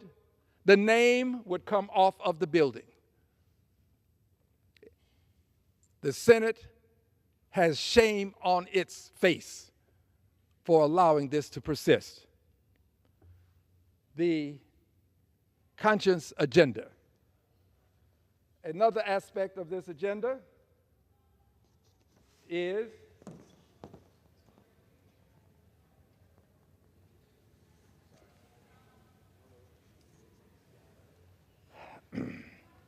the enacting of Securities and Exchange Atonement.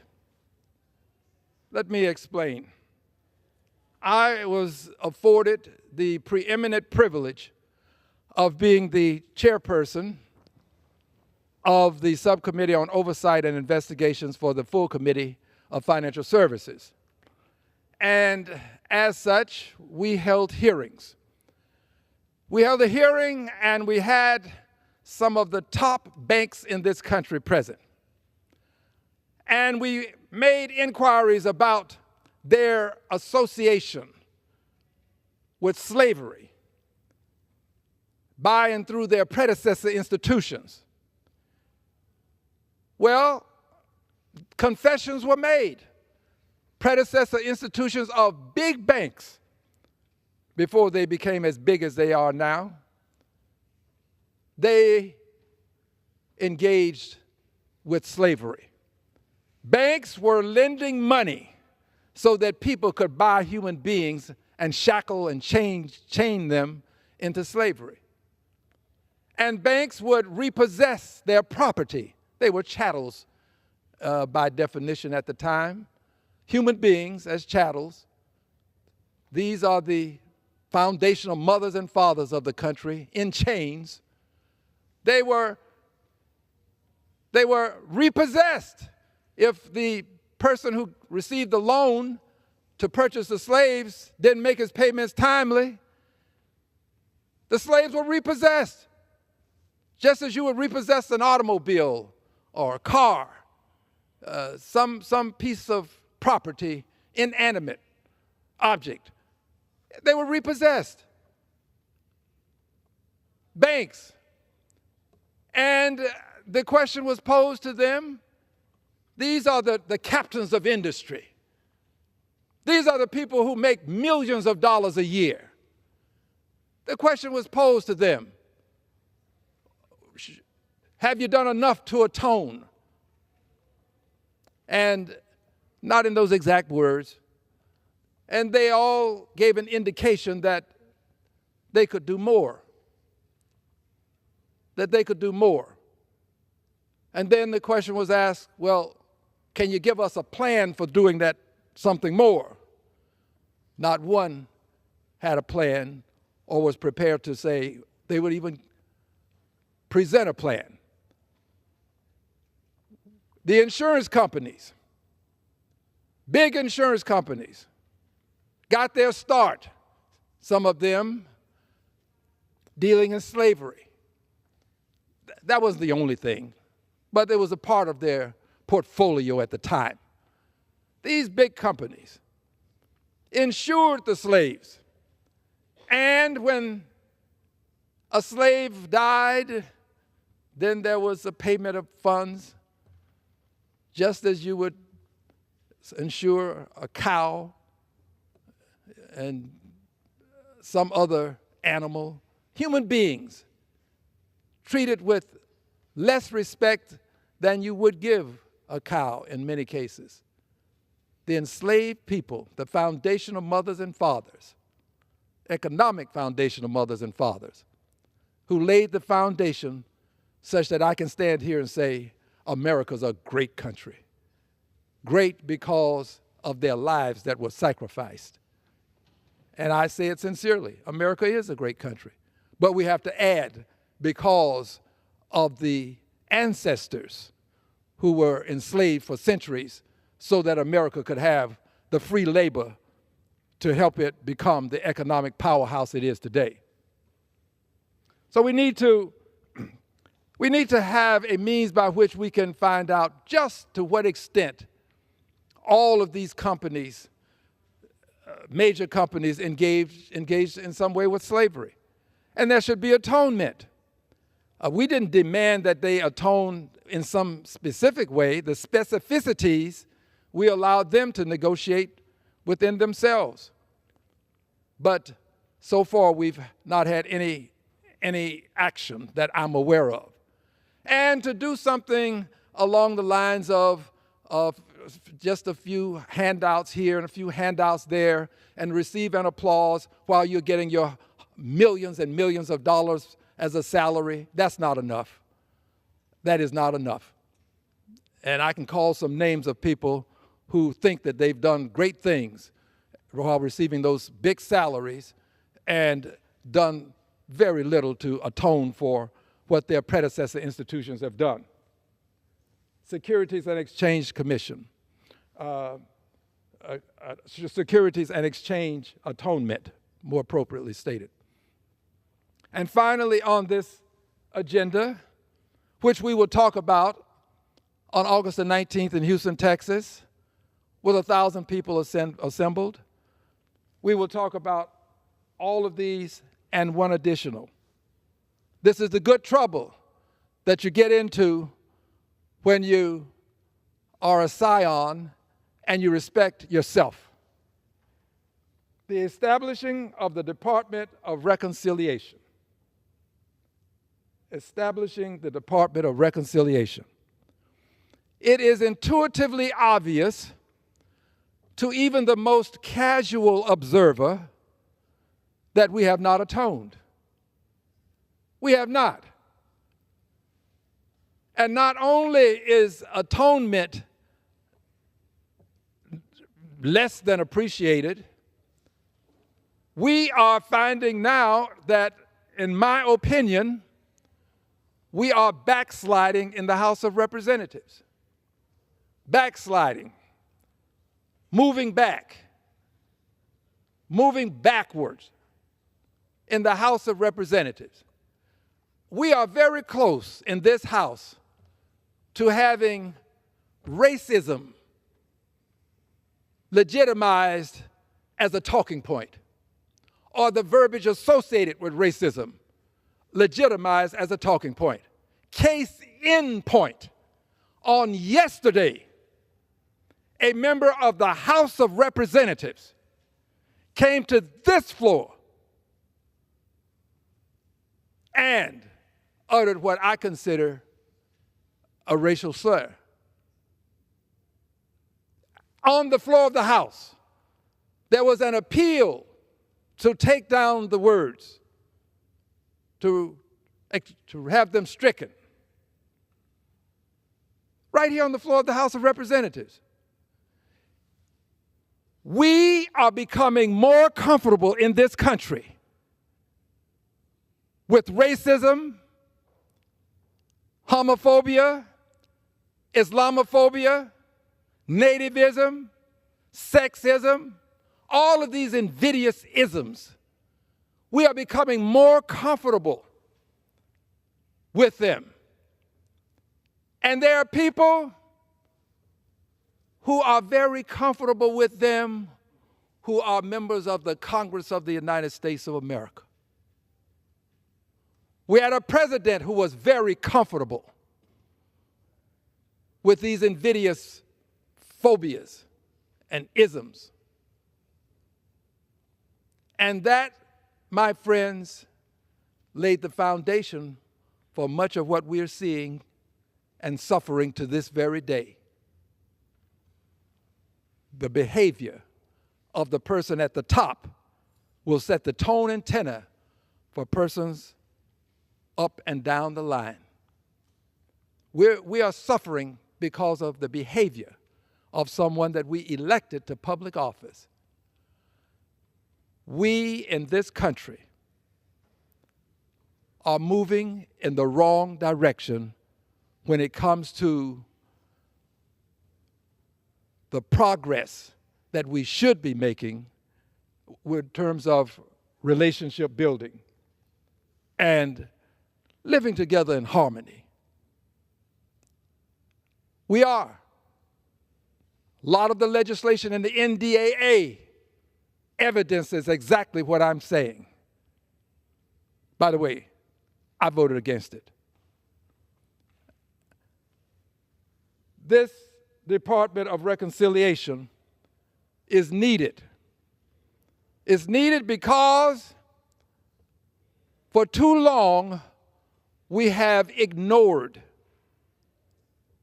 the chasm between the races in this country. Then there is a chasm. We've ignored it. Rather than span the chasm, build a bridge such that we can all enjoy liberty and justice for all, we ignore it. And we have somehow hoped that it would just go away. If we could just let time pass, it would go away. But the passage of time in and of itself does not cause pain, hurt, and sorrow to evaporate. It's what you do with the time. And we've not used our time wisely, as evidenced by the fact that we've had all of this celebration of those who were the enslavers, and literally ignoring those who were enslaved, vilifying the enslaved. We need a Department of Reconciliation. This department would be, something just came to mind. Let's pause on the Department of Reconciliation and what it would be, because I have another thought. I really think that on this, I need to amend the agenda. I need to, in honor of the Honorable John Lewis, call this the good trouble, because for a lot of people this is trouble. See, they can't stomach what we have here. The good trouble conscious agenda. I'm going to do that. The good trouble conscious agenda, because I understand the trouble that this creates in the lives of people who want to forget and go on.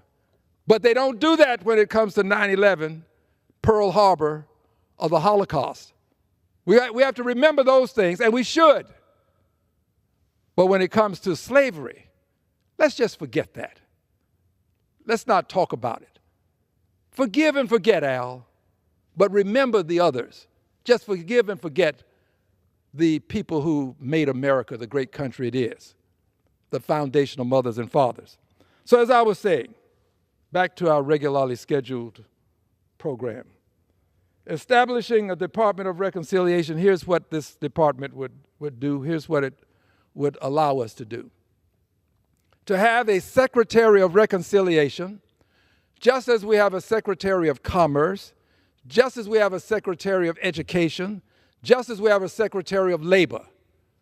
A secretary whose job it would be to wake up every morning with reconciliation on his or her mind. And that secretary would have undersecretaries, just as we have undersecretaries in the Department of Labor, Commerce, Education, undersecretaries that would have various aspects of reconciliation to deal with. And reconciliation would be broader than the enslaved people. Reconciliation would also include others with whom we have not reconciled. We need to reconcile. We have not reconciled. And it's bigger than the enslaved people, the foundational mothers and fathers, economic foundational mothers and fathers who have made America great. It's bigger than this. There are others. This is what the Department of Reconciliation would be charged with helping us resolve. It's not going to be resolved over a year or two or the term of one president. It's not going to be resolved in a few years, one decade. It's not. It's going to take time. But just as we are committed to labor issues with a department and a secretary that reports directly to the president, we can be committed to reconciliation with a department and a secretary that reports directly to the president. The Labor Department is not going anywhere. Labor issues are going to be available to be addressed, and this department will address these issues. The same with education and commerce. We have these departments. When we have specific needs, we develop specific solutions. The needs of labor are addressed through a labor department. The need to reconciliate should be addressed through a Department of Reconciliation. We need a Department of Reconciliation to address the needs of this country so that we can live together in harmony and better understand each other. An example of something that we need to better understand. In this country, Fort Bragg existed for many years. Bragg was the name of a Confederate officer. A Confederate officer, Bragg. and we changed it to Fort Liberty. I thought that was something that we should celebrate and appreciate. But now there's a movement afoot, and at least one person who's running for president has connoted that should he become president, the name will revert back to Fort Bragg. This is what we're experiencing across the length and breadth of the country, a rolling back. Remember, I said we're moving in the wrong direction. We're experiencing a rolling back of gains that were fought for, won and earned, many of them with the blood, sweat, tears, and lives of people. Fort Bragg, there's a good possibility that if a certain person becomes president, that name will be reinstated on what we now call Fort Liberty. We're moving in the wrong direction, but we're going to persist with the conscious agenda. We're going to give people the opportunity to do the righteous thing. It will be within them to make a decision as to whether the righteous thing is the appropriate thing to do. But there's nothing about this agenda that is not righteous. Slavery Remembrance Day, we have a Pearl Harbor Remembrance Day, 9/11 Remembrance, Holocaust Remembrance. Nothing in the world like the Holocaust. Horrific event. Slavery Remembrance. Nothing in the world like it. Slavery was a horrific event. Crime against humanity, in fact. That's a righteous agenda item. Good trouble agenda item. Congressional Gold Medal is righteous.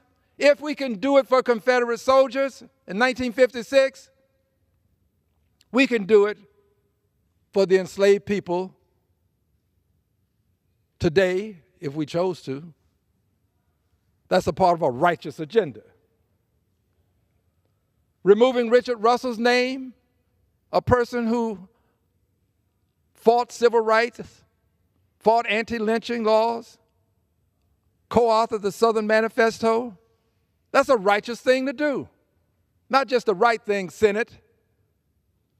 Senate who ought to be ashamed. Senate who won't do the righteous thing. That's a righteous thing to do. Senate leadership who won't do the righteous thing. Enacting the Securities and Exchange Atonement, we need to know about the affiliation association of these mega corporations with the institution of slavery. And there needs to be some atonement. The universe is constructed such that atonement is a part of the process of making wrong right, righting wrongs. We need atonement. And of course, to do all of this, much of it, all of this could be issues taken up under a Department of Reconciliation. As I indicated earlier, and still I rise, I am truly a scion of the enslaved people who were sacrificed to make America great. I am a good troublemaker in the spirit of John Lewis and many others. I want to be a good troublemaker. I will continue to be a good troublemaker. And still I rise, bringing the gifts my ancestors gave. I'm the dream, to paraphrase Maya Angelou. I am the dream and the hope of the slave. I yield back the balance of my time.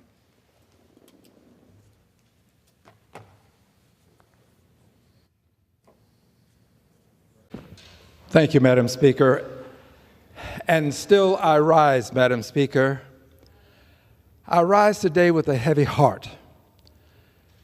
And I say this because of the topic that I will share with persons based on a personal experience that I had. I often say I rise in the spirit of Maya Angelou. I rise with the notion that I bring the gifts our ancestors gave. I'm the dream and the hope of the slave. That doesn't apply to me personally, but generally speaking to people of my ethnicity, my race. And I rise today with this heavy heart because of something that has haunted me since I saw it some many weeks ago. Something that haunted me to the extent that I returned to my office after having seen it and called it to the attention of my staff. And I've had a good deal of consternation in terms of how to respond and react to what I saw. So permit me to share this vignette with you and a bit of commentary thereafter. While visiting a local facility, a store in the area, I will not announce the name of the business. I can if I have to, but I'll choose not to today. While I was there for business purposes, I saw children come in.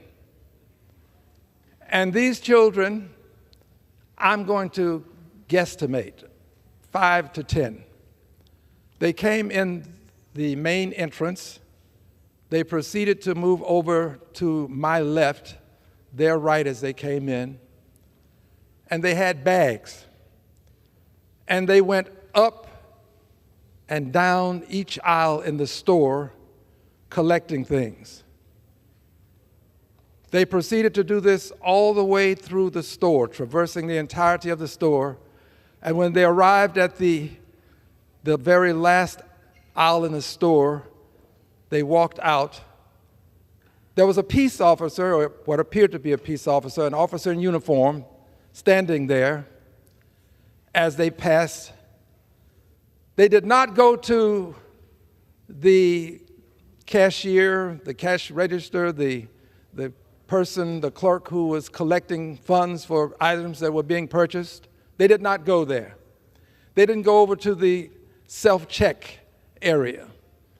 They merely walked out of the store with bags of goods that they collected while in the store. Now let me pause for a moment and say something that's important. I'll come back to the story, the vignette. There are things that happen that cause me to pray that the person who did this was not a person of color. When I hear of these dastardly deeds, there's something within me that says, God, I hope that's not a person of color. I don't want to have it be any person.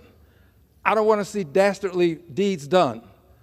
But because of the history of people of African ancestry in the country, and how there was a time when there was a constant drumbeat to style them as persons who were doing dastardly deeds, I relate, and I just don't want to see that done. So I always pray that it's not a person of color. Don't want it to be a person to do it at all.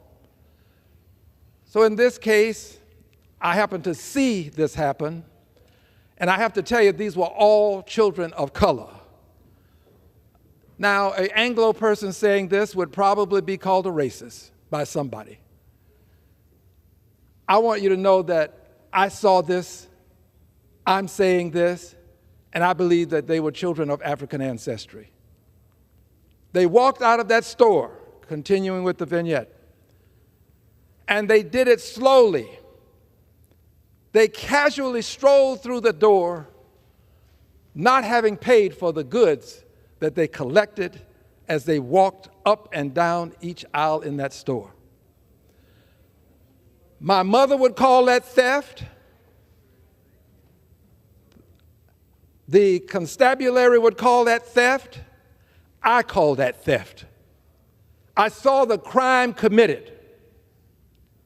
I went over to the officer myself and I spoke to the officer. Did you see that?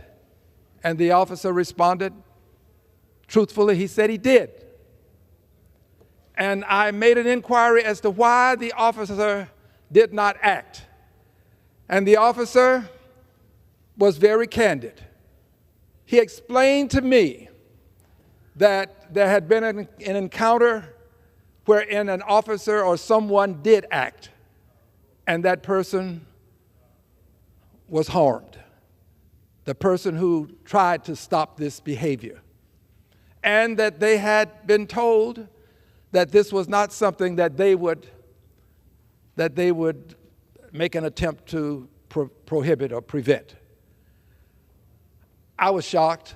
You know, I've heard about these things. I've seen things on televisions where large groups of people run into stores and take things and smash and grab and leave. But it's different when you actually see it yourself. But the story doesn't end here. After what I saw, I moved over to pay for what I had. And then 2 other children came in. This time, there was a child that may have been 9, 10 years old, maybe 12, hard to guess. But there was another child that was probably about a foot or more higher than my walking cane. Probably, in my opinion, 6, 7 years old. And this child had a bag and collected things. A baby, in my opinion, I would say a baby. Child.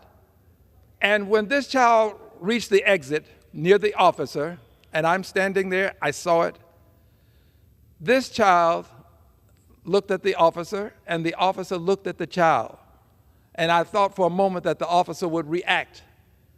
And this child turned to that officer and stared, just stared the officer, as we would say in my neck of the woods, he stared the officer down. A baby. And then walked on out of the door with goods that he had not paid for. Friends, doesn't matter your color. At some point, we have to take a stand. This cannot be tolerated. Does anybody really think that these children are going to stop after that one incident?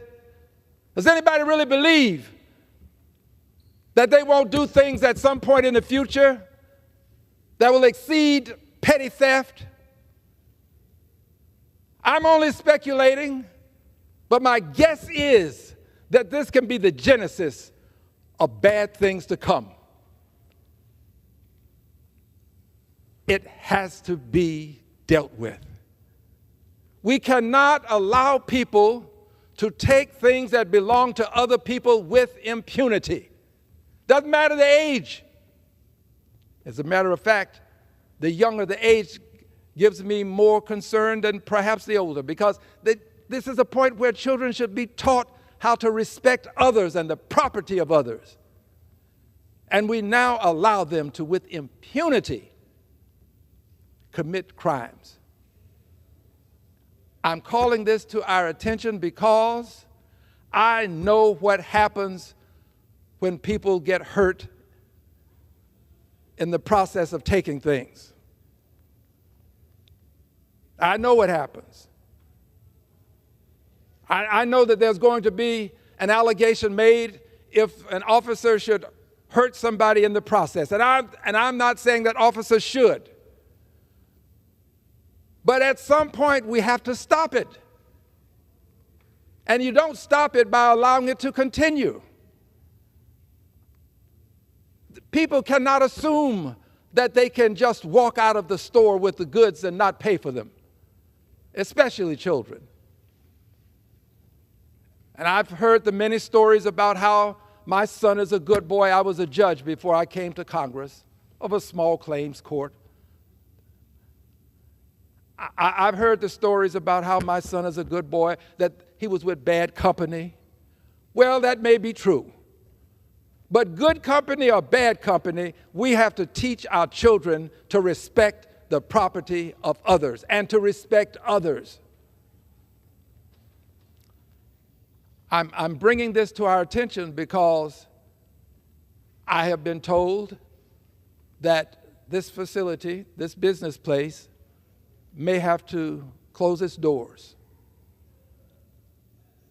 That's a reason to call it to our attention. I'm bringing it to our attention because I don't want to see anybody get hurt. That's a good reason to call it to our attention. But I'm bringing it more so to our attention because I believe we have a moral imperative to help the generations that are to follow to understand how it is that they had the opportunity to walk into the front door of that establishment. It hasn't been that long ago that in my lifetime, I'd have to go to the back door if they allowed me in at all. Not that business, but a similar business. In my lifetime, I've had to go to the back door to get things that I ordered from within a business.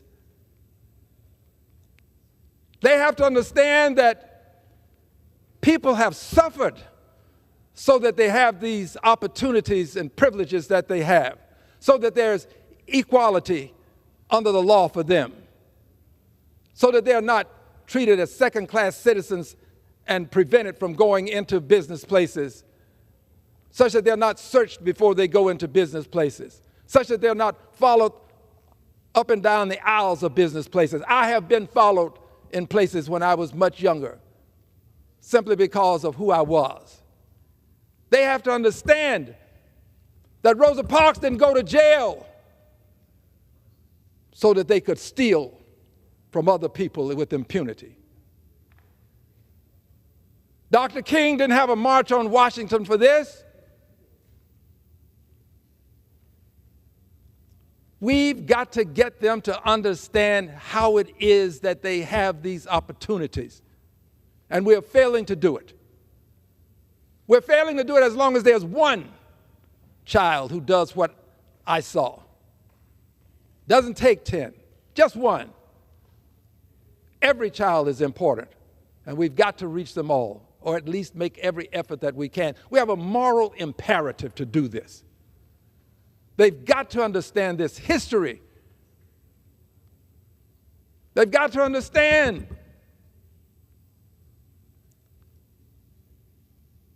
that their foreparents suffered and that their lives were sacrificed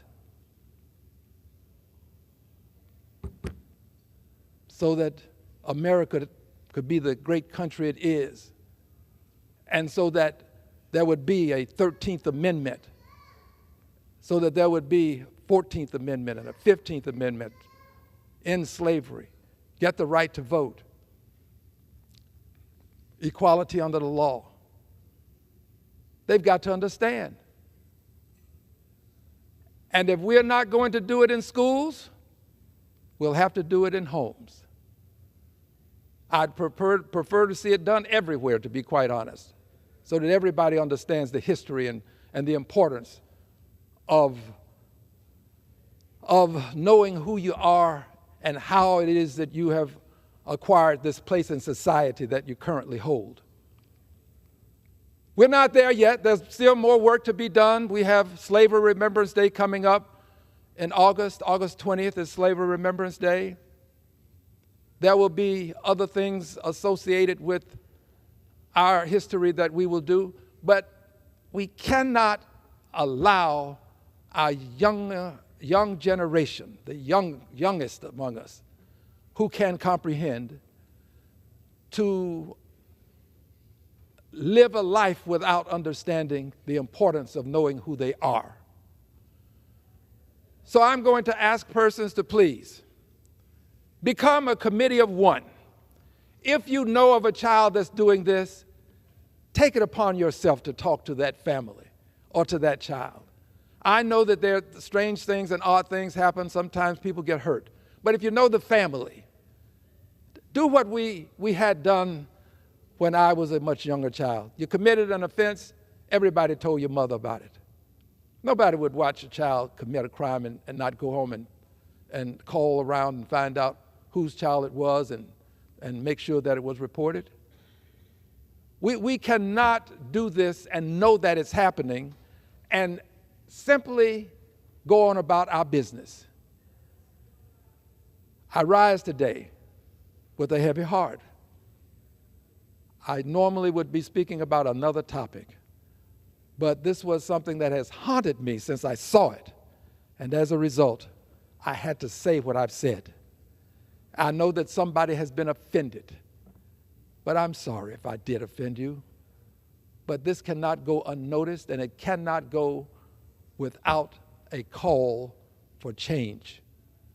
Let's make sure that we alert the schools. Let them know what's happening. We've got to talk to people in the schools, the teachers, to get to the parents, the PTAs. I'm going to do as much as I can. I'll be a committee of one, and I ask that you become a committee of one. And yes, before I close, there are persons of other ethnicities, other races that do this as well, and we don't want them doing it. They too have a history that they ought to understand, and if they truly understand it, they wouldn't engage in this kind of behavior. So let's not allow this to happen to any child. Let's become the responsible adults who will claim all children as children in need of adult supervision at all times. And let's make a difference in the lives of these children. And still I rise in the spirit of Maya Angelou, bringing the gifts my ancestors gave, the dream and hope of the slave. I yield back the balance of my time.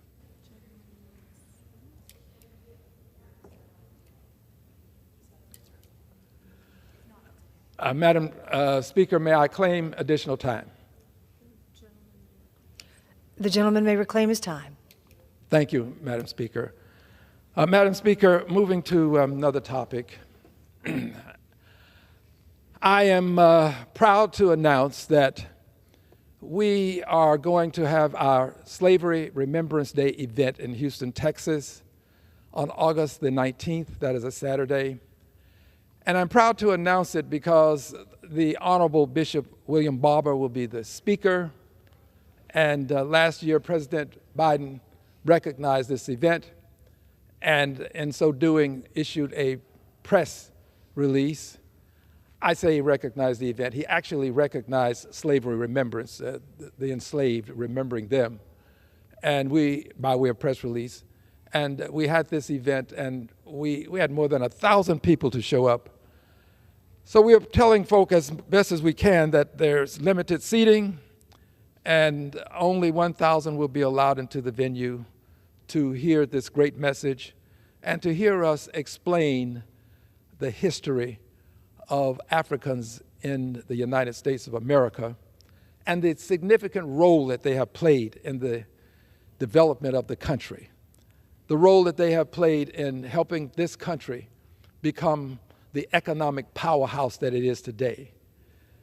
They are the foundational mothers and fathers of, these are the persons of whom we will speak, persons of African ancestry who made great sacrifices and whose lives were sacrificed so that America could rest on the economic foundation that it resides on. Proud of this event for a multiplicity of reasons. One, we'll have an opportunity to expose the history that many people are not aware of. Two, we'll have an opportunity to tell people that they should not allow themselves to revere the enslaver and revile the enslaved. It's important for people to understand that concept. And we have to change the mindset. But most importantly, we will do this because those lives in the millions that were sacrificed over some 240 plus years, those lives must be commemorated. We have a moral imperative to do this. This should be on everyone's conscience agenda, a moral imperative to commemorate the lives that was sacrificed to make America great. I thank you, Madam Speaker, and I yield back my time. The gentleman yields back. Most hate crime victims have been black. I'll explain why. But first, another article. This one is styled, "Police Fatally Shoot a Pregnant Black Woman in Ohio. Calls for accountability are growing." This is in Vox, dated September 8th, 2023. In this article, there is the following language: Mapping Police Violence. This is the name of an organization. Mapping Police Violence, a group that collects data on police shootings, found though black Americans make up roughly 13% of the population, they comprise at least 20% of the people killed by law enforcement so far in 2023. So this is not old news. This is contemporary. 13% of the population, at least 20% of the people killed by law enforcement so far in 2023. This relates to black people. I'll explain why in just a moment. This article goes on to say, per the Washington Post tracker of fatal police shootings, the number of these killings has risen in the last few years. Goes on to say, because of incomplete policing data, the race of all police victims isn't known. But from what data is available, it's clear police also continue to shoot and use force against black people at a disproportionate rate. I'm paraphrasing slightly. The Post data shows black people are roughly twice as likely as white people to be the victim of a fatal police shooting. While Mapping Police Violence, that's the organization that I mentioned earlier, while Mapping Police Violence, which tracks police killings by any means, found black people are nearly 3 times more likely to be killed. Part of this disparity stems from the fact black people are more likely to be profiled by police.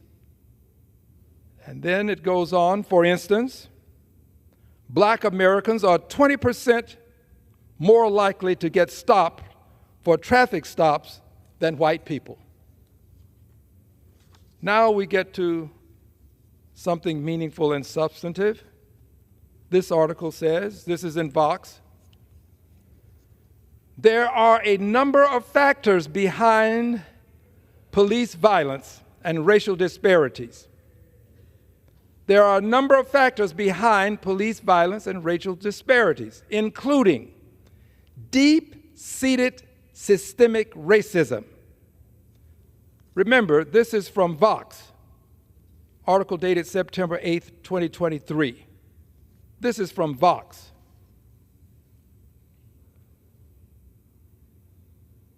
There are a number of factors behind police violence and racial disparities, including deep-seated systemic racism that dates back to how slave patrols were used to police enslaved people who attempted to escape. Madam Speaker, this takes us back to why black people who were brought to this country, some say the initial introduction into the colonies on August the 20th of 1619. August 20th, 1619. There's a depiction that I'd like to show.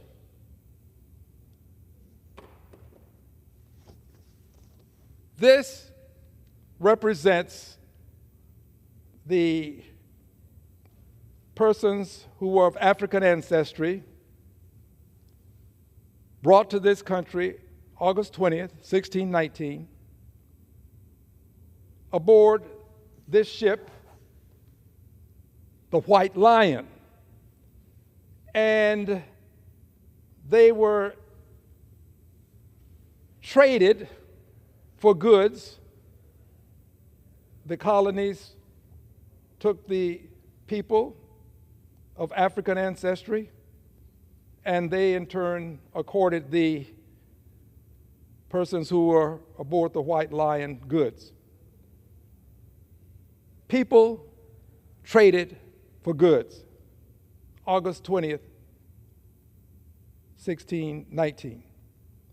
Now, this, my friends, was the genesis of something that continued for more than 240 years. 240 years. Why did this continue for more than 240 years? Remember, I'll be getting back to what I said about the police and the killings and the hate crimes against black people. But why would this continue for more than 240 years? Because during that period of time, a decision was made to have in this country an identifiable,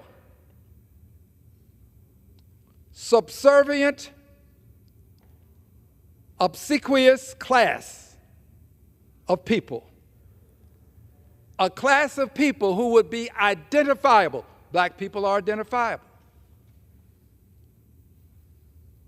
And they were to be subservient, enslaved for more than 240 years.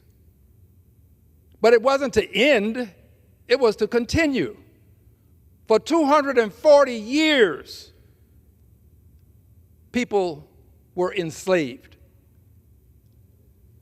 because there was a desire for an identifiable, subservient, obsequious class of people. There was to be an upper class, and it existed, a middle class, and it existed, a lower class, that's what they called it at the time, and beneath that class, this subservient, obsequious class of people. They were to be submissive and obedient. They were to address the master's son, who might be 5 years of age, to the same extent that they would address the master. They were to be obedient, and if they were not obedient, the master could take whatever actions desirable to chastise, and that's being polite. Whatever actions desirable to do whatever it was believed necessary to force them to comply and be subservient and obsequious. More than 240 years. Babies were born into slavery. They were enslaved. Babies. Slavery was not just hard work, which is what a good many people think of it as. Just hard work. That's all. No. The truth has to be told. And those who would deny the truth being told, Governor DeSantis, those who would deny it will be judged harshly by posterity. You will not find yourself within the annals and the halls of those who are considered great and noble people. History is going to judge you harshly. But it was more than hard work. They didn't get any benefits. There were no benefits associated with being enslaved. So let me tell you for just a moment what it was as I make my case. It was kidnapping, yes, but it was more than kidnapping. People were kidnapped from their homes, their homeland. And by the way, many of them were traded into slavery by their own people. Own people meaning from the same continent, same country. But they were traded into slavery. So many were kidnapped. But it was more than kidnapping. It was lynching. Once they traversed the ocean, those who were able to survive, because it was a harsh voyage, people shackled together, stacked on top of each other.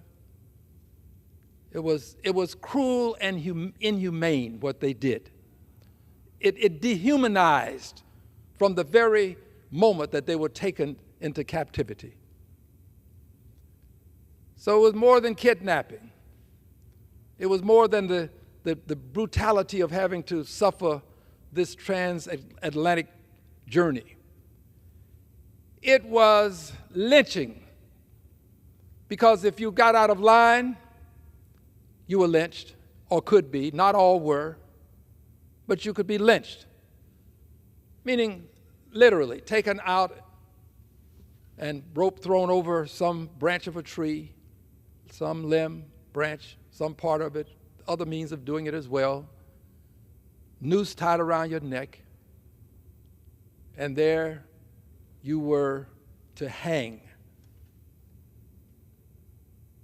until you died, and thereafter you would stay so that others could see the consequences of not being subservient and obsequious.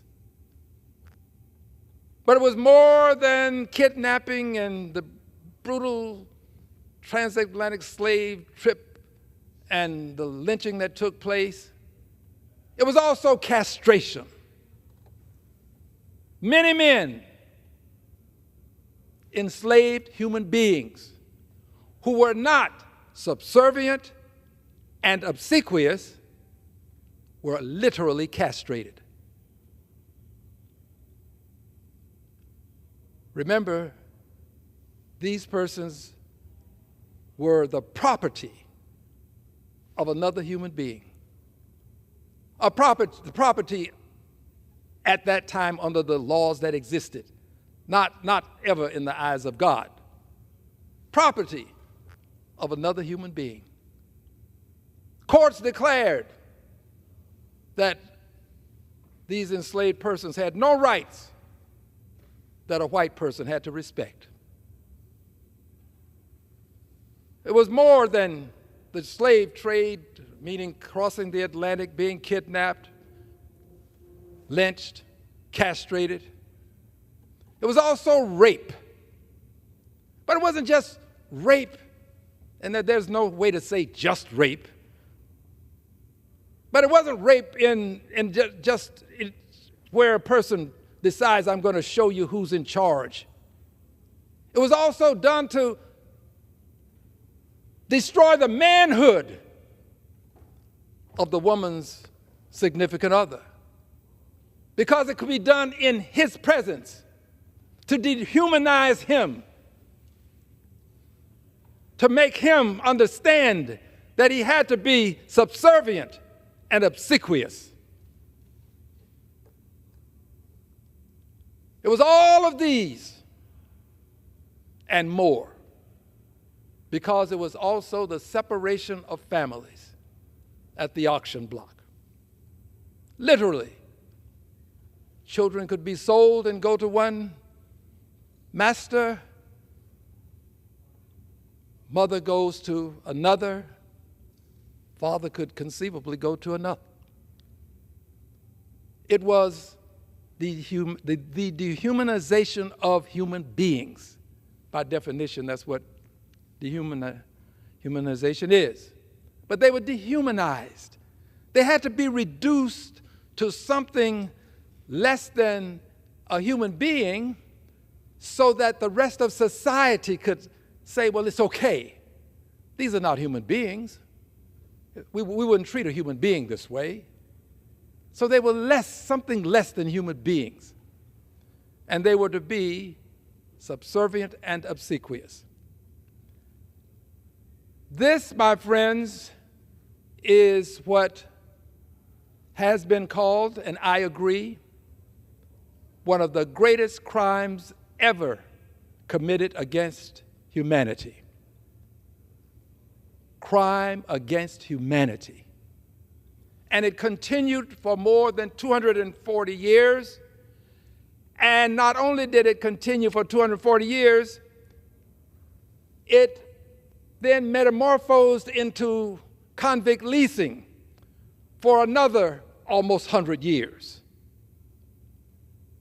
Convict leasing, wherein there were black codes, and if you violated one of these black codes, you could be arrested. And if you were arrested, you could be incarcerated. And then after incarceration, you could be leased to someone who would work you possibly for the rest of your life.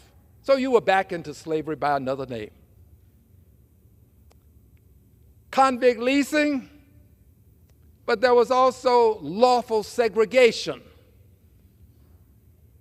And with this lawful segregation came the notion, it didn't go away, that the persons who were segregated had to be obedient. They had to be subservient. They had to be obsequious.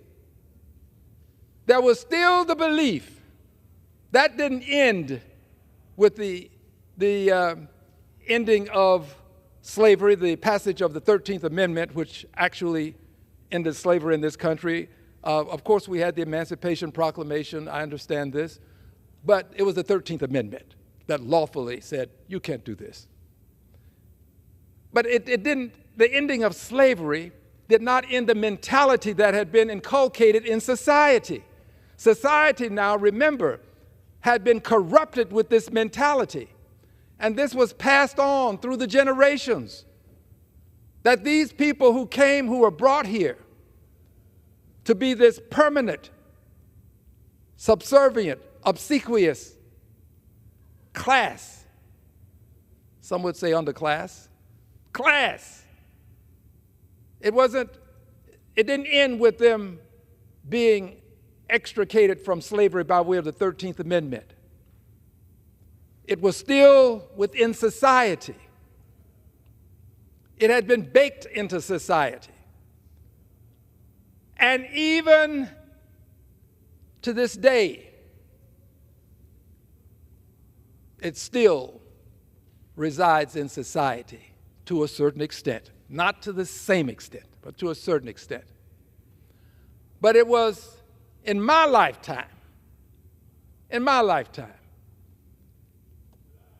racism and invidious discrimination, which is what the slavery and then the police, the leasing of persons, metamorphosed into, then evolved and metamorphosed into something that we called invidious discrimination.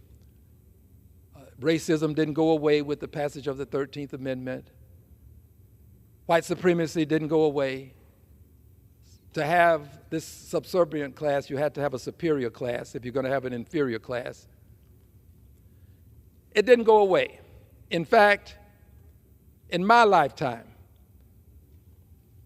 I lived to see racism so inculcated in society that preachers literally preached it.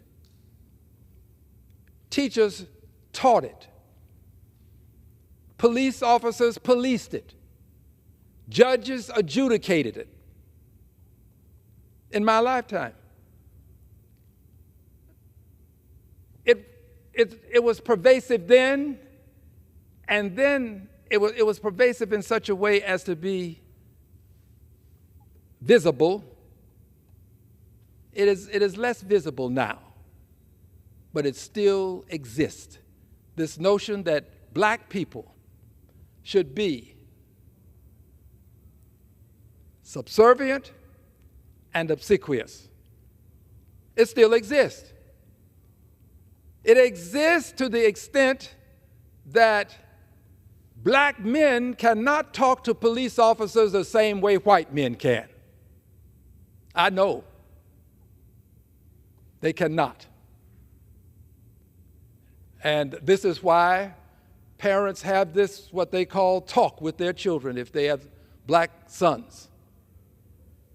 Black women can't treat them the same as white women, but I'm focusing on black men for this moment. Black men are taught early. I was taught. And you talk to any professional, and they will tell you that they teach their boys, more so than their girls, but the girls are taught as well, that when the officer stops you, you give him all of the deference that you can, because they understand that the consequences of being what the officer might perceive as disrespectful. These officers, many of them, not all of them, this is not to indict the entire police department, which is what my critics will say, which is not true. My uncle was a deputy sheriff. I have great respect and reverence for the police. But I don't have it for those who are the dastards who brutalize people without justification, just decide that you're going to teach people a lesson. This class of people, the obsequious, subservient class, from time to time we assume that we have arrived. And on a dark night, we will make comments to a police officer. Well, those comments can cost us our lives. I know that people will say to the officer, give me your badge. Give me your badge number. I'm going to report you. Black men can't do that. There is still a belief that we have to be respectful at all times and show some degree of subserviency. There's still this desire that we be obsequious. And this explains George Floyd. Those officers who held George Floyd down, they wanted to punish him. They wanted to teach him a lesson. It wasn't just about arresting him. You don't have to put your knee on a person's neck for this length of time to arrest him. They wanted to teach him a lesson. They wanted him to understand that he was to be subservient and obsequious. As bad as that was, and it was bad because it cost him his life, they not only wanted him to understand, they wanted all of those onlookers to understand as well. Just as when they would lynch a black man, they wanted all of the other enslaved people to understand. Just as when they would castrate, they wanted all of the other men to understand. To understand that you had to be obedient, that you had to be subservient, that you had to be obsequious. And if you fail to abide by this unwritten protocol of life in this country, then these are the consequences. What happened to George Floyd and what happened to many of those who were enslaved. They wanted to put fear into the minds of those who were the onlookers and cause them to cower and to understand that they did not occupy a space such that they could speak up and stand up for themselves. So, my friends, I believe that this is why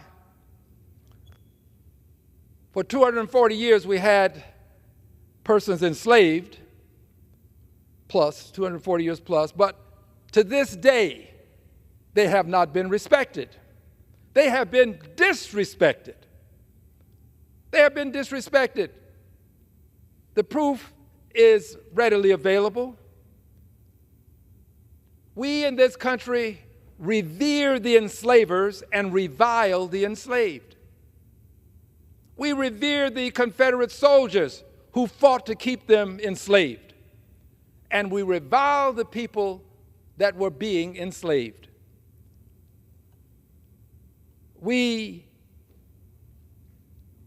have not given these persons whose lives were sacrificed for some 240 plus years the opportunity to be respected as they must and should be. They must be respected. They were the persons who planted the seeds, harvested the crops, fed the country, built the roads, built the bridges, built this very facility that I have the honor of standing in, helped to construct the White House, many other prominent facilities. They are the economic foundational mothers and fathers of this country. Gave the United States of America a 240-year head start with free labor. Free labor. Well, you had to feed them, of course you did. Clothe them, of course you did, to the limited extent that they were. But it gave them, this country, 240 years of free labor that we all stand on. We all stand on the foundation, the economic foundation that was built upon the sacrifice of millions of lives. Some estimate more than 10 million. Lives sacrificed to make America great. To this day, we still have some of the remnants of this behavior that lasted for some 240 years. And this is why we, to this day, are seeing those persons disrespected, enslaved persons with this expectation, they're still being disrespected. They're not being honored. And the ability to honor them resides right here in this house. Because in 1956, the Congress of the United States of America honored the Confederate soldiers with a Congressional Gold Medal. This is the highest honor that the House of Representatives can accord. The Senate also followed suit, and the President signed the legislation honoring Confederate soldiers. These were the enslavers. We have revered them, yet we still revile those who were enslaved. 240 years of enslavement. And it also can explain why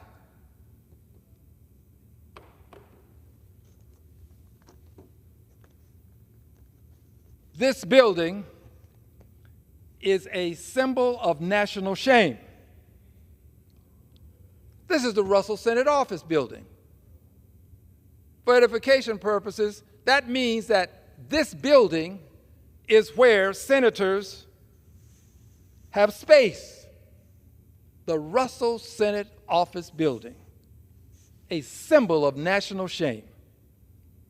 This building is paid for with taxpayer dollars. Why is it a symbol of national shame? Because Richard Russell was a racist and a bigot. Senator Richard Russell was a racist and a bigot. Senator Richard Russell fought anti-lynching legislation, the legislation that would stop people from lynching. Lynching is a crime. Stop people from just deciding that you're going to take the law into your own hands as though there was no law that you had to abide by. Richard Russell fought civil rights legislation, opposed it. Richard Russell was a co-author of the Southern Manifesto. Richard Russell was a bigot and a racist. Yet we have a Senate office building honoring Richard Russell. That's why the building is a symbol of national shame. And the senators ought to be ashamed to allow this to continue.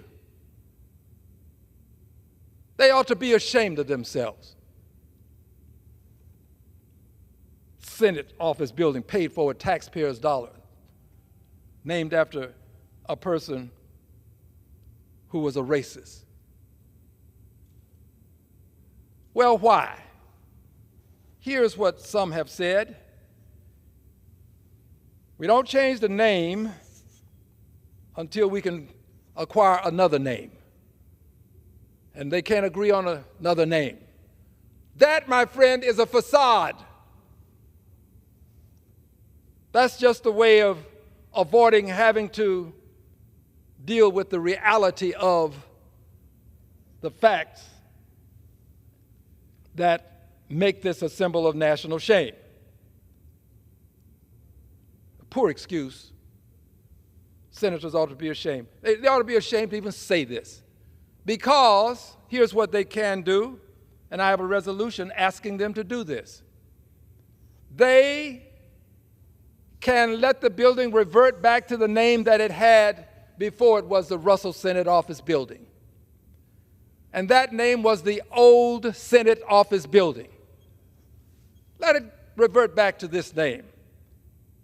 And then take all of the time you need, all of the time, ad infinitum, and select another name. I have no name to recommend. I have not suggested that it be named to honor any person. Have not, and I'm not going to. I want Richard Russell's name off because I don't think that we should demean the people of color, the black people who have to go into this building, by having his name on the building. I don't go in the Russell Office Building unless I'm going to protest Richard Russell. I'll go there for protestation, but for no other reason. In fact, I've written letters telling people who've invited me to speak in that building that I will not. I'm not going into the Russell Senate Office Building. And I'll be more than honored to go in when that name changes. And it will change. It will change. But why is it still there? I've explained to you the name, the fact that there are people who say we can't agree on a name, that's why. But I'm going to give you another reason why. It is still there because black people don't have to be respected the same way white people have to be respected. It's true. They don't have to be. There are no consequences for those senators. I assure you, if this building had a name that was insulting to white people, the name would change. I can think of some names that if those names were on this building, they would come off immediately, if not sooner. Because, again, black people don't have to be respected.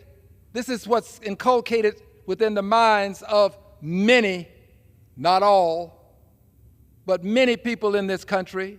They don't have to be respected to the same extent as white people. That is a belief that exists in this country. This is why a woman in the park, Central Park, I believe it was, could make the allegation that a person of African ancestry was accosting her, when it wasn't true. But in her mind, she knew that she could fall back on that. That was something that would trigger police action. Not respected to the same extent. And we know it. We feel it. Not respected to the same extent.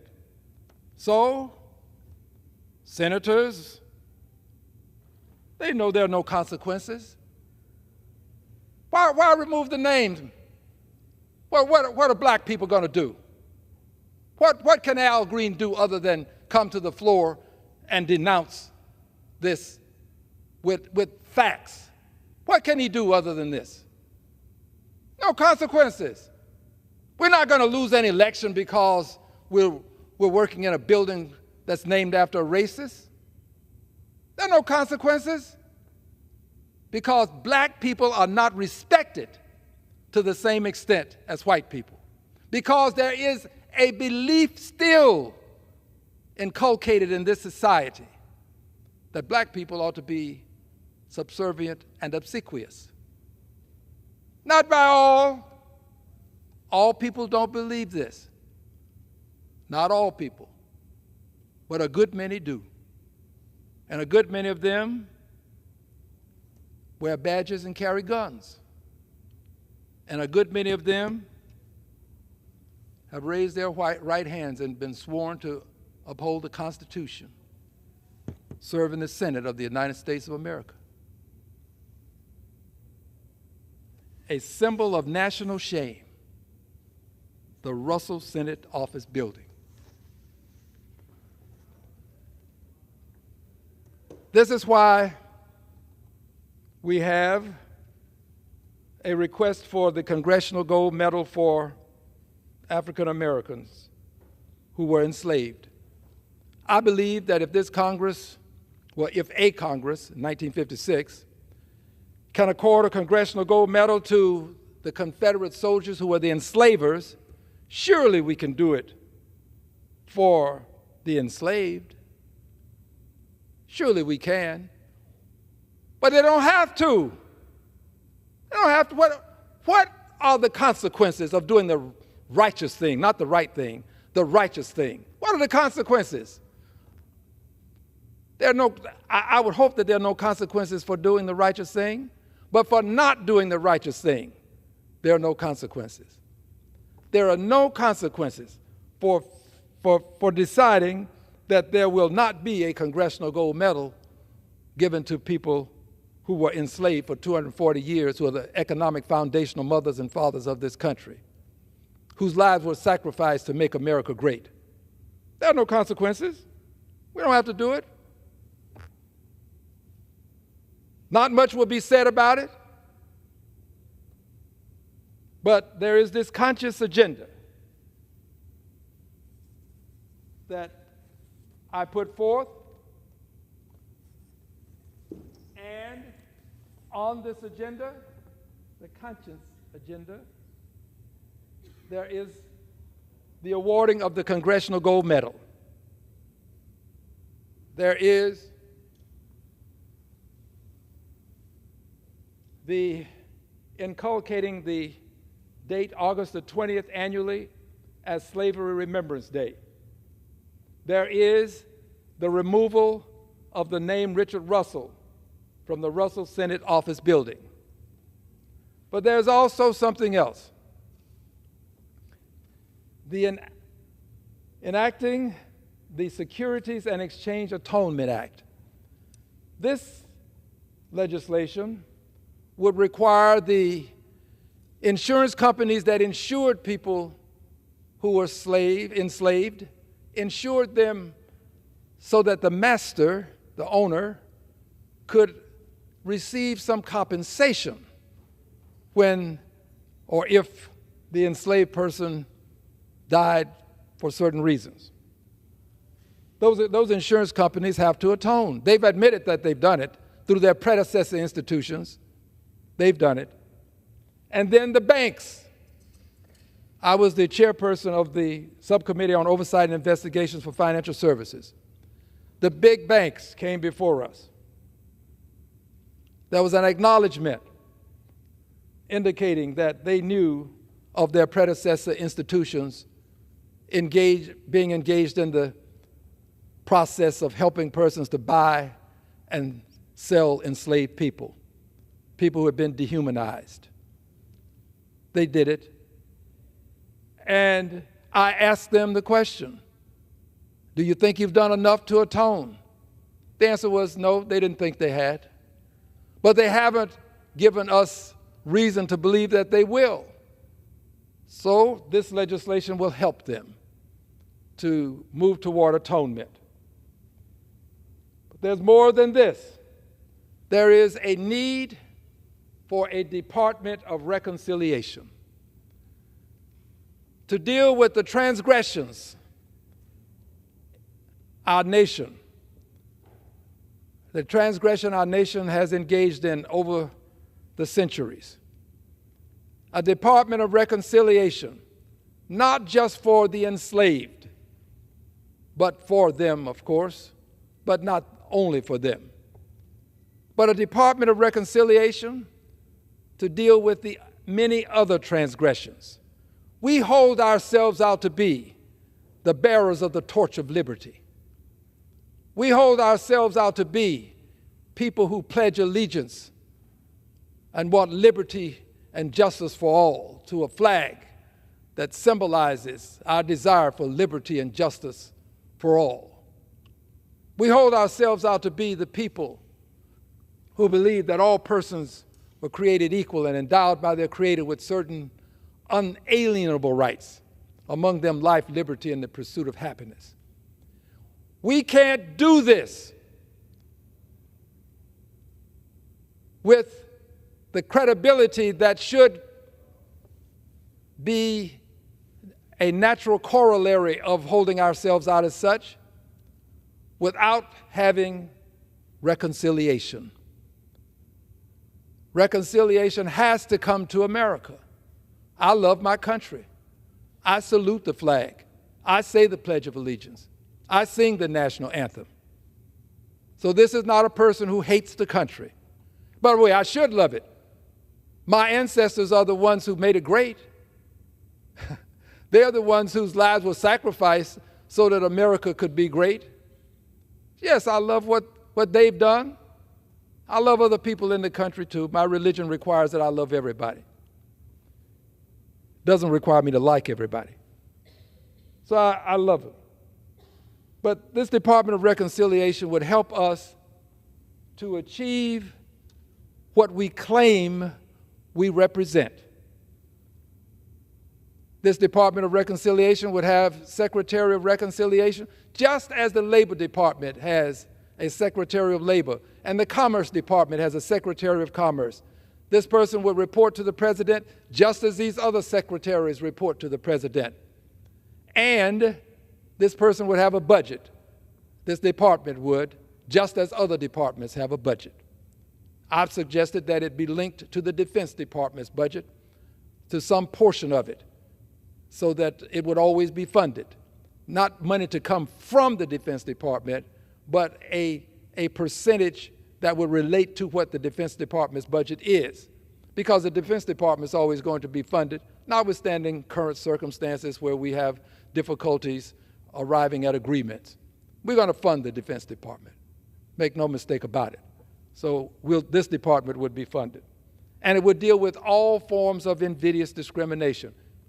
Can deal with the Trail of Tears. Can deal with what happened to the indigenous Americans, the Aboriginal Americans, the persons who were here before Columbus, persons who were here at the genesis of human beings being here. They were treated brutally. The only reason they exist in this country now is because they were strong enough to survive the attempts to impose genocide. They survived it. But there has been no atonement for this. No proper atonement. No proper atonement. And the list goes on and on. All of these, the persons who were interned, American citizens, interned. There has to be atonement. America owes it to itself to atone for these transgressions. That's what this conscience agenda is about. Our moral imperative. Our moral imperative. The conscience is that thing within you that says this is the right thing to do. The moral imperative is the thing that says this is the thing I must do.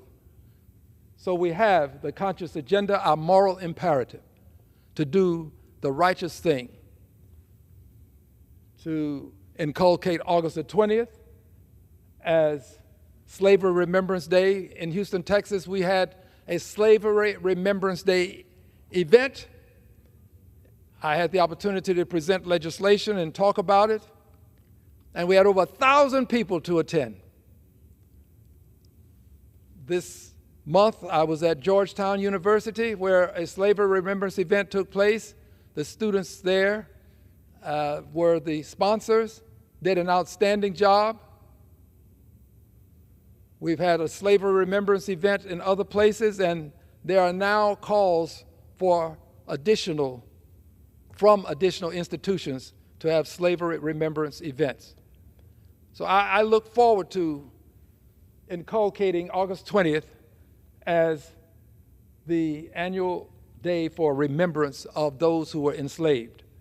This conscious agenda, calling for the awarding of the Congressional Gold Medal, calling for the removal of Richard Russell's name from the Russell Senate Office Building, call for the enacting of the Securities and Exchange Atonement Act, and, of course, the establishment of the Department of Reconciliation.